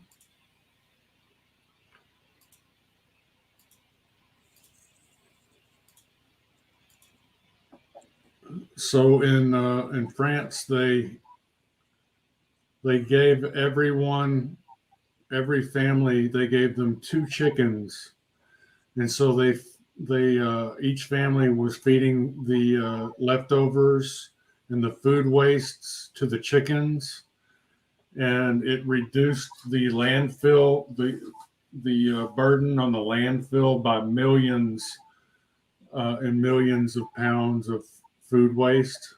Mm-hmm. Yeah. It's not brain surgery. There was, I don't know if it was the Indians and stuff on our continent and stuff like that, but that they said that these cultures were so connected to nature that they were kind of like, they understood the cycle, and they were actually in a way having dominion over nature. But dominion doesn't mean that you're again, the word dominate, dominion isn't something evil. If you have dominion over something, then you have a responsibility. It's kind of like having a shitty king, okay, that dominates his people. But we also say that Jesus will have dominion, a kingdom and dominion. Is that a bad thing? Is he going to rule us like a dictator? No, proper dominion is like a good parent. You can have a domineering parent that's a tyrant, but parents have dominion over their children. And that means that they're stewards. That means that they're protectors. I'm getting annoyed with the redefining of almost like everything. Do you notice the subtle redefining of terms? Oh yeah, it's big time. And again, it's that TikTok, just redefining words. I had Trudeau, the idiot leader here. Some lady said mankind, and he said, excuse me, it's people kind. And everyone's like, oh God, that's so inclusive. And it's like, how about saying humankind? Because mankind's just a short term for human. To the point where, like, I've seen on news stations, and it's always these academics, saying somehow that math, I think it was on Tucker Carlson, this woman was talking about how math is racist and wanting to change, like, that we have to come up with something else because man's in there. It's the white patriarchy. So like now anything that sounds like man, even if it has no reference to man, you got these idiots that are starting to say we should call it this, we should call it that. You know what? We should call it chest feeders. What? Like, first of all, well, it's more inclusive because now certain people can, you know what I mean? I'm not getting into that. They don't realize that breasts are not just for women, that men can even have breast cancer. So now they've changed something to be more inclusive, even though both men and women have breasts. It's like, okay, it just shows that you guys are activists that are so stupid that you're associating breasts with females, when technically, if we're going to, and it's important to stick to the biology when we're trying to make drastic claims. And they're like, oh, let's call them chest feeders. Why? Even if your delusion says that now two different biological sexes can both breastfeed, then just call it breastfeeding. Just lie and say that men can breastfeed. You don't have to call it chest feeding because both sexes have breasts. You ignorant idiots. Sorry. Continue. Well, yeah, I was just going to bring that up real quick. Show everyone that it's a real thing. Chest feeding. Yeah. It can be a joyful, tender experience, they say. Yeah. I mean, I guess, the movie Meet the Fuckers was right. You can milk anything with nipples. Well, Hollywood likes to tell us what's coming. Yeah. I mean, to be honest, I think the most prophetic movie in history is Idiocracy. That was supposed to be a satire about the future, and I'm like, I don't even think it was. I think we were supposed to think it was a satire. But yeah, I believe it was prophetic. A blatant predictive programming. Yeah, because me and Michelle watch it. Me and Michelle watch it every freaking year, and it's like more and more reality. Yeah. And there was Wally. Remember the cartoon there? Wally. Do you know that one? It's about I know that one. Well, the quick story, it's a children's story. The earth becomes so polluted with garbage that humans create these little cleaning robots. Yeah. But they end up leaving the earth, and they're in a big spaceship, and they're waiting for these robots, I guess, to do the job. But while they're up in space, everything's like, futuristic, so they don't even walk anymore. They're all sipping, cola and stuff like that, and they're sitting in these things that transport them, kind of like the people at Walmart that have no disability, but they're using the big carts and stuff, and they're obese. It's the same principle. And it was like, yeah, that's exactly what is happening. That's exactly what we're doing. So it's like, yeah, I've always said that God told us the plan in the Bible, and Satan has to also show his plan, but Satan always finds a loophole. So Satan said, well, I don't have, you said I have to show my plan. So I'm just going to create movies and Hollywood and music, and that'll be, predictive, and people won't think I'm serious, but at least I accomplished that. If you revealed your plan, then I'll reveal it too through Hollywood. And that was the loophole. It was like, well, we think it's movies. Well, there's a reason why they call it programming. Yeah, exactly. It's like, it's called programs. Wink. 8 Hidden billion in plain people. sight. Yeah. Yeah. Steve-O is completely right. 8 billion people, and yet so much empty land everywhere. I loved you in Jackass, by the way, Steve-O, and I'm glad you're sober now. All right, here we go. Yeah. End up enslaved. If you want to remain apathetic, you're going to end up enslaved. That's how the laws of nature actually do work. The second argument, oh, they kill other animals for food. Why shouldn't we do the same? Well, we see this happening in quote unquote nature. We see animals being carnivores and killing other animals for their food. Why shouldn't we do the same? Why shouldn't we just act as other beasts of the field? It seems like that's the natural order, right? Well, I call this the fundamentally flawed idea of the quote unquote natural order justification. This involves an erroneous perception of what nature's laws actually are. And it's based on Darwinian evolutionary theory, Darwinian macrobiological evolutionary theory. Did you notice there this is guy no doesn't scientific like the word evidence to natural? support? And that Jeffrey doesn't like the word natural, and that Jeffrey is the one that posted this for you? Yeah. Yeah, they've got a selective enforcement on the words that they want to ban. Yeah, which we see completely on the kind of woke movement. I mean, the hypocrisy is a main element of veganism. It's an inversion of nature. I look at nature and the wisdom, and I see God's work, and it proves to me that there is a creator. Therefore, you can learn a lot through nature, and what they're doing is inverting all the cycles of nature to the point of saying that they don't like the word natural, while they feed themselves supplements. And then they say that it's a form of enslavement to be as aligned as possible with the cycles, the symbiotic cycles that God has created, that's screaming, look at me.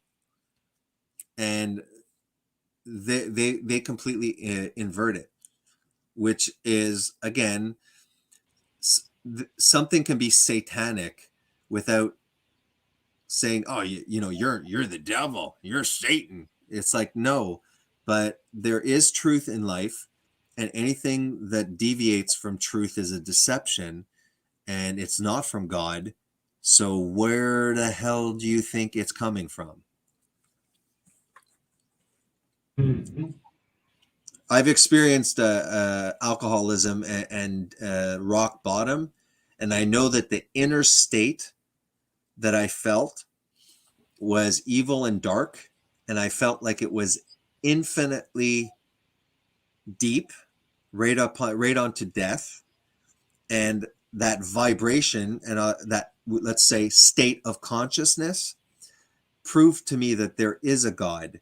Because I said, if there is a state that is infinitely dark, then there has to be another state of consciousness that's opposite. And I'll acknowledge different states of consciousness, just like the New Agers, Christ consciousness or something like that. I acknowledge that it feels like there's different radio stations, because you can see people when they're tuned into some kind of lifestyle, you'll still see their individuality, but a cokehead's a cokehead and an alcoholic's an alcoholic. And you can tell the difference between the cokehead and the alcoholic. Yet each one is a unique individual, but there is a channel and a signal that they are connected to that influences their thoughts, desires, perceptions, and behavior. And there is a way of entering into another station. If there is the hell station, then there's the God station. I just, just a thought. Namibia calls elephant. Wow. Elephants, aren't they supposed to be endangered? Yeah. Don't touch the crops. Yep. They don't care. It's all about money on both sides to a certain extent. And these vegans, okay, are two things. Really just ignorant. And then there's the second one that know bloody well what they're doing and are ready to sacrifice everything to the altar of that God. It's true. The whole fantasy, how it's helpful for me, Christianity, is that it is a belief that asks you to sacrifice in a way yourself, to sacrifice your desires, to sacrifice all of these things.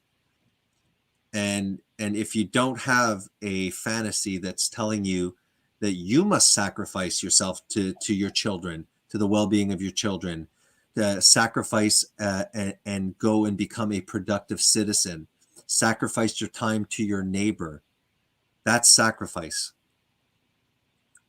The minute you walk away from that aspect, any other ideology, think of it. Show me any other ideology that doesn't ask you to sacrifice other things.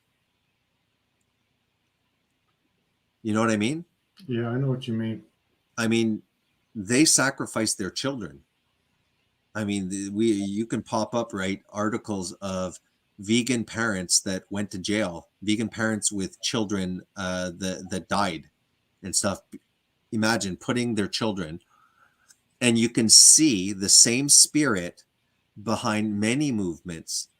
There is a certain ideology that parents are sacrificing currently their children to, sacrificing it to pharmakia, sorcery in the Bible. We hear the word sorcery, but it's actually the Greek word pharmakia. And we see currently parents adopting an ideology, a religion, a worldview that the spirit behind it is asking them to sacrifice their children to the knife and sacrifice and to perform pharmakia, sorcery on them. That is pretty crazy. You can see the spirit behind all of these movements is one common spirit of deception, just like we all have the sin in us, that fallen nature, and it manifests itself in many different ways, but we can at least acknowledge the root cause is that fallen sin nature. All of these movements, all of these present ideologies, from veganism to certain ideologies that are redefining biological realities, they're all the same spirit of deception under them. And they will always ask you to sacrifice yourself or others to the altar. Well, at least Christianity is at least opposite and says that no, an aspect of God came and sacrificed himself for everybody. Because I know I would definitely die for my belief, my religion, but I would never kill for it. And there are some religious ideologies that in fact they demand conquest and to kill. So I think that my fantasy keeps me pretty damn in line if I read it in proper context. We're religious animals. If we don't worship the creator, we will worship ourselves or we will worship other things. And I guarantee you, once you are under the spirit of that ideology, when you've given your heart and your mind, where you're supposed to do that to God, you give it to that ideology, you'll see that spirit will make you sacrifice, whether it's yourself or your loved ones. Am I saying you're going to throw them in fire? No. But when you're under the spirit of deception through veganism, what you're going to see is that the spirit influences their thoughts, desires, and behaviors. And under the possession of that ideology, they will think that they are doing good, and they will unknowingly, through the deception of that spirit, sacrifice. It's the spirit. behind it that wants the children, and it's creating. And what is deception? Deception is not obvious, right? That's the whole point of deception, right? It appears to be truth. That's what is so deceiving about it. And these people are deceived, and before you know it, they are confusing children with this new ideology. They're pushing it. Now they're feeding them insufficient diet. Do you see the sacrifice? Anyways, it makes sense to me. That's the way I see it. Go ahead, GD, if you like.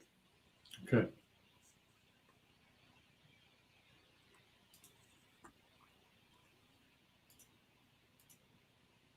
We'll stop in about 10 minutes. Yeah. I'll put a timer on, or else I'll be saying that and it'll be like 5 a.m. And people will horrifically react to that statement. Go look in the actual fossil record and look at all of the mental gymnastics that is done to prop up this theory of macrobiological Darwinian evolution. Darwin himself didn't believe in this theory with the religious fervor that people of the modern world accepted. He said that there would have to be ample, provable scientific evidence within the fossil record over many species of transitional species. And you want to know how many of those actually have been found in the fossil record? Exactly a big goose egg, 0. So for the people that just take a look at a practice that an animal happens to be engaging in right now during its evolutionary development, we say that's the way it forever has been, is now, and forever shall be for all time. And actually believe Darwin's theory, this idea of survival of the fittest and survival of the most ruthless, just because we see certain animals engaging in those carnivorous practices today in the modern world, which I've made statements in the past that I do not even necessarily believe that it has always been that way, that animals always were carnivorous in the Where way it gets crazy. today, just because we see them engaged in certain behavior. Say what? I said, I didn't want to stop it. I said, this is where it starts getting crazy, when they start saying that animals initially didn't. It's like you said, like even the Bible talks about the garden where there was a different metaphysical state of being. They talk about now there'll be thorns and thistles. So obviously something happened, but it doesn't matter. And then in Revelation and in the prophecies and the end, everything returns back to the Garden of Eden. Great. It doesn't matter for me right now. Right now we're in this position. Whether it's not a fall, that's all crap. Whatever position we're in right now, the biological, physical reality of it is that we need to consume this. Don't tell me that a tiger, okay, can go eat corn. Okay, they can't. They are obligate carnivores. So even me, with my fantasy of Christianity, will acknowledge, yes, at one point, the animals didn't eat that. We were in the Garden of Eden. Well, it doesn't matter, whatever. We're in this current state. He's trying to say in this current state that somehow tigers were able to eat grass. Yeah. He's even going to say that animals had an extremely high level of consciousness, as if, like, again, Disney. He almost wants to say that, what's that word? Anthropomorphize? Anthropomorphize? Yeah, that's like to humanize. Yes. Right? Okay, I'm using the term right. To give a non-human animal human characteristics. Yeah. So I've heard you say often, like, they were raised on Disneyland, and that Disneyland had a negative effect the way they anthropomorphize, the animals. He is going to make a statement that animals were pretty much at a level of consciousness insanely higher than they are. And you know why they're acting like animals now? Because they started eating each other. So then they learned, they forgot how to walk straight and talk. Go ahead if you want. Okay.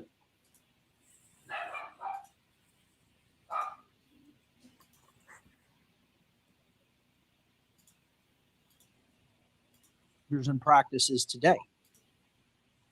And certainly there is no reason we need to follow an example like that, because we are a higher thought capable being than the animals we're referring to.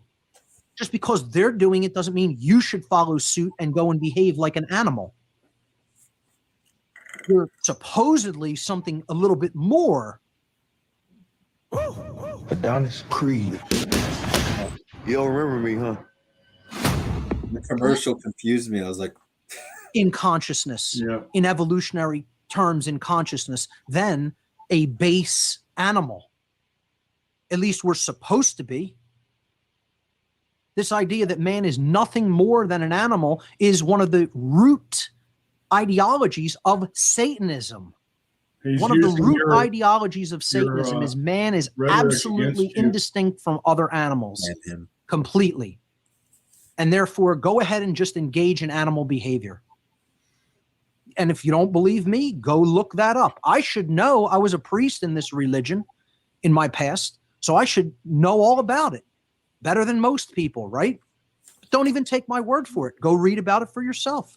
Those podcasts were all posted in the 70s in What on Earth is Happening former podcasts. Go back in the early 70s, I believe. Listen to the shows I did on Satanism and dark Luciferianism. Read those resources. Understand that their mental worldview and ideologies. And that's one of them, that the natural order is kill or be killed, slaughter who you have to slaughter to get your way and to, ensure your way of life. I call this the fundamentally flawed idea of the natural order, which has nothing to do with the actual natural order in nature. Zero to do with it. It's based on a completely erroneous assumption, based on very brief, thin slicing instances of time. And you're making a judgment on what the totality of natural order actually is. And it has nothing whatever to do with that erroneous perception. And we're going to be talking about that a little bit later on the show. The third justification, God gave us dominion over the animals. I love this one. Can't you tell how much I love this the one, actual folks? word of dominion. This is my favorite of them all. God gave us dominion over all the animals. So that means we can murder them and just use them as we please. Yeah, that's God's commandment to us, right? He said, you can go and murder as viciously, violently, and abundantly as you want, as long as you're doing it to animals, not other human beings. Just go and do it to them, because they're completely separate from my creation. You're my favored ones, but them, I don't really care about what you do to them. So just go right ahead. And Christians actually believe this bunk. They actually interpret the Bible in a way that allows for their immoral justifications and their diseased psyches to say, I'm just going to continue this because I interpret that God claimed that this was okay. Can I defend my faith with And they're not even reading their own book. Quickly? They don't even understand their own book. They don't even. Okay. This is the Christian narrative. Okay. Not trying to defend the truth of it. God created, a paradise where there was no death, where life could exist and was sustained by the Creator in a face-to-face relationship, right? Oh, geez, not this picture, man. All I'm doing is concentrating on the friggin' ball. Okay. I'm like, okay. Man was not a robot, so he had free will. So there had to be something that they could do that would oppose God. When they ate the tree in the middle of the garden, that was the tree of the knowledge of good and evil. What it meant was, because he said, if they eat this and then they eat the tree of life, they'll be like, and they don't say like God, it actually says like gods. If I want to truly experience jumping out of a plane and parachuting, I can read up on it. I can be an expert on the material, the dynamics, the physics, But until I jump out of the damn plane, then I truly can't say that I know anything about parachuting. So when we ate the tree of the knowledge of good and evil, it meant that we had no choice but to experientially understand good and evil. But we were in a garden where evil was not apparent and they were innocent. So all of creation fell, and it said thorns and thistles.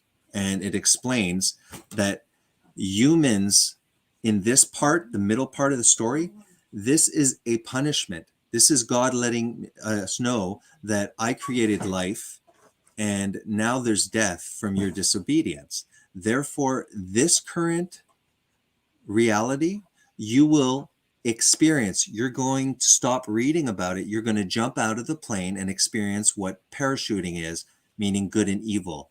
That means that there's a purpose for the current suffering. It means that you experience within yourself good and evil.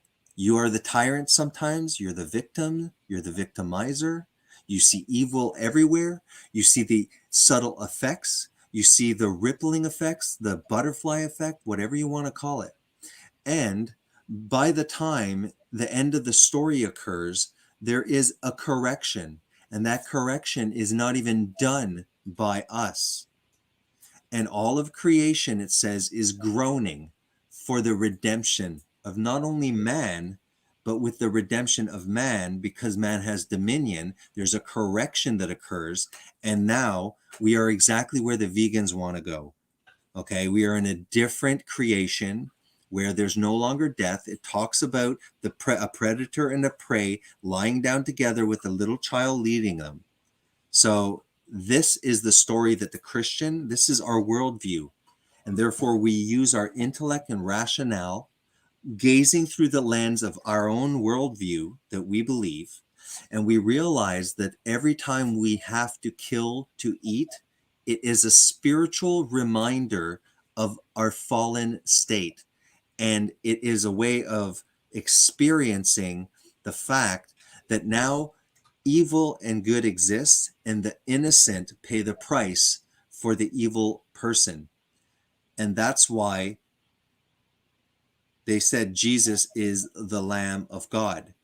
In the Old Testament, everything was a foreshadowing and a symbolic representation of a future event that would occur actually not only in heaven but on earth historically, to allow us to get to a time where the predator and the prey can lie together as a child leads them. Therefore, just like shitty parents that have dominion over their children because we are flawed, we see the poor example of dominion over children. You see horrible parents. And therefore, man right now, okay, has dominion and is expressing and manifesting in the current physical state exactly how not to dominate. And everything is fallen and all of creation is waiting. So as a Christian, it is a sad reminder of something that happened in the garden, and that we screwed it up. And I know good and evil. I've experienced it. I've been the evil person. I've been the good person. So have you. And at the end of that, we shall eat the tree of life, and like he said, and you will be like gods. What he was trying to say is, if you eat that tree and I don't expel you, so you jump out of the parachute and then you go and eat the tree, then you're going to remain ignorant.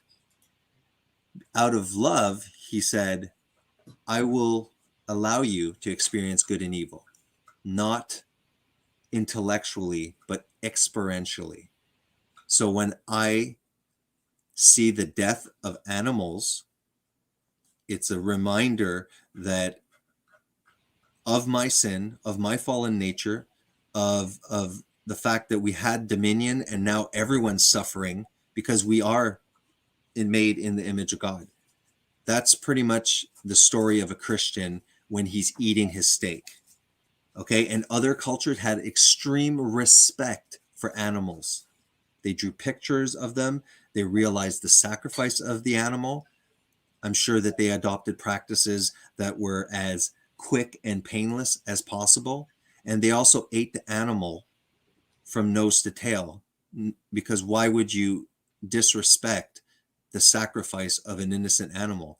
And it's supposed to be a yearning to return to where God intended us to be. And as a Christian, that drives us towards Christ because we believe that he actually did it. That's the answer. Anyways, it's a long rant, but I'm sorry there. As a Christian, it's a little deeper, my thought, than saying, says in the Bible that I have dominion, therefore I will dominate. Again, this is you are showing ignorance, Mr. Vegan, of the actual definition of words again, because dominion is not a bad thing. It's not an evil thing. The words like dominion and justification and even religion, the word itself is not evil. The word itself actually comes from a belief that we are separated from something and we're trying to reconnect. That's it.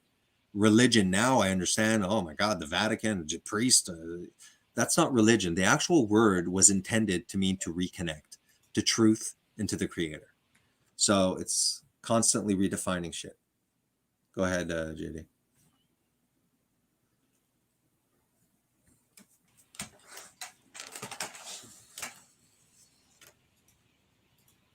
Even understand, they understand the words of the Christ in their own Bible, zero, less than zero.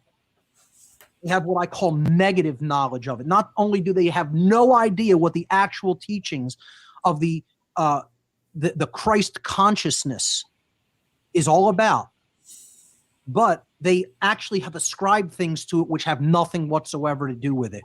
And to get back to a 0 point, to a clean slate, would involve themselves digging themselves out of a hole for a long time.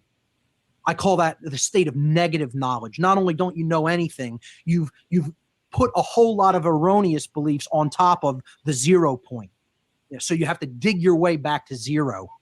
Shit.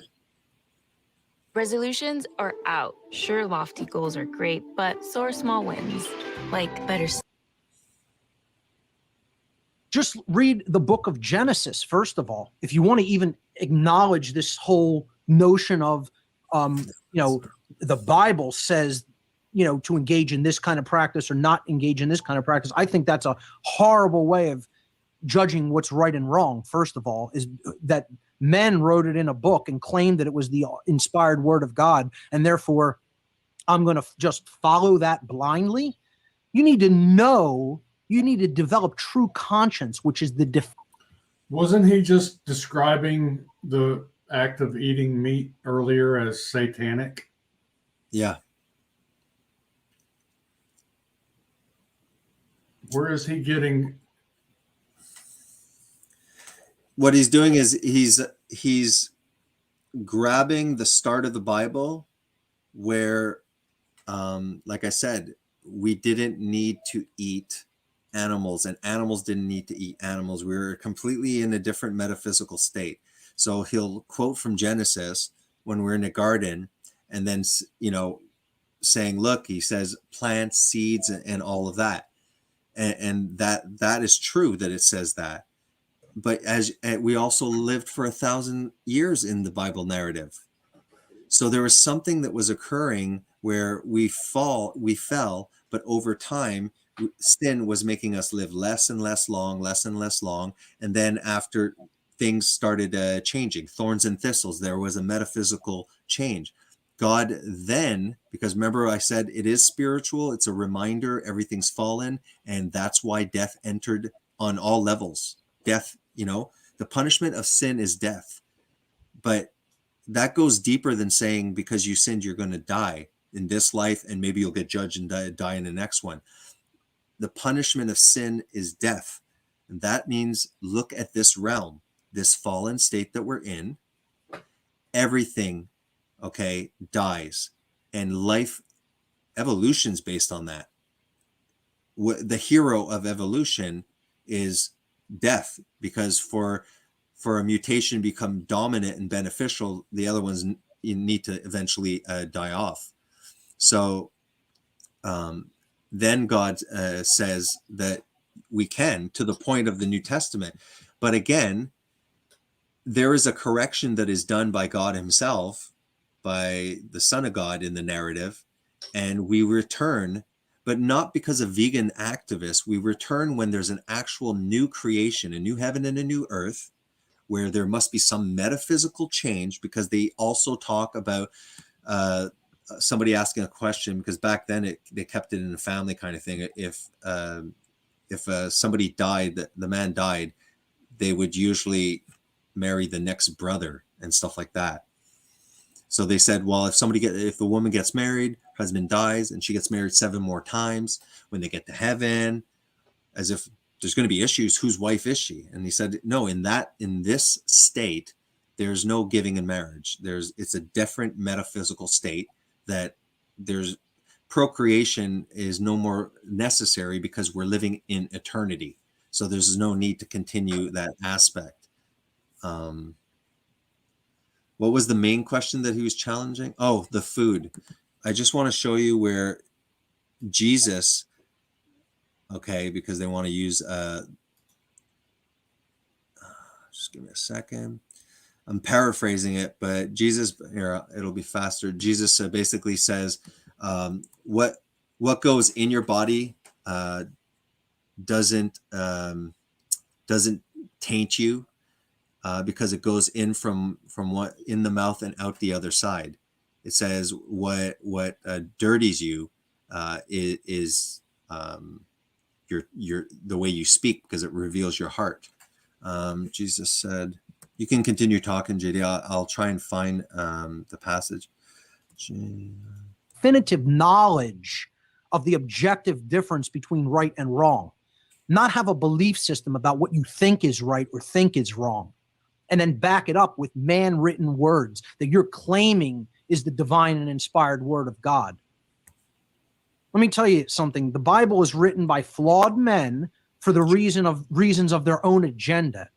And yes, they're putting some truths in there. Absolutely. Because to have a poison pill be taken by anyone, you need to wrap it in a whole lot of good stuff. Otherwise, you'll smell the poison, you'll taste the poison, and you won't want to take it into yourself. That's how that technique of obfuscation works. He's describing exactly what he's doing. Yeah. How that technique of worldview poisoning works. To get the poison in, you have to wrap it up in something that is very good.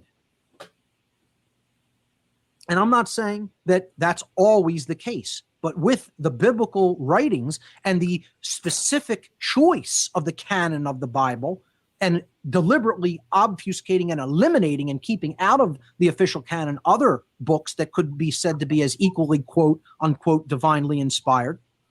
This done during Constantine's reign, the Council of Nicaea. Do the historical research. They're leaving out a whole lot of other things that say things that are in direct opposition and contrast to what's being said in other books of the Bible. So the Bible's self-contradictory, number one. No. And I'm not saying there aren't good truths to be found in it. I've talked about them many times on this show. But, let's just give a quote from Genesis that supports the idea that God did no such thing as his claim to give us dominion over the animal kingdom and say we could just use them as our food as we see fit. In Genesis chapter 1, verses 29 and 30, and this is before the fall, in consciousness, before this horrific event took place that plunged man into the mindset of the animal kingdom, really, that led to a diminution in his consciousness and awareness. The words of God are attributed to this following quote, I give you every seed-bearing plant on the face of the whole earth, and every tree that has fruit with seed in it. Let me just read that again. I give you every seed-bearing plant on the face of the whole earth, and every tree. I'm just going to share screen it.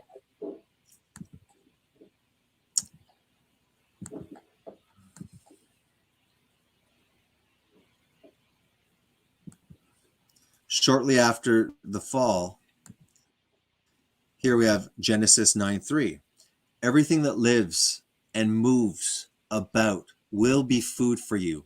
Just as I gave you the green plants, now I give you everything. So, yeah, you know what? Take the Garden of Eden passages, but then don't acknowledge any of the middle. The other thing that I find stupid. Oops, I'm going to stop screen sharing.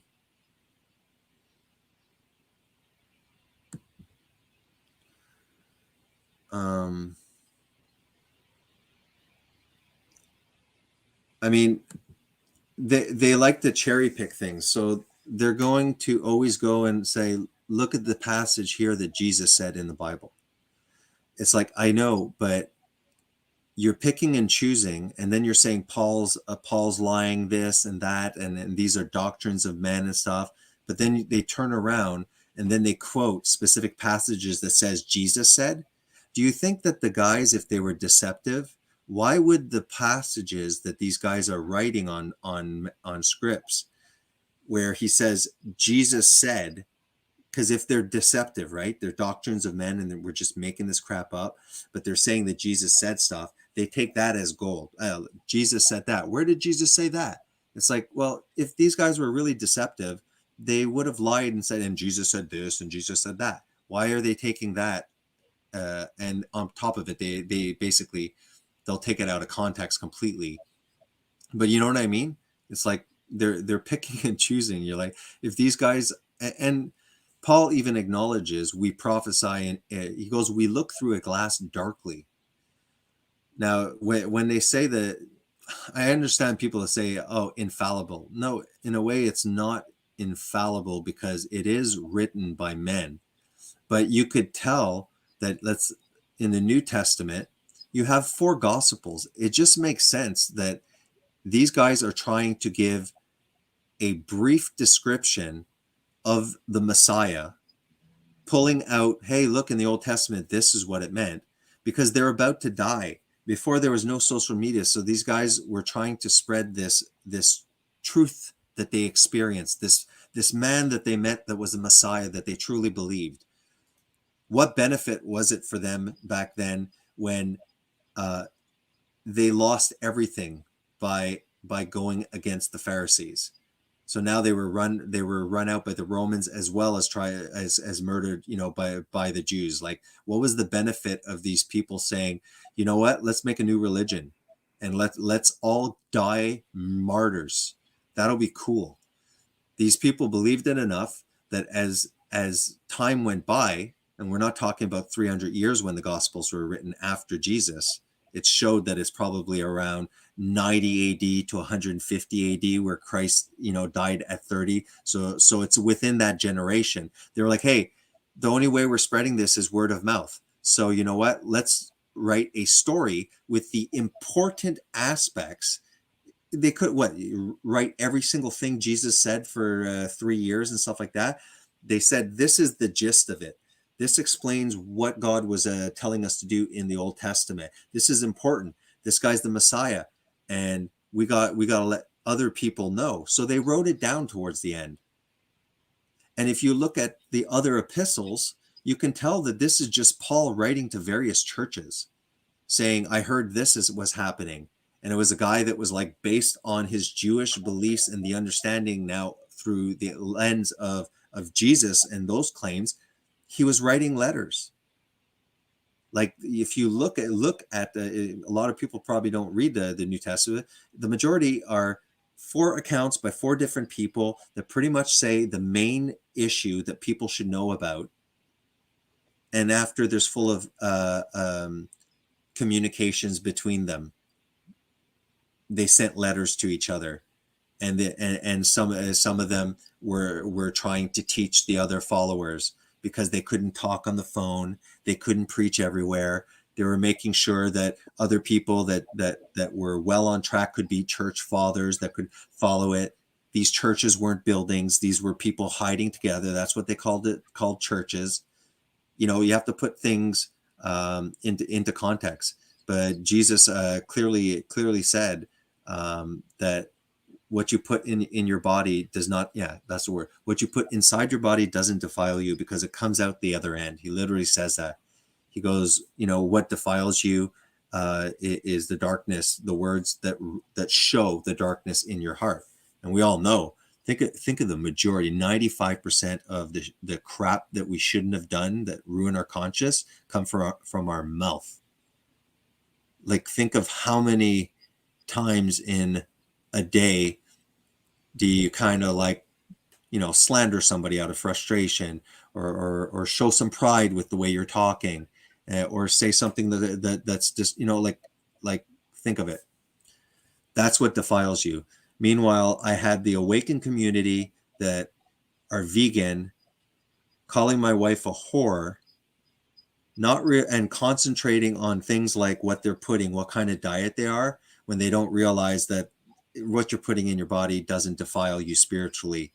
It's your mouth, because your mouth, is the way we project and mirror out to other individuals my heart and my mind. It doesn't take long. You start opening your mouth, people can figure out where your mindset is and your heart quite rapidly. Well, the issue is that's all well and good, but vegans do not listen. You're never going to convince a vegan activist with these arguments. No. He's intentionally using religion in a very calculated way, in my opinion, to harm people, because regardless of what it says in the Bible, yeah, we are designed to eat a meat-based diet. Yep.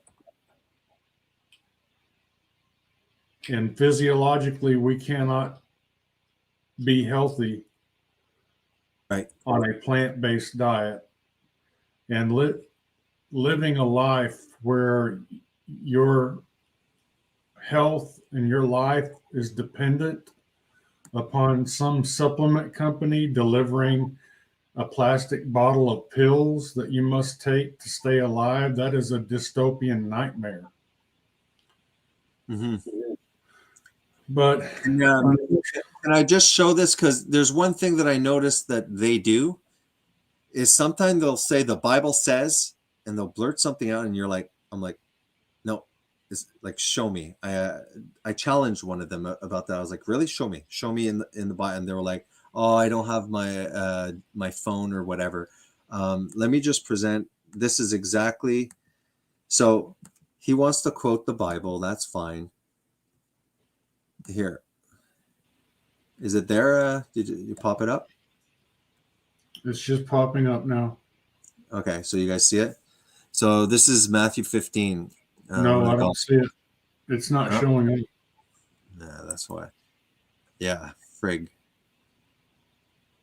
It's probably doing that sometimes during my live streams when I try and share. It just glitches for a while. I'll try it one more time. If not, I'm not wasting my time. It didn't pop up, eh?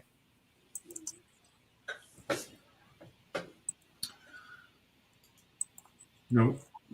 No, it's doing the browser can't access your screen. Anyways, if somebody doesn't believe me, it's Matthew 15:11. I wanted to pop it up to show that I wasn't kind of just putting my own paraphrasing. It starts, it is not what goes into the mouth that defiles a person, but what comes out of the mouth. This defiles a person. Then the disciples came and they said to him, do you know that the Pharisees were offended when they heard this saying? He answered, every plant that my heavenly Father has not planted will be rooted out. Let them alone. They are blind guides. And if the blind lead the blind, both will fall into a pit. But Peter said to him, explain the parable to us. And he said, are you also still without understanding? Do you not see that whatever goes into the mouth passes into the stomach and is expelled? But what comes out of the mouth proceeds from the heart. and this defiles a person. For out of the heart comes evil thoughts, murder, adultery, sexual immorality, theft, false witness, slander. These are what defile a person. But to eat with unwashed hands does not defile anyone. I think that's a pretty damn clear thing. So if you want to be a vegan and then after start using Christ oil and Christ consciousness and stuff and cherry picking and actually quoting from the New Testament, that then saying it's doctrines of men, this is pretty clear from Christ, your Christ consciousness. He made it very clear that this has nothing to do with spirituality. We are spiritual beings, and in that respect, we are completely different and special than the animals, but we also have a physical body that lives in the physical world that has similar physical vehicles. Sorry. Tigers need to eat other animals, and humans need to eat a certain amount of animal food, or else it just doesn't work with the reality. Go ahead, GD. Okay.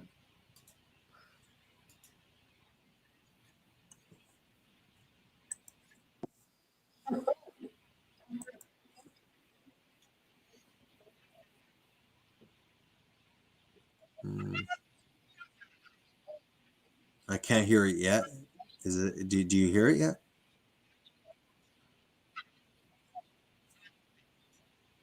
Here, let's look at 1 Timothy 4:3. Have you looked at that?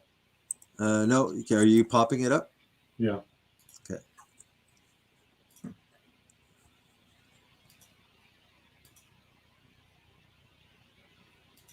Hope you're not going to have the same problem on your side. It could be yours. Okay, good. Forbidding to marry. Yeah, that's okay, like that. Forbidding to marry and commanding to abstain from meats, which God has created to be received with thanksgiving by those who believe and know the truth. At the very least, they should acknowledge and say, yes, these stupid Christians, if they believe this worldview, then I at least acknowledge that they're deceived, but I understand why they're eating, because they're coming from that point of view. They're not even giving that. You know what I mean? It's like, I might be deceived with what I said. Fine. But do you understand that I just gave you a justification why I think that it's just not evil to eat animals? But they'll say, no, you know what? They're not even that deep. They won't even acknowledge that. It's like, no, I got like a pretty deep and very layered worldview here, as real or false or whatever it is. But peering through mine, I can use my rationality and everything, and understand that you're saying I can't be compassionate, and I'm asking you, I'm actually compassionate of the crop deaths, of the poisoned animals. Why is my compassion that's focused on a different area of living beings is any less valuable than your compassion on the 5 farm animals you obsess about? It's a good passage.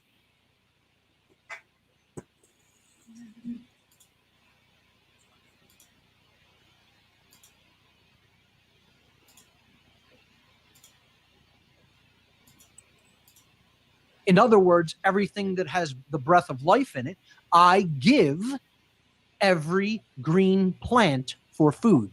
I'll read that again. To all the beasts of the earth and birds of the air and creatures that move on the ground, everything that has the breath of life in it, I give every green plant for food.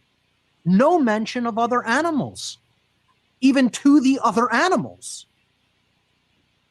Teamwork lights you up. With Asana, many hands court. Okay, let's bookmark this and come back to it. Let's wrap it up for tonight. Sure. Yep.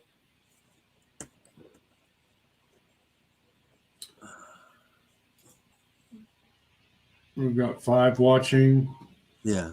Thank you all for showing up today, tonight, this morning. Yeah, it's 2:36 in the morning here. Yeah, you have to drive Noah to work. Yeah, I gotta drive nowhere to work.